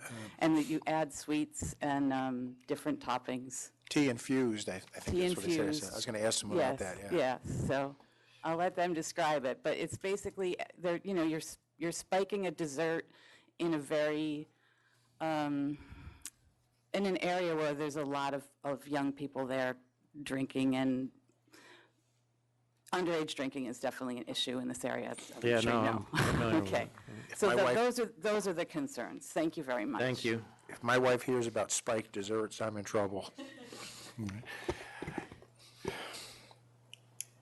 First, just to give you a little history, the applicant went before Community Board 3. I was not the attorney. I was not at Community Board 3. They went before Community Board 3 and gave a presentation over that time with the feedback from Community Board 3 about their application. Prior to making this application, they did change their method of operation. One of the biggest concerns the Community Board and the gentleman who spoke before had was the outside area, which is absolutely not part of the application, nor is the Sidewalk Cafe part of the application. At the 500-foot, they also expressed concerns about the hours of operation, which are only 11 a.m. They close at 11 p.m. Sunday through Thursday, and they're only open till midnight on Friday and Saturday. I'll let my client speak to the bubble tea aspect in a second, but this is a very small premise. The maximum occupancy is only 35. There are 6 tables with only 20 seats. There's a counter with no stools at it. You basically go up and order your product. So hold on a minute. So so I imagine that is the business model here that they do significant takeout as well? They'll do takeout of the teas, not the alcoholic products, and I'm just about to get into that now. And they have food as well. But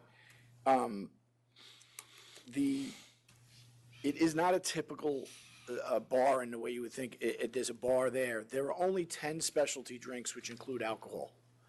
That's the only alcohol they serve. I can't walk in and order a beer or a vodka and soda. They only have these 10 specialty drinks. That is it. Their hours are benign. They will use a scanner, which we indicated when the issue came up at the 500-foot hearing. Again, the backyard is there. As far as noise, there's only background level recorded music. There's nothing else in the establishment. My client will explain to you what bubble tea is.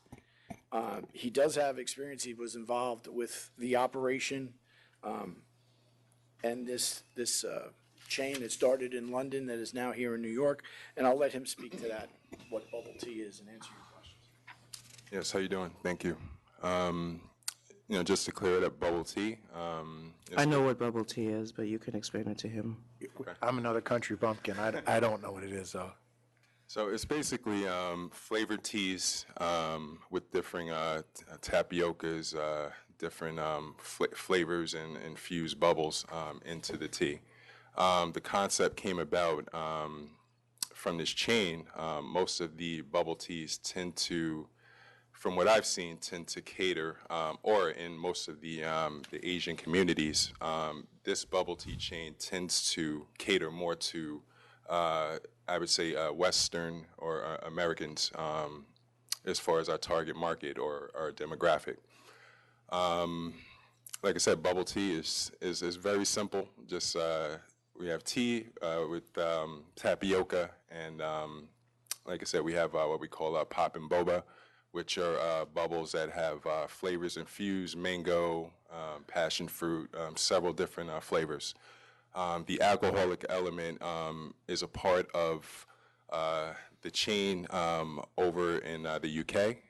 It's one of for the flagship location, which we're the first one in New York. We want to carry the full complement of products.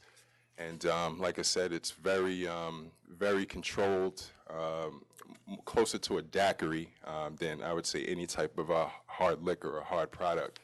And me personally, I think it represents something refreshing for the community, as opposed to, going to get a shot of something or something that's a lot more higher in alcoholic content. These are more fun drinks and, just more something to kind of get together, socialize with the friends. And in all honesty, I would say more equivalent to a wine cooler or something like that. But, this isn't something you go and you drink 2 or 3 of them. Like the sugar content, the dessert aspect of it is so rich that, you'll have one and that'll pretty much, I think, would be it. So Only 21% of your menu will be cocktail-based, is that what I read? Correct. I had a question about your occupancy. It's actually, I would say, if you look at our SKUs, we have about 30 drinks. So, yeah, right around there. Yeah. So is your maximum occupancy going to be 35? Because I see that the C of O allows you to have 74 people, so I was just confused. Is that a mistake, or? No, we're going to stick to that. You did get a full C of O with a half a address, 120 and a half. So who is actually the franchisee? The franchisee is, that would be me, Solomon Scanners, and I have a partner, Ben Lee. Okay. And where's he? He didn't come. I'm more, I told him I would take care of it. Is he the one that runs the one in London? No. Oh, you guys are not affiliated with that? They're franchisees. So you did pay a franchise fee? Correct. Okay. How much was that? $30,000. Oh. Wow. And do they have to prove your location and everything? Yes. How many of these do they have in Europe? I would say approximately 80. 80? Yeah. And they serve alcohol? Not all of them. I would say roughly about 5 to 7 locations, not many. Usually the flagship location kind of comes and kind of spreads its wings off of that. Have you worked at any of them? No. How'd you find out about it? We were looking at different bubble tea chains. Jesus, I have no idea. There's a lot of chains out there, and I've been drinking bubble tea for about 15 years now, and I was looking for something different, and this chain kind of caught my eye. We flew over to do more research on it, and thought it would be something that we could bring. Like I said, has more of a Western kind of focus as opposed to most of the other bubble tea chains that I've seen. Sorry, can we go over the hours again? Sure. Closing at 11 p.m. Sunday through Thursday, and Friday and Saturday closing at midnight.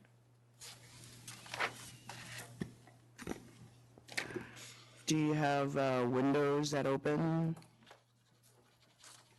No. No outdoor service? No. How many tables again? There are 6 tables with 20 seats. And you have a scanner, or you will buy a scanner? You're committing to buying a scanner? We're committing to using a scanner once we open the doors, yes. Okay. I think that would be a good idea because your product, I can see it attracting young people. And with the money that they've put into it, they don't want to have problems. Right, it's not worth it. Right, it's not worth it. Okay. I'm ready to vote. Sure. With Closing hours at 11 p.m. Sunday to Thursday, 12 midnight on Friday and Saturday. I vote to approve. Commissioner Ford. Ditto. Chairman Bradley. I'm just going to add to that there's nothing but recorded music. That's fine. No DJs, no live. And the scanner is a condition of the license. And so is the no music. Other than the recorded music. Right, yeah. And that's what you put in your application anyway. That's what our application says, all of that. Okay. Yes. Great. Thank you very much. Have a very nice Thank day. you. Thank you. Can we take 2 minutes, please? Yes. Okay.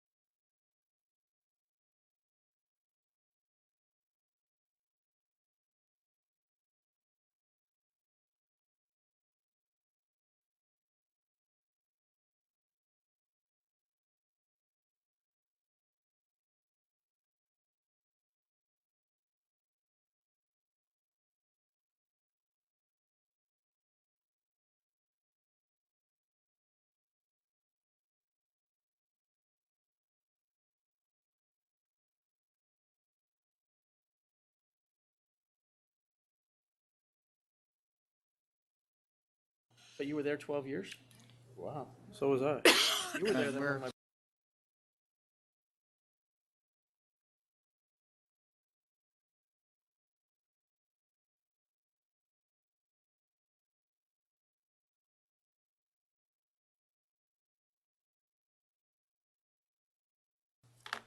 All right, we are back on the record, and the next item is 222, Lunique LTD, and we also have 233, the same licensee. 22? There? Yeah, I'm sorry, Tom. 222 and 233. Oh, I see. What happened at 235?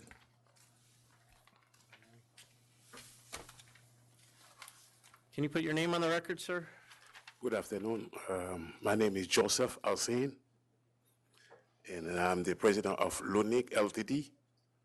at 1773 Nostrand Avenue. Brooklyn, Okay, New York. well, so we'll take 233 first, because that's a recon. I'll grant the reconsideration to accept the check. Is that what you want to do? I thought You know why you're here? Yes, I do know what I'm here. So we already have that check, Tom? Yeah. According to the counsel's office, he needs time to pay the fine.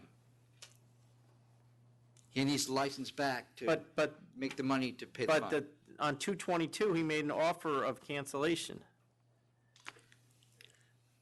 They canceled my license. No, but I understand that. We canceled it because you didn't pay the fine. So do you want to stay open?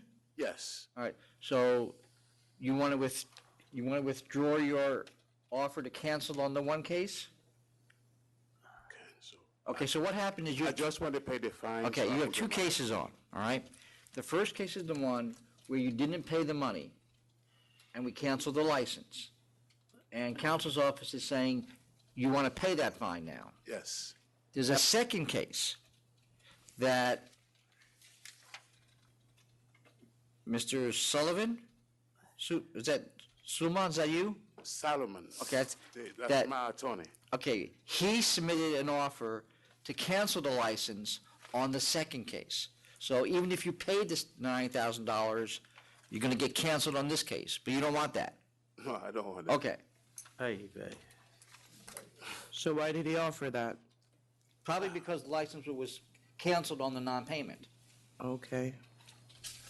All right, so So I will grant the reconsideration on 233. You owe $9,000 on that? Do you have that? I could bring it. You're going to get a letter that's going to give you about 4 weeks to pay.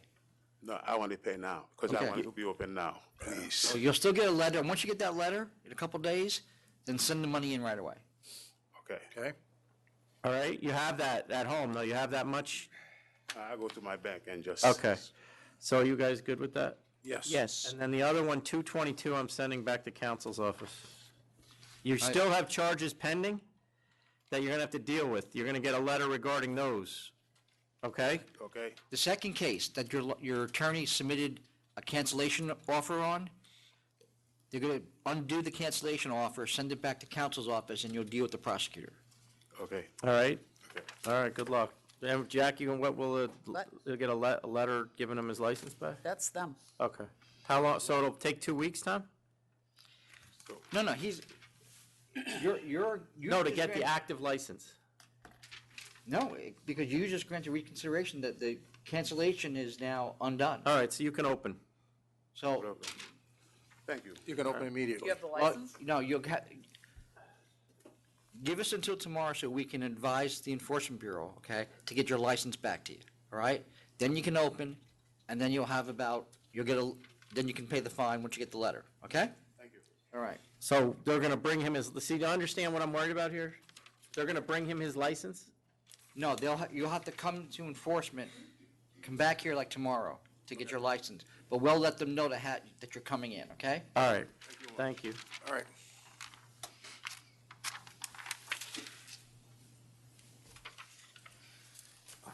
All right. Next one, 256, La Corona Bar Corp.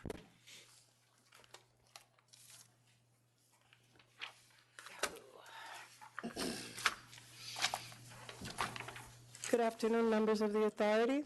I'm here for La Corona Bar Corp. This is Julissa Bellos, the owner.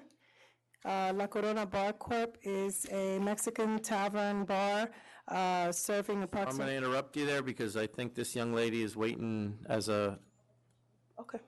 opposition. Come on up.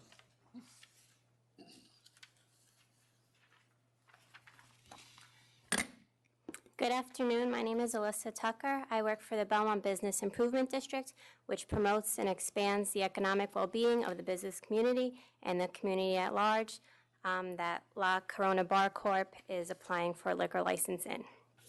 On behalf of the Belmont BID, we are in opposition of this establishment receiving a liquor license.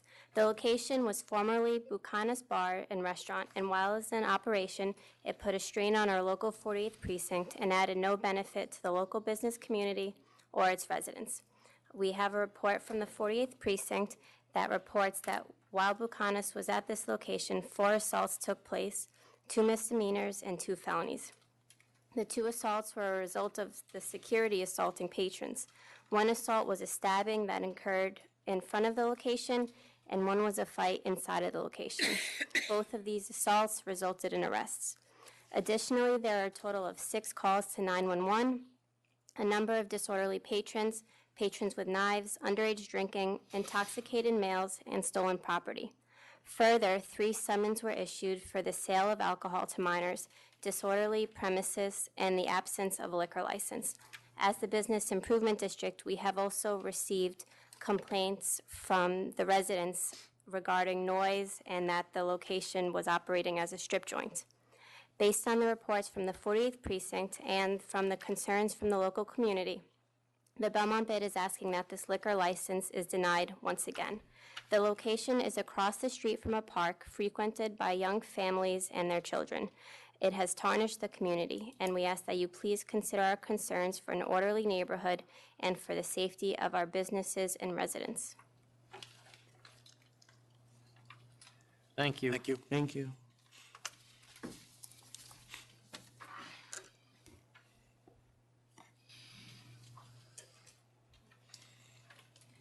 Go ahead. La Corona Bar seats approximately 35 to 45 people, 9 tables, 4 seats each, with each 8 seats at the bar. This is Ms. Velas. She has experience operating with her parents. They operated a Dominican bar and Where? Well, it was in the Dominican Republic. And you can hear from the applicant herself. And in her words, she said, if you can operate a Dominican bar in Dominican Republic, you can operate a bar anywhere. She also has a supervisor, Vidal Gutierrez, who also has experience. We understand the concerns because actually when she started this, she didn't know this had issues. We were trying to meet with the precinct, and I actually went and met with the precinct because she was working, and with Edward Tavares. And we talked about, he said that he was going to leave it up to the liquor authority. Who said that? The Edward Tavares, he's the head of enforcement there at the precinct. Your Honor, I'm sorry, Chairman, I would just note that Lieutenant Tavares did call me a couple of days ago. I didn't have a chance to call him back. It may be he was calling me about this. If you'd like, I can try to call him. No, that's all right. Is the previous owner co-application with you on this new app? I'm sorry? Is the previous owner co-applicant on this new license? No, she doesn't even know the previous owner. She saw this location. The rent is really cheap, and it's very manageable. The size of the location is about half the size of this room. I don't know about any bars or tiki bars or prostitute. I don't know about any of that, but she's not running that type of establishment. Did you ever go meet with the community board? We tried, and he said again, this was with the district manager, and he told me that he was going to leave it up to the liquor authority. After we tried to meet with the precinct, they didn't. The community board said that they were going to leave it up to the liquor authority. Correct. Because that's not the letter we got. No, he wasn't, and well, I'll tell you exactly what he said. I called them up because they said that we had not reached out to them. They had not sent out any paperwork on this application, and I'm usually very follow-up-ish, and I go to all the community board meetings personally. I received nothing from them. When I called them, and they said, he told me that to go meet with the precinct, that's what the community board told me. We went with the precinct, and that's what the precinct told me, and then I told the community board, and he said, we'll leave it up to the liquor authority. That's exactly what Did he he ever said. come meet, did they ever come meet with your group? I didn't even know this group. Do they get asked? Do you ask them or no? No? I mean, it's a 500-foot case. You don't think that you should have made sure you got in front of the community board in some way? You know, some community boards don't even ask for a meeting. The ones on Long Island don't, sometimes the ones upstate. So I didn't Someone think this sent a was letter unusual. saying that they object to your application because you refused to meet with them. I did not refuse to meet Well, with them. the They bottom didn't- line is you didn't meet with them. They didn't send me for any notification. I would have I actually went that same afternoon when I found out that they said that we hadn't reached out to them. I went to meet, he didn't want to meet. He told me, he sent me to the precinct. I did spend an hour and a half with the lieutenant, and we talked about how if the liquor authority licensed us, what we were to do. She wanted security guards. She was going to have security guards every night of the week if that was going to appease the local community. We were going to have 2 security guards on the weekends, all staff ATAP certified. We were willing to give back hours. She's not trying to run that type of establishment that she described in her letter, which I didn't get a copy So of, what by the type of way. establishment is she trying to run? I'll let her speak. Good afternoon. A more relaxed bar where you could just sit down and enjoy after the day of work or whatever, and just listen to music. More So with a relaxed and DJ, chill. DJ, live music. They're Mexican, so I always put live music for the Mexican jazz mariachi thing, but 4 a.m. closing. only 4 a.m. closing the weekends, Your Honor. Chairman Bradley, we're willing to do early. We realize that this is a quasi-residential neighborhood, and we're not trying to disturb the residents. It's a quasi-residential neighborhood and a location that we closed 6 months ago. Over 6 months ago, I think. And, Oh, all right, I'm sorry, 7 months ago. 6/18, we shut it, of 2018. the landlord, when he signed the lease with her, did not tell her about any of this stuff. She was only interested in a manageable location, which, like I said, this is the size, it's half the size of this room. And the last one was only a restaurant wine, amazingly, and they were able to cause that much problem. Well, when I met with the precinct, that's when I found out all of the issues. I mean, we're not looking to let people get drunk to the point of unconsciousness. And that's what was happening with I the think prior that the owner. neighborhood would like it a lot more if the past people were unconscious. Because it sounds like it was, I mean, disorderly premise, 1, 2, 3, 4. Sales to minors, 1, 2, 3, 4, 5. I can only speak, Chairman Bradley, as Supervised, to the, surveilling. I can only speak as to how she's going to run her establishment, and she's, and Well, how is she going to, I pay mean, you the, can't speak to how she's going to run her establishment because she's never run one before. I don't care what happened in the Dominican Republic. She's never done one here, or worked in one for that matter, from what I can tell. And now she's going to take over a place that was a huge burden on the community She has and a- wants pretty much carte blanche to do whatever she wants in there. Prior we're was an RW, so they didn't have alcohol in the prior. No, one. I said know that. this. I know. It's amazing that they were able to do what they They did. did, I know. No. Well, this is, we're willing to lower our hours. We have ATAP certification, we're going to have security every night of I'm the not, week. all right, We have no, a contract with the I don't know that I security could guard lower company. the hours enough to make me comfortable, given that the community board, I don't know whether they didn't ask you to come or you refused to come, and No, that's I don't fine. know that I actually care. But they clearly felt like you should have been to see them, and they've asked us to deny this based on that fact, among other things, including the history of the place. So, Well, as I've seen you do in other situations, can we go back down to the community board, meet with them, and come back thereafter? no. Because we would be Or happy to. apply again and do that. No, Actually, it says here, if the community board approve, I suggest the SLA consider requiring the following stipulations in there. so they're not blatantly objecting to No, this. that's from the judge, right? Oh, That's from in the 500 judge. foot hearing. Yes, I'm sorry. I asked that those stipulations be taken into consideration, Your Honor. She has her life savings in here. She worked at a nursing home, and now she wants to open this place, and every penny's in that location. Well, I mean, I'm ready. Commissioner Fan? The 500-foot hearing comes out with a negative determination, and so with that, I'm going to vote to deny. Commissioner Ford? I'm going to vote to deny as well. I mean, maybe we can be convinced to go back to the community board and get some definitive stipulations that you can agree to. I'd be willing to give you that, but I'm going to vote to deny as well. And I think you have to go back to the Belmont, what was your group called? No, this group existed. You probably should go to them too, because she took the time to come in here, so clearly they are concerned about this place. Can we get a copy of the letter, please? From who? So from the Belmont Business District, and of the 500-foot report? I don't know that we got a letter from them. She came in to tell us what she felt. But she did go to somebody went to the community board from the Belmont Business District. I'm going to vote to deny as well. The applicant, from what I can tell, has no experience running a location like this, and this place was a big problem to the community, and it was only a restaurant wine, and it was a big problem. The community board has asked us to deny it. It's a 500-foot case. I don't see any public interest, and neither did the ALJ. Thank you. All right, the next item is 291 Westbury Hospitality LLC. I think you missed one.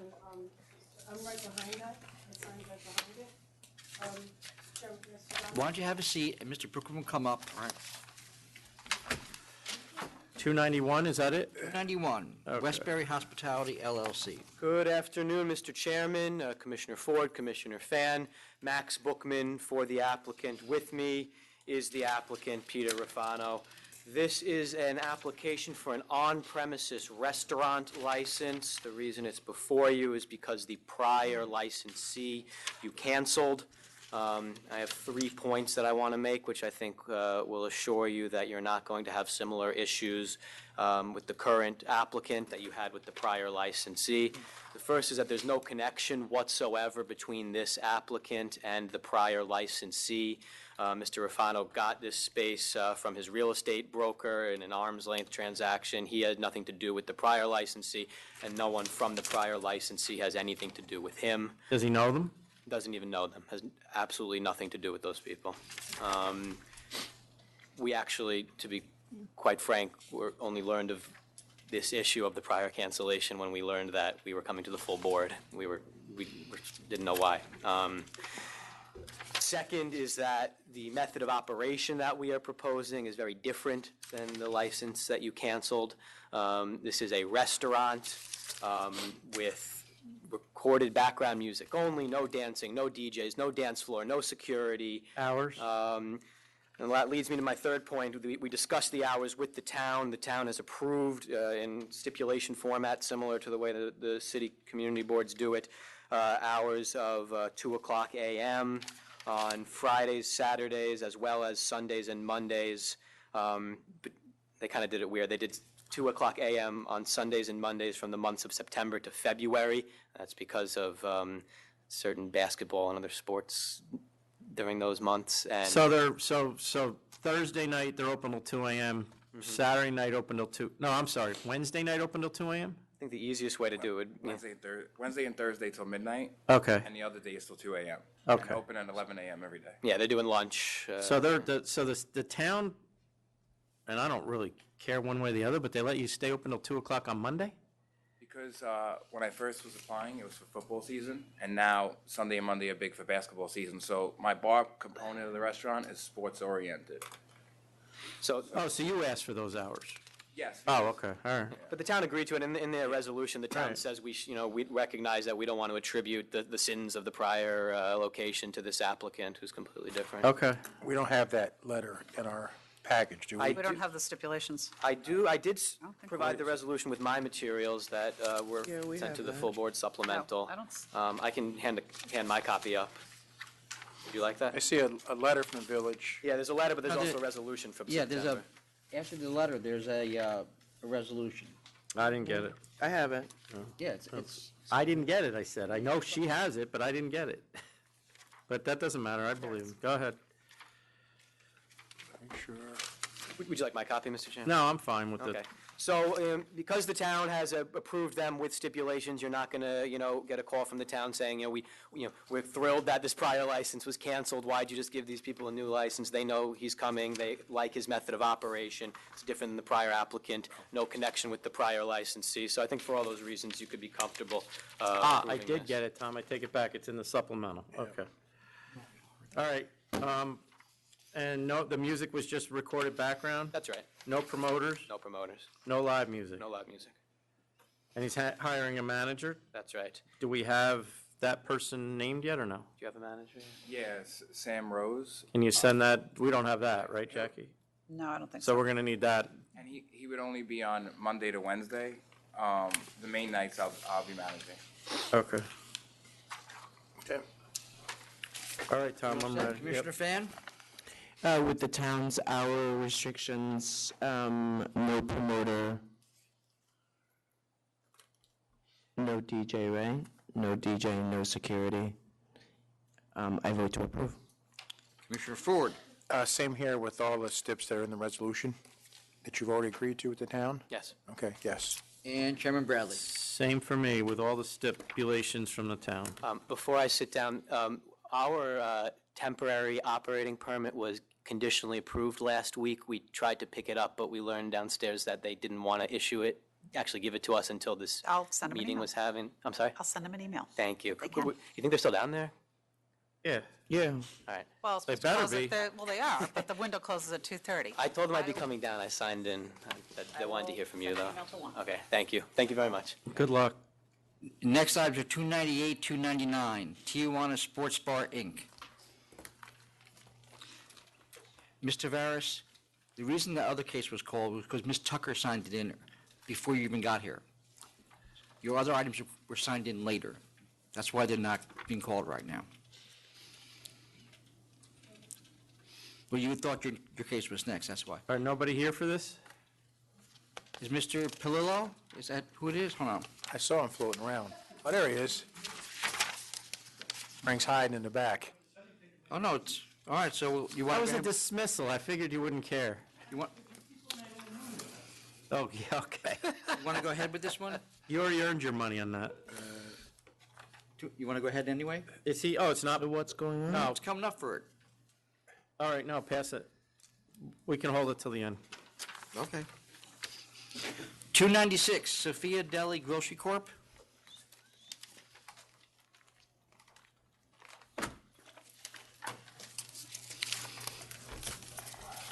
Good afternoon, everyone. My name is Hector Torrado. I represent the applicant, Sophia, and here with me, at your request, is the president, Michael Ramos. He will answer the questions. Does he know, do you know the former owners of this place? No. How'd you find it? I used to deliver with Arizona, and I met him doing a delivery. Like, we got to talking that he had something available around my house, and I just jumped in. Who were you talking to? Is it? I call him Izzy. Is it Dean? What's he do for a living?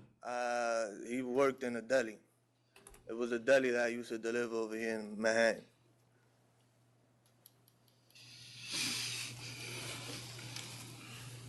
So he's the person selling you the business, or he's... Yeah. He sold you the business? Yeah. When? Well, I've been working there since July. So, How long has he owned it, do you know? nah, I don't know. I don't know any details, anything. I guess we wouldn't know if that was sold in between, right? After the cancellation? No, not unless somebody applied.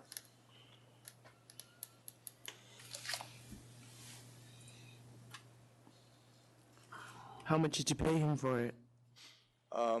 Me and him came to an agreement. I will give him 2K, and then I'll pay him monthly $1,000 a month, the total of $30,000. Okay. And you started paying him already? No. I don't want to pay him until I get, Liquor license? Yeah. You were doing delivery before this? Yeah.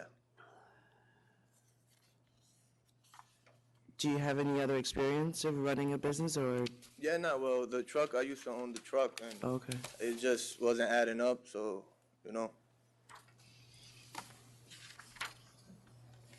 And you've been working, obviously, at the deli since July, you said? Do you have an employee? Yes. How many? 2. Okay. Oh, I see you were working for AZ Metro. Yes, that's Arizona iced tea. And then, what's Island Fresh? Island Fresh is the job that I had before that. That was like prior, a couple years ago. But that was also delivery? Yeah, that was also delivery. And how far do you live from this place? Couple blocks. So it's like ideal for me, honestly. All right. Okay. I mean, they had some problems here in the past. Are you aware of those? No, I wasn't. Nobody told me anything. They had some significant problems selling untaxed cigarettes and loose cigarettes.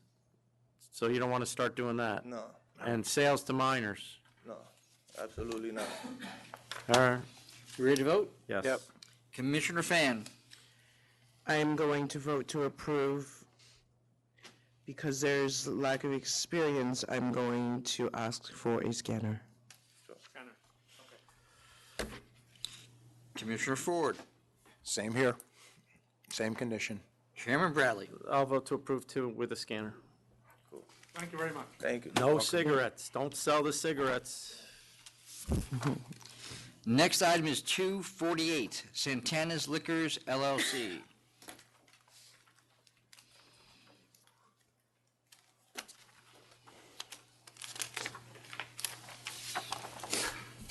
Good afternoon. My name is Ralph Hebner. I'm the attorney for Santana's Liquors, LLC.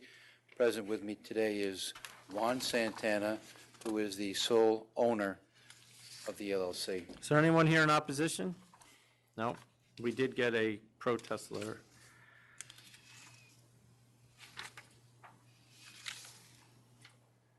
So why does he want to open a liquor store? Well, he's been a banker for 6-7 years. He's been involved in commercial lending. He's looked into different opportunities to invest in. He has a friend who has a number of liquor stores. He's That's not possible. yeah, right. You're only allowed to own one. Yeah. Who's the friend? Well, not throughout his course of his life. He's Oh. retired. Oh, he doesn't own any anymore. No, he did. Last one he owned was last year. Okay. And with that clarification, Your Honor, he noticed that this place was available. It was previously a liquor store. It's actually a turnkey operation. Everything is there with the exception of the cash register. Is the liquor still there? The liquor, no. Place was completely cleaned out. I believe the photos that we submitted reflect the counters, the shelving, the windows, all of that. It was Havistraw Wine and Spirits. Beg pardon? Havistraw Wine and Spirits, that was a previous name. Oh, I'm sorry, yes. Yes, it was. Yeah. Are you going to manage this? Yeah. After I get out, I'll manage it. Yes, it's correct. After you get out of what? My job. Oh, okay. He also has a manager, which is his uncle, and a personal questionnaire was submitted for his uncle, Okay. which reflects his uncle's involvement in the operation. Does the bank know you're leaving? I'll leave. They know now. If they're watching, they know now. No, they know about this. Hope they're not watching. All right. Since it's replacing another store that closed on its own in August of 2018, we didn't get sales numbers from two of the closest, so I can't even comment on those. But it does appear to be replacing another store, so I'll vote to approve. You know why they closed on their own? Any idea? No idea. No idea. All right. There was rumored personal issues. That's all. All right, because they did surrender the license. I'll vote to approve as well. I'll approve as well. Thank you for your consideration. Appreciate it. You're welcome. Next item is 247, Crazy Bob's Discount Wine and Liquor LLC. Good afternoon, everybody. My name is Robert Bruno. I'm the principal in Crazy Bob's Discount Liquor and Wine.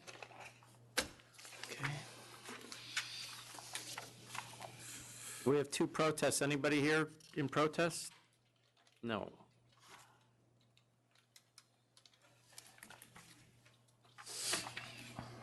Do we still, is that place that has been closed for 2 years telling us they're going to sell still closed? Which one is that? Yeah. The first one, The first one? they're in safekeeping. Oh, that? Smith Street Liquor Store.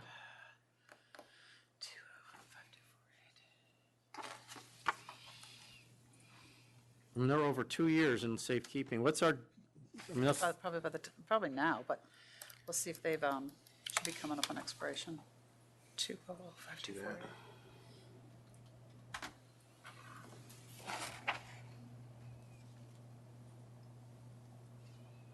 yeah. Oh, no, I saw that, but my question is, what's going on here?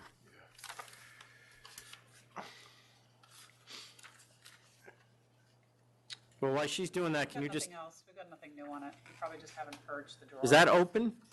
Not that I know of, I don't think it is. Are you familiar with it? I heard about it, I heard it's closed, but I don't know what status it's in. They got to deal with surrogate court and all things along that. I could probably call the rep and see what's going on at some point. No, but at some point, It's going to expire in a couple months. oh, it is? And we wouldn't renew it in safekeeping? Nope. All right, so what's your business going to look like? It's actually gutted right now. I bought the building, and I presently own a large automotive facility, and been What in one business is that? 26 years, Trans-Tech Transmission and Auto Repair, and I have a couple of used car dealerships throughout the county, and I'm looking to kind of sell and minimize things, minimize employees, headaches, and just have a low-key store that would require, very few employees.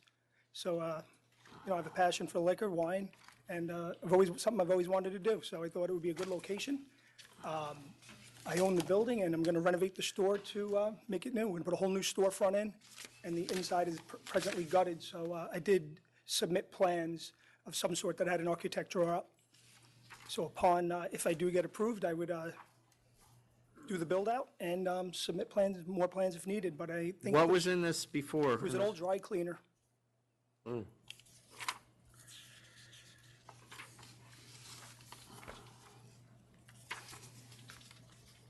Okay. I'm ready. Yeah. Yep. Commissioner Fan? I see increasing numbers in 4 of the 7 closest stores. One of them likely will just continue to be closed. And given your experience in owning businesses, I will vote to approve. Commissioner Ford? I'll vote to approve as well. It looks like that you're replacing a store that looks like it's headed for closure, you know. It's going to be all new. Yeah. It- So I vote to approve. Yeah, I'm going to vote to approve as well. I mean, and the only reason I'm voting to approve is because this closest store has been in safekeeping for over 2 years.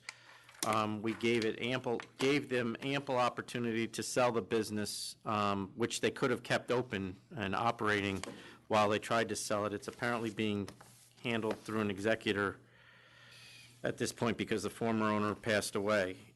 But it has now been closed since December, or we've had it in safekeeping since December of 2016. So their license is about to expire, and we would not renew it if it's closed. So I'll approve.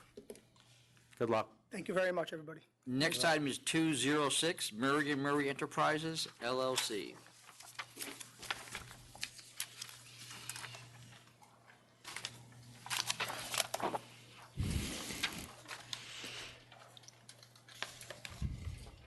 Hello.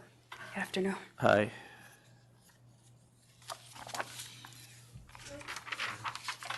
Could you put your names on the record, please? My name is Sierra Murray. I'm the principal member of Murray and Murray Enterprises, LLC. And I'm Kathleen Campbell, the advocate for Sierra Murray. You're what? The advocate, I'm not Oh. a lawyer, I don't have Oh, okay. a legal degree. Okay. Just want to make that clear. So this went to hearing. The ALJ sustained the charges, so sustain 1, 2, 3, and 4.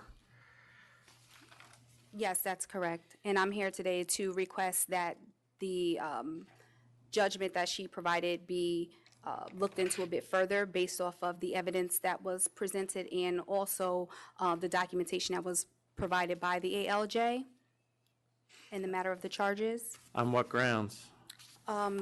There were, I mean, are you asking for an appeal? Correct, I'm asking that those Because you're charges- gonna, right here, you're here now for basically the penalty phase of this. The ALJ's already had the hearing, you have every right to go for an Article 78 after this. Yes. Which sounds like that's what you want to do. We don't, I'm not going to go through all the facts and the evidence. We either accept the ALJ's charges or we don't. I am accepting them myself. I can't speak for the other two.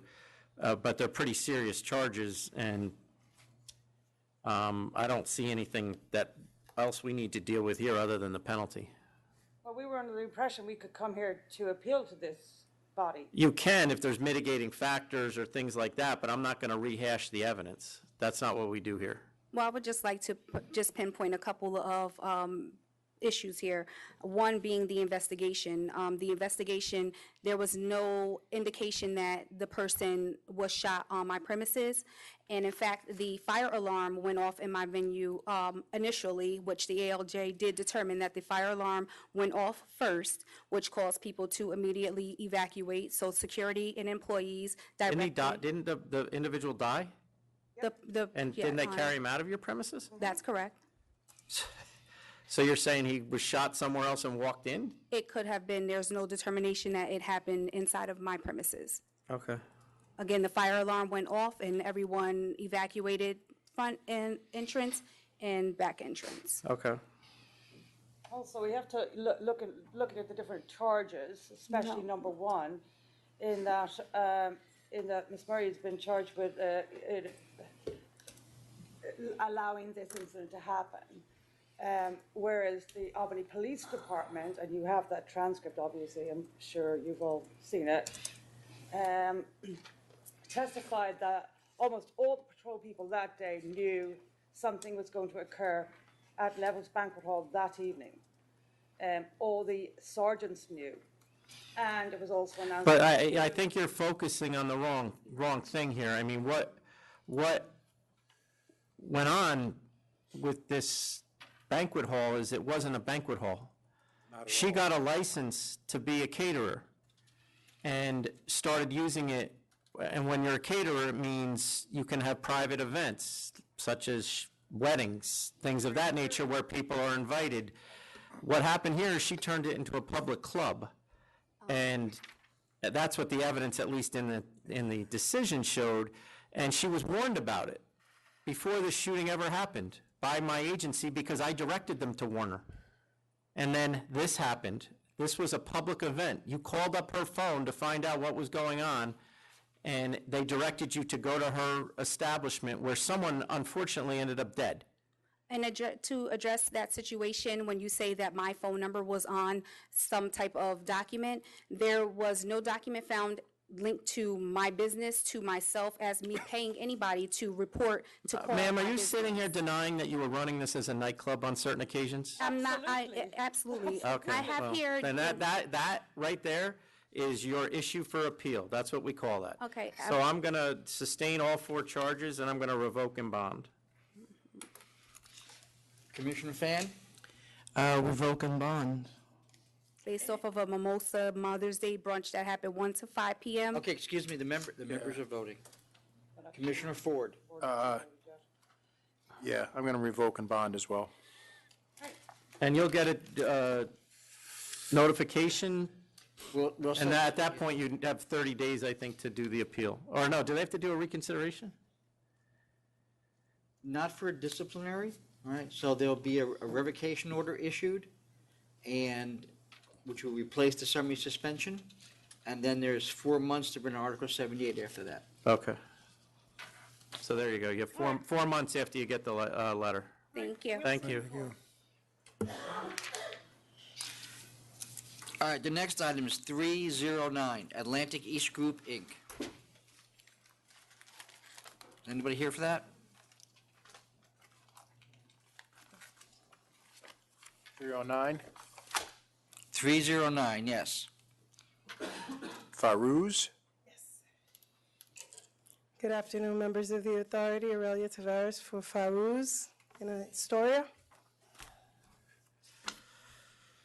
I'll accept. Did they install the limiter? They did. And we even bought the machine and showed a picture to the members of the authority. Okay. It's installed. All set? Accept. Okay. Accept. Thank you. Have a good weekend. You too. Next item is 235, Cabana Lounge LLC.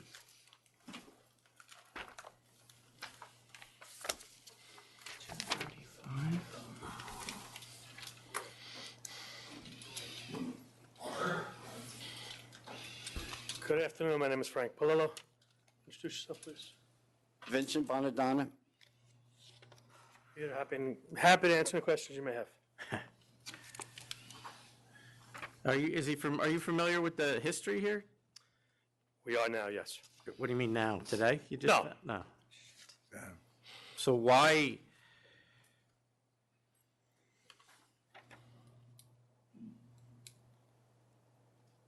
You retired from the steakhouse? Did you retire in September of 2017, or? He hasn't retired, he just stopped working there. Just stopped working for a while. And now you want to run a restaurant? Yes. What are the hours? The hours are, it's lunch and dinner, it's normal restaurant hours. I would say something like 12 and 1, or, I mean, not late. Stipulations say 2 a.m. I have no stipulations. Community board had some, didn't they? Community board hasn't even invited us in. No, it's not a 500-foot case. But I'll take two. They could have given stipulations, I don't know, I didn't see any. Do not speak.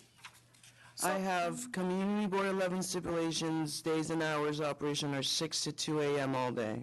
I meant to say that our hours of operation is 6 a.m. to 2 a.m. every day. Oh, it's a typo, I see. No one's ever spoken to us or asked us. 6 p.m. to So the community board's indicating they'd be happy with those hours, but we're going to do lunch. But you on lunch, so, but 2 a.m. across the board. That's acceptable. So you don't know No. Shad Pechnovich? Actually, we do now. We do now. So you worked with him at the steakhouse, but you didn't know him when you were the manager there? Didn't work with him at the steakhouse. First of all, Vincent has since gone back to work. We've been waiting for this approval. He actually works for the name of the company, the building? Stillwell Sports, which owns that building that Livingston is in. He works for the landlord now, and will be quitting very shortly, hopefully. So did you ever work actually at the steakhouse itself? He did. I did. The person you're referring Time to, period. he knew as Sammy. I didn't know him at that time. I knew him as a Sammy. I didn't know. Now that I'm manager of property, I He got to know him. recognized him again. But we have no relationship with him as far as, So you were working for this guy that was running a restaurant bar in Brooklyn, and you didn't know he was running a restaurant bar? no, he didn't own it. He wasn't running it. I don't know what he was there. Was a waiter? I managed the place. Not you. This guy what they're talking about was the waiter? Oh, we brought it up for He's because not it the was owner, he's not the owner to the best of my Well, knowledge. no, he applied for a liquor license. Oh, we don't know anything about that. So how did you find this place? Place was closed. It was abandoned. I asked around for the landlord. I spoke to the landlord, and that's How all. long do you live in that neighborhood? Oh, I've been in that all my life. 76. I've been here all my life.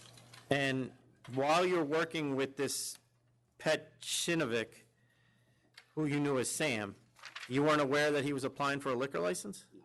That he was basically trying to open a restaurant in your neighborhood? No, I knew nothing about that. Where's this steakhouse compared to where you live?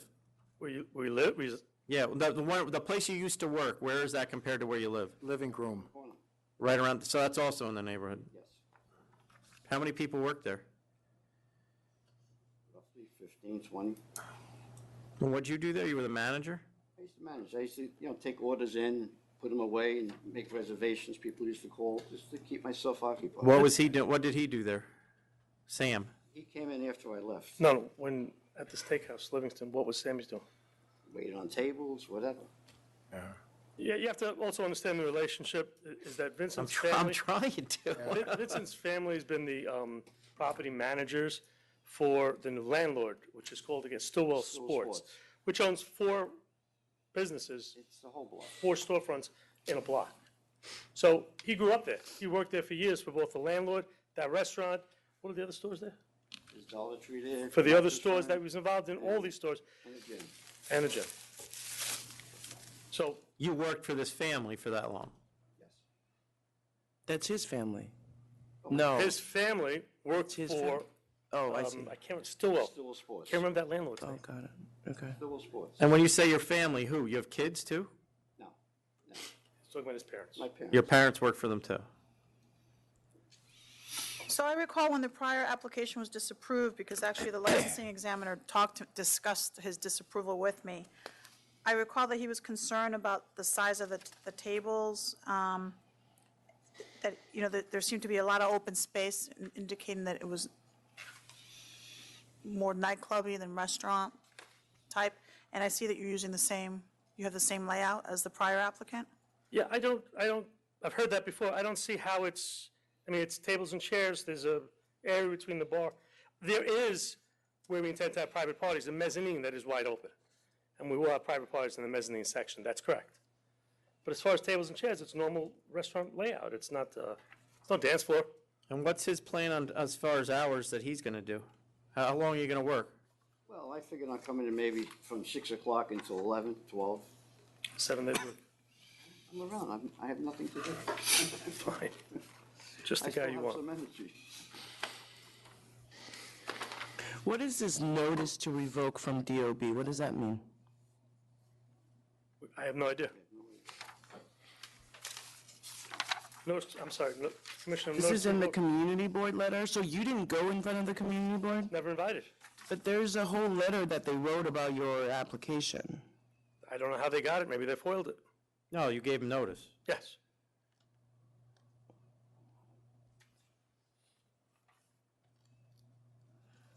And so it says you filed an application with the Board of Standards and Appeals to legalize the change in use of a portion of this? We didn't, maybe the landlord did. That might have been the other. We haven't filed anything. So the landlord applied for the place of assembly permit under the name of Monaco for this applicant in error? I don't know anything about it. I don't know that the landlord's done anything or when. Well, that's not super helpful. Sorry. See that? Yeah, I know, I see that.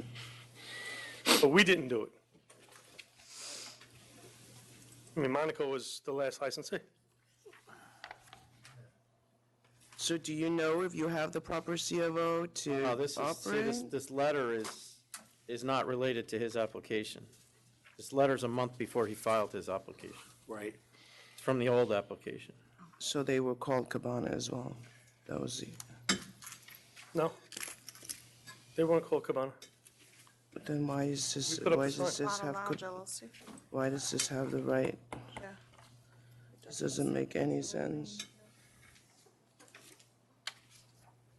It doesn't make any sense. I'm not following you. Well, you said that this letter predates the application, which is right, but it refers to a business name, that's his business. Yeah, did they take the same corporate name as you? No. Jackie, what was the corporate name on the first application that we denied? The one that was denied was S&K. You gave them a lot of notice before you filed here? Maybe that's what it is? Oh, yeah, yeah. I don't honestly remember. No, that's April 20th, that's what it is. It is on your application. It's based on the April 20th notice you filed with us May 31st. Okay. They're concerned it's going to be a nightclub.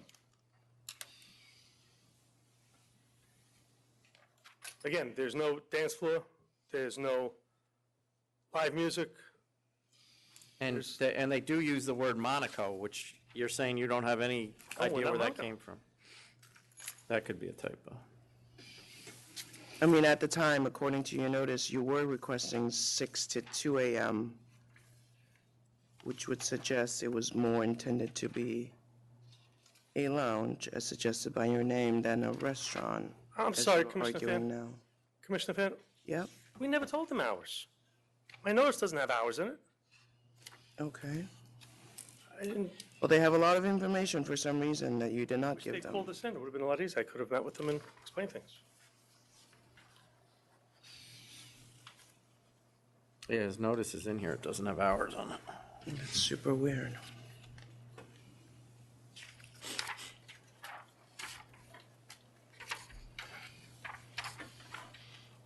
And the menu says Cabana Lounge, right? Yes, Cabana Restaurant wasn't available when the regular attorney tried to incorporate it. Couldn't get Cabana Restaurant. That's why? That's why. Oh, here's the Monaco. It's from the, it must be from the former applicant.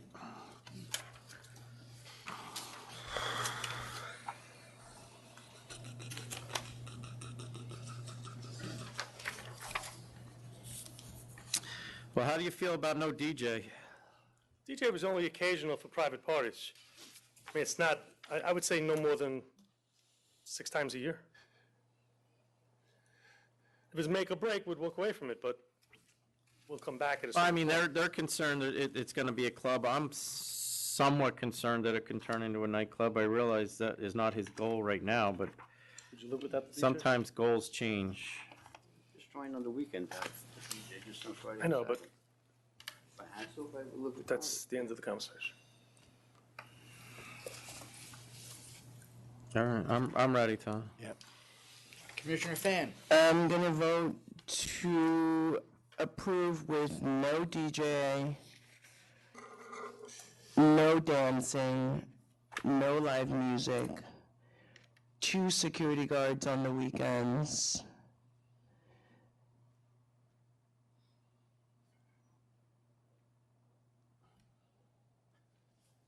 one AM across the board.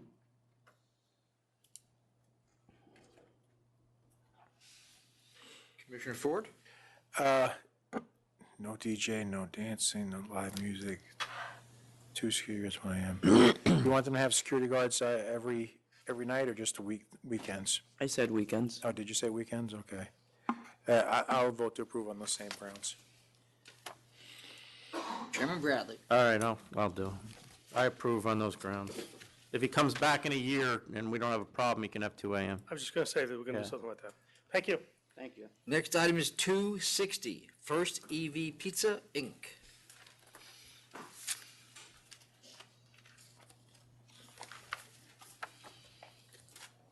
Good afternoon, Chairman Bradley, Commissioner Fan, Commissioner Hello. Ford. 260.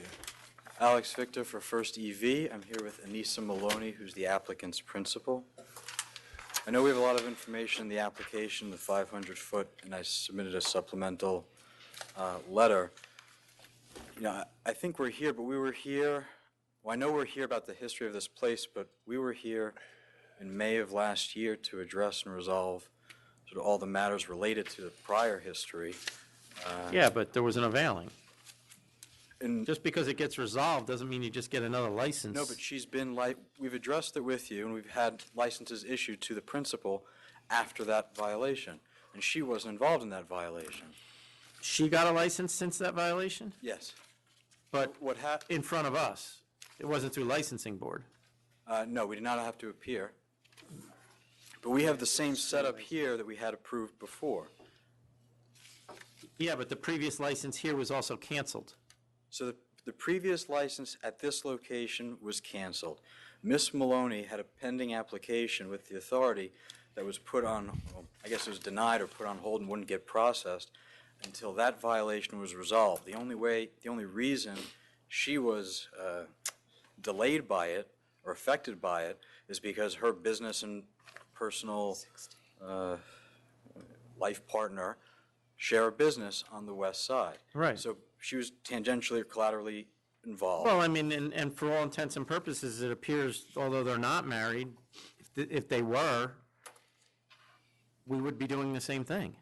I don't follow because, so she had. Well, we're here now, and I'm glad we are here, because this is the type of stuff that we should be here for. Because she lives with the guy that availed another license. For all intents and purposes, why they don't have the piece of paper, they are a couple and they're married, for lack of a better term. But we put that information, we disclosed that information in the applications, and then on the reconsideration. I know that. We put more of that in. But also, we need to examine the fact that he's not involved in this. Correct. I understand that. And just because you say it doesn't make it so. No, I hear you there too. All I'm saying is after that matter was resolved, she had a pending application that was put on hold in on Crescent Street in Long Island City. After the matter was resolved, it was reactivated. That application has the same setup as this application does here. It was approved. But was that license previously canceled? No. This one was. I understand. That's why you're here. Okay. But it was canceled for conduct that happened now 2+ years ago. I don't care, it could have been 10 years ago, you'd still be here. Right? I mean, if it's canceled, it's coming here. If the prior license was canceled, we'd be here no matter who it was. Yes. But anybody that's connected with this application, whether it's Miss Maloney or the person that's on her joint account, has been, in my mind, overly disclosed, at least in this application, and both have been approved for licenses after the... Yeah, you do this regularly. I can't believe you don't know this yet. We've had a guy come in here who's got 30 licenses. He's been licensed multiple times, but he wants a license for a canceled establishment. He has to come before the... Yeah, well, that's what we're here for. I understand. I don't care that she's been revealed to us multiple times. It's irrelevant.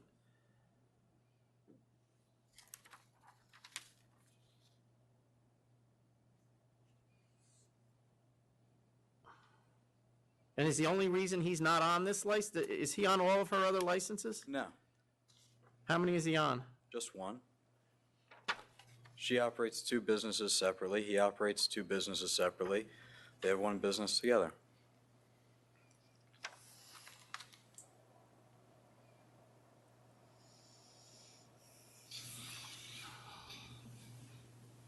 What are the hours here? I'm sorry, and after the whole matter, they were both approved on a license that's been conditionally approved but not issued.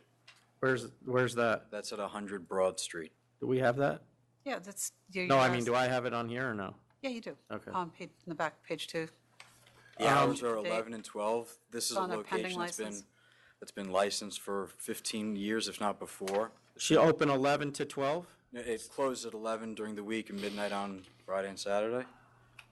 The community board had no problem with it. She's known to the community board. Her other restaurant is in community board 3.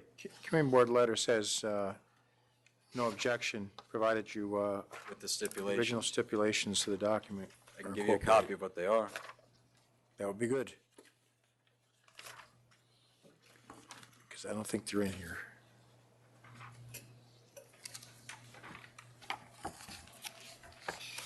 What's the cross street on this? Between 12th and 12th, I got it, okay.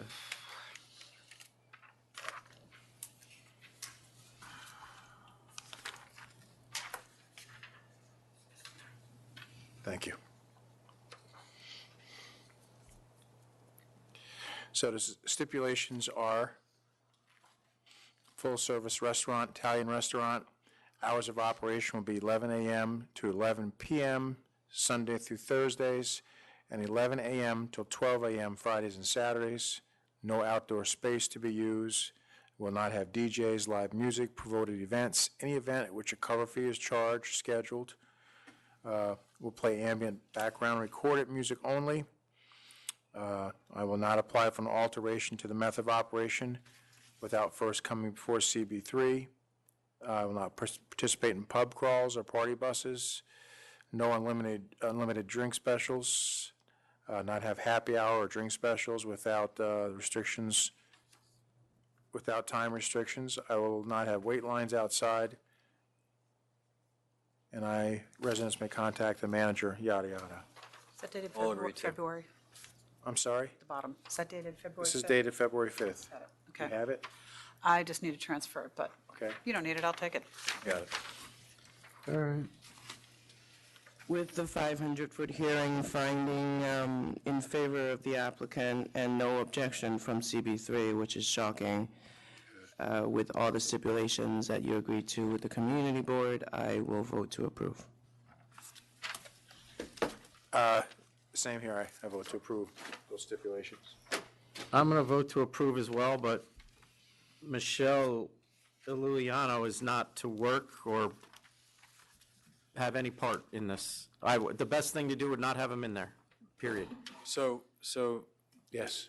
not to press you on it, I don't want to shoot myself in the foot, but he is a chef. He's So- not allowed to work there. So he cannot be in the kitchen. No. Okay. No, I would say he shouldn't be in it.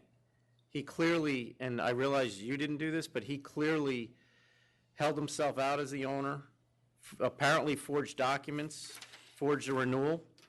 Whether that's true or not, the allegations are enough to me to have a level of concern that now his girlfriend, who he lives with, is getting a license for the place that it seems like he tried to take over. So I would say that he's not allowed in the premises. Why, was the plan for him to cook? A chef. He's been can cooking say- 'cause it's A out chef in can say, this would be good to add to the menu. You know, it may He not be. can say whatever he wants at home. Okay, so if it's, he will not be employed at that restaurant. I would say he shouldn't be at the restaurant. If our guys happen to be in there and he's in there, there's going to be violations written as availing. Because I have an idea of what the plan was here, and it would never have flown. If she wants the restaurant, she's welcome to it. She has other restaurants. She's quite capable of running it. Commissioner Fan, Commissioner Ford, you okay with that? Yes. Yep. Okay, thank you. Next item is 303, International Food House, Inc.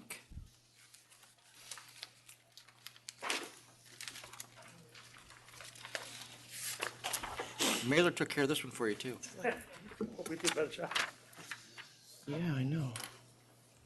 So an offer and compromise before you. Accept. Accept. I'd just like to note for the record, if I may, premises has been here for like 20 years. Which one? This one. What's going on now is because of the neighborhood, we're starting to get problems from the neighboring places. I'm not asking for anything, I'm just putting that out there because I think I'm going to be here in 2 weeks again. Wait, what are you saying? This Saying- Albert's Mofongo? Yes. What's the problem with the neighborhood? The neighborhood's changed, it's Dykeman Street. Right. Because it's changed so much, this restaurant is actually fending off problems from the other neighbors. And I bring that up because I'm going to be here in 2 weeks on other things. What do you mean it's changed? As long as I've been here. I know, it's changed, but what Yeah. are you saying they're fending off? This is a legitimate restaurant, it's not a club that constantly has to keep drunk people out of it. Oh, this is, I see what you're saying. It was an So RW. Because of that, you're saying that there's. You're going to see us more, it's just. No, but really it's not there. because people are inspecting things more because there's bigger Yes. problems. Okay, well, Yes. it's not us. It At least is this actually. one wasn't. I'm I not think saying, that- no, I think I'm it not was. saying we haven't been up there, but it's not us this time. I think this was a Charlie job, but okay. All right, the next item is 254, Bowery Tech Restaurant, LLC. Offer and compromise before you. You probably represented some of those things that were changed in the neighborhood, by the way. I was afraid of bringing that up because I thought I might hear something that day. You all good with that? Yes. 2,500 accept. Yep, thank you. Next item is 212, TGL Bar Corp. This is an offer of compromise to resolve the charges.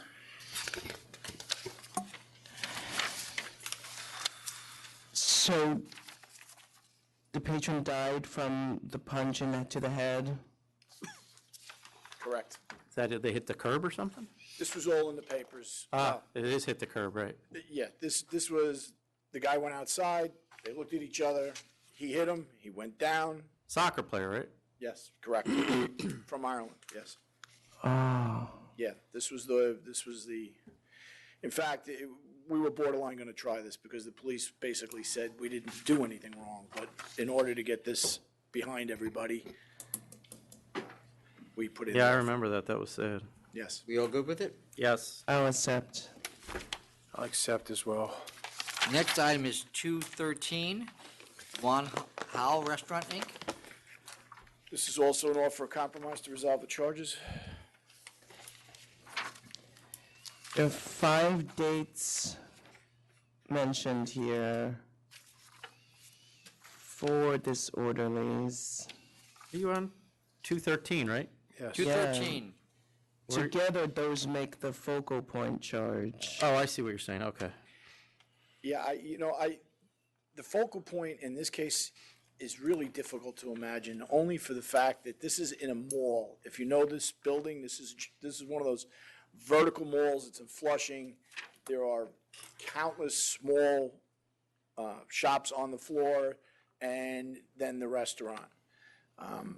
There's no way the police are dedicating any particular people to this floor or to the building itself. But again, that's why the offer is what it is. Place is definitely not going in the right direction. Yep, I've I already could spoken agree to with him, that. or I have already spoken to him about it, and they are changing certain of their methods of operation there. It's a It's a tough- large restaurant. And it's a tough street, too, And for the whole- us. That mall is a very tough place to do business. I get a lot of stuff about Roosevelt, so they're not going to get a long leash, but I'll accept. I'll accept. I'll accept 3,000 too. All right, the next item, 278, TJW Family Foods LLC. This is also an offer of compromise to resolve the charges.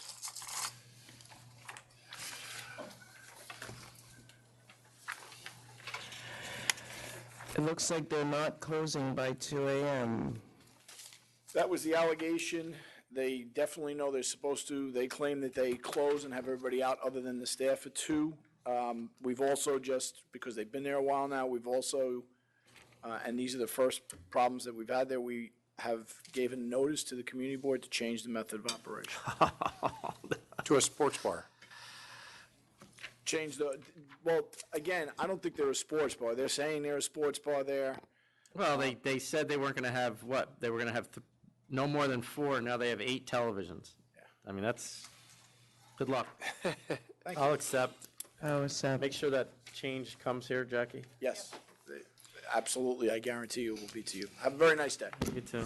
Next Accept. items I have is 292, 93, 94, 95. So I just was summoned by, oh, I'm sorry, go ahead. One left. Should we break out the booze now? It's over. Say them again, Tom? 292, 93, 94, 95.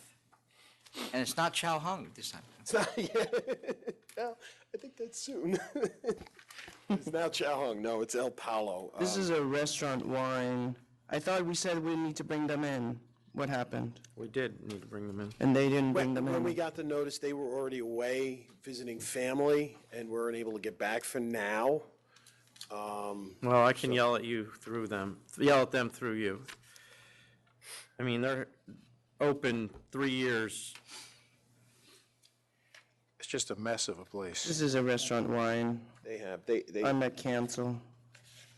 Okay, we Yeah. can do that. I have written down here, this place should probably be canceled. I'm gonna have to ask. And you we want had to- this whole same conversation last time, and you were supposed to bring them. Actually, I wasn't here. Yeah, I don't think he was here. Yeah, nobody was here last time. It was just a CNC last time. You want to do a counter offer of cancellation of bond claim? They just did. Yep. We're on board with that, okay? All right. Thank you. Is that your case, Margarita? No, Triangle isn't that on? Oh, no, Stephen It is Armstrong. on, it was just a CNC, so I didn't put in a notice if you wanted. No, you don't, oh, unless you want to, you don't need I to. don't need to. All right, thank you. I just was told that there's going to be some, I'll have to put you down so you get the notice of the counter offer. Yeah. Yeah, so, You have. yeah. that there's going to be bad weather for your guys' ride home, so we need to hustle through Yes. it. My wife told me they already Oh, dismissed especially everybody. yours, yeah. She said they already dismissed everybody from school and she's buying stuff to throw on the driveway so I can When you get in. wish So we ready to go? Yes. 208. Come on down. Sustain 1. Wait, sorry, where are we? 208. Now, 208. Okay. Sustain charge 1. I was at cancel. I would. Yeah, I was going to go lower than that.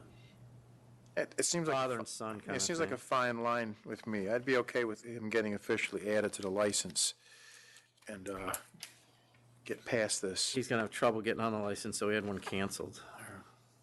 But, all right, pick a number. 10,000. Done. 10,000. 211. Accept. Accept. Accept. 214. Dismiss 1, sustain 2. 1,500. 1,500. 1,500. 215. Sustain 1, 9,000. 9,000. 215, 9,000. 216. Sustain 1, 3,000. 3,000. 3,000. 217. Sustain 1, 3,500. 3,500. 3,500. 219. Sustain 1, dismiss 2, sustain 3, 4, and 5. Cancel for the record. Cancel for Cancel for the record. 220. 6,000. Yes. 6,000. 221. Dismiss one, dismiss. Dismiss. 223. Sustain one, 2,500. Why not 3,000? I was at 3,000. Because I think, They Oh, get a, officer, they get 5 years? Yeah, they get a break because they've been licensed so long. Yeah, 5 years okay. without a record. All right. Or 2,500. 2,500. 224. Accept. Accept. 3,500. Accept. 225. This is the third. This people just make me upset. I just drove by this bar. I'll accept, but the third time with the sign. It's just silly stuff. Accept. Yeah, same here. 226. Accept. Accept. Accept, 6,000. 227. Oh, did we used to eat here, Margarita? Which, I know, I don't even have 227. 140 Center Street, accept. 6,000. Accept. 228. Accept. Accept. 6,500, accept. 229. This is the third and fourth time. I generally count 2 as 1, although I won't next time. Just Okay. because they were together. 10,000. Yep. 10,000. 230. Why is Dismiss this one, dismissed? and I don't, tax withdrew the violation, why? I don't understand this. And Tom, if tax withdraws their violation, or Margarita, does that make the violation, the improper conduct moot? No, if they get the notice of suspension triggers the violation. But then they withdrew the charge. They didn't dismiss it, they withdrew it. Yeah, it doesn't make sense. Tax did. Which would lead me to believe that it was wrongfully, So we dismiss. yeah, dismiss. It's not that big a deal. Dismiss. Yep. 231. This is a beaut, a 16-year-old sold to a 19-year-old. But he's only helping for a moment. I was at double. So, okay, counter at 7,000. 7,000. 7,000. 232. I was okay with the recon. For just to collect the money. Okay. Okay. Oh, no, what is it? No, they sent the plea in a timely manner. So this goes back, I'm Back to okay, council? yeah, and send Going it back to back. council. Back to council. 243. I was uncomfortable with this, and they're not here. So if So you're not here, deny. that's automatic. Deny. See ya. Deny. 246.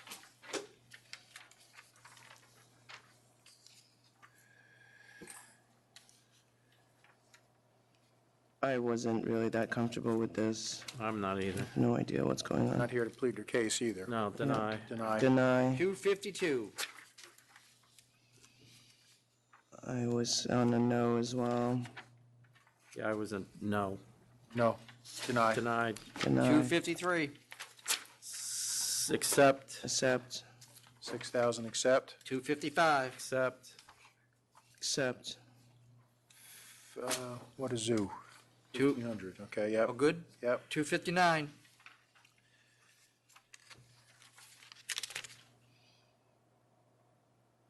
Drug activity. Deny. Location. I mean, this is another one. We canceled, and then this application was already disapproved once, although it was a different person. Yeah, I mean, they're not here. I have questions. Yeah, I did too.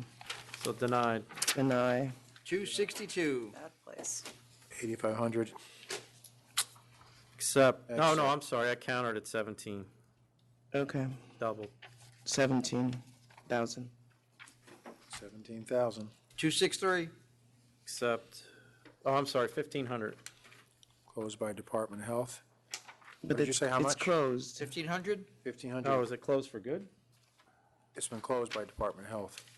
So We cancel for can the record. cancel it, yeah. Cancel. And bond. Cancel and bond. Cancel and bond. 264. I'll accept. I mean, they're representing everything's fixed. That better be the case. 12,000, accept. 12,000 accept. 265. 6,000 accept. Accept. 6,000, accept. 266. 2,500. 2,500. 2,500. 268. Sustain 1 and 2, 4,000. 4,000. 4,000. 269. Dismiss 1 and 2. Dismiss. Dismiss. 270. Sustain 1, dismiss 2. Which one now was that? 270. 270. This was just issued October of I 18. had 3,500 for 270. Oh, you're right. It is 3,500, he's right. Yep, 3,500. 271. Accept. 10,000 accept. 1,000. Oh, 10,000. Yes. Accept. 272. You guys can do this one. Straight no contest. Can't bring your own to play a round of golf. I was gonna let you decide. Yeah, that's up to you. It's You can't do Commissioner that. Ford. apparently not. You can't bring. If we don't know it, then they don't know it, so that's a letter of warning. Yeah, I thought letter of That's warning. right. Letter of warning. So on this, oh, go ahead and reel it in. Tom. Way too nice. 273. All right, so I got a call on this that I said I would pass on. One, this guy wanted to relay that he's got 35 years without problems. He has had problems in the last 2 years that he has maintained he is going to focus on fixing. He also sent a letter indicating that. And he asked for mitigation because of his 34 years, or 35 years of good conduct. I said I would give him 4,500. 4,500. I'm fine with that. 274. Accept. Accept. 274, 6,000 accept. 275. Accept. Accept. 275, 6,000. 276. 3,000. 3,000. 3,000. 277. 3,500. 3,500. I was going to go to 3 just because another one, it was licensed 15 years. Well, he would go, it would be 3. Oh, it is, yeah, it's- it is it's- 3, right. It's add 5 for the 18, subtract 5 for the Right. history. So, okay, 3,000. 3,000. 279, 280. Counter, Yeah. you guys can decide that. I was just going to accept the 85. I was Counter at- 10 Yeah. 12. 12. 12. or 12. That's what I had written down. 281. Cancel and bond. Cancel and bond. Yep, cancel and bond. 282. Accept. Accept. 282 accept. 283. Accept. Accept. Accept. 284, 85. 2,500. Accept. Place been open since 1998. Yeah, that's the only reason I'm accepting this. Yep. You all accept. good? Yeah. Yep. 286, 87.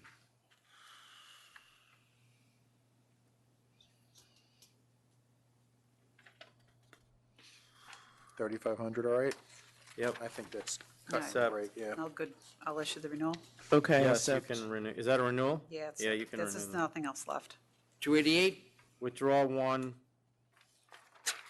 Accept. 2,000. Accept. 2,000 accept. 289. So Tom, or Margarita, 5th charge is health regulations. There were multiple charges by the Department of Health. Isn't that multiple violations of our law, or is it just one?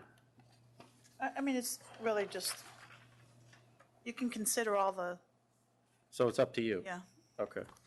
I'll accept. 2,000. Accept. 2,000 accept. 297. We did renew this. Okay, accept. Accept. 298, 99. Ooh. You pulled it out before, nobody showed up, you said we'll do it later. Tijuana Sports Bar. Yes. This was There was a problematic. community board person here that I looked at, that's who signed in for it. They must have left. Oh. I want to call them in. This is problematic. Yeah. This is a fire trap. So 220 for the licensee. Yes. No good with that? Yep. Yep. 300. Accept. 6,500. Accept. 301, 302. Accept. 500 accept. 20,000 civil penalty, closed Sunday to Thursday at 1 and at 1:30 on Friday and Saturday. No DJ, no live music. That's So we're not that's gonna- permanently, right? Well, it's part of this offer. Right, Margarita? so That's- I don't have yeah. a method of op change, so we're just going to accept this as. Yes. Do we have that in writing somewhere? It's in the CNC. Yeah, it's in the So CNC, so, Just got to okay. somehow get it into workflow. And I spoke to the Special Ops Lieutenant, he said that the noise complaints have gone way down. Okay. 304, Accept. Accept. 750 accept. 305, Accept. Accept. Accept. 306, Accept. 306. Accept. So they had a bad night there. all good with that? Yep. Yes. 307, Accept. Accept. Accept. 308, Accept. Accept. Accept. 310, All right, so I have a letter here from the Police Department of the town of Hyde Park that got sent to me regarding this guy that you guys can read. It's, I- they've got it. No, I got another one. That's from the Police Benevolence Association. This is actually from the police department itself. I have never been in this place, but it is in my area, and I have been told by people that do frequent it that it is a legitimate place that seems to have gone off the rails recently only at weekend nights because it's close to Marist College. I'm the one who asked for the offer of $20,000 to be presented to them. I did, and I don't know how I do this. He has 3 licenses, this individual, in my area. I want, assuming you guys all agree with this, I want real scanners in all 3 of them. Is that a counteroffer? It would be, yes. Because he's only asked to purchase 1 scanner. And given that he has no history and he's been operating for 14 years, I took the people that had called on his behalf at their word. You want, we can either do a counteroffer, or we can hold it over, and the prosecutor can reach out to see if they want to amend the CNC. Hold it over and do that. Want this here? So it'll be over to 220. And there are 3 scanners, 1 scanner in each place that's approved by our enforcement division.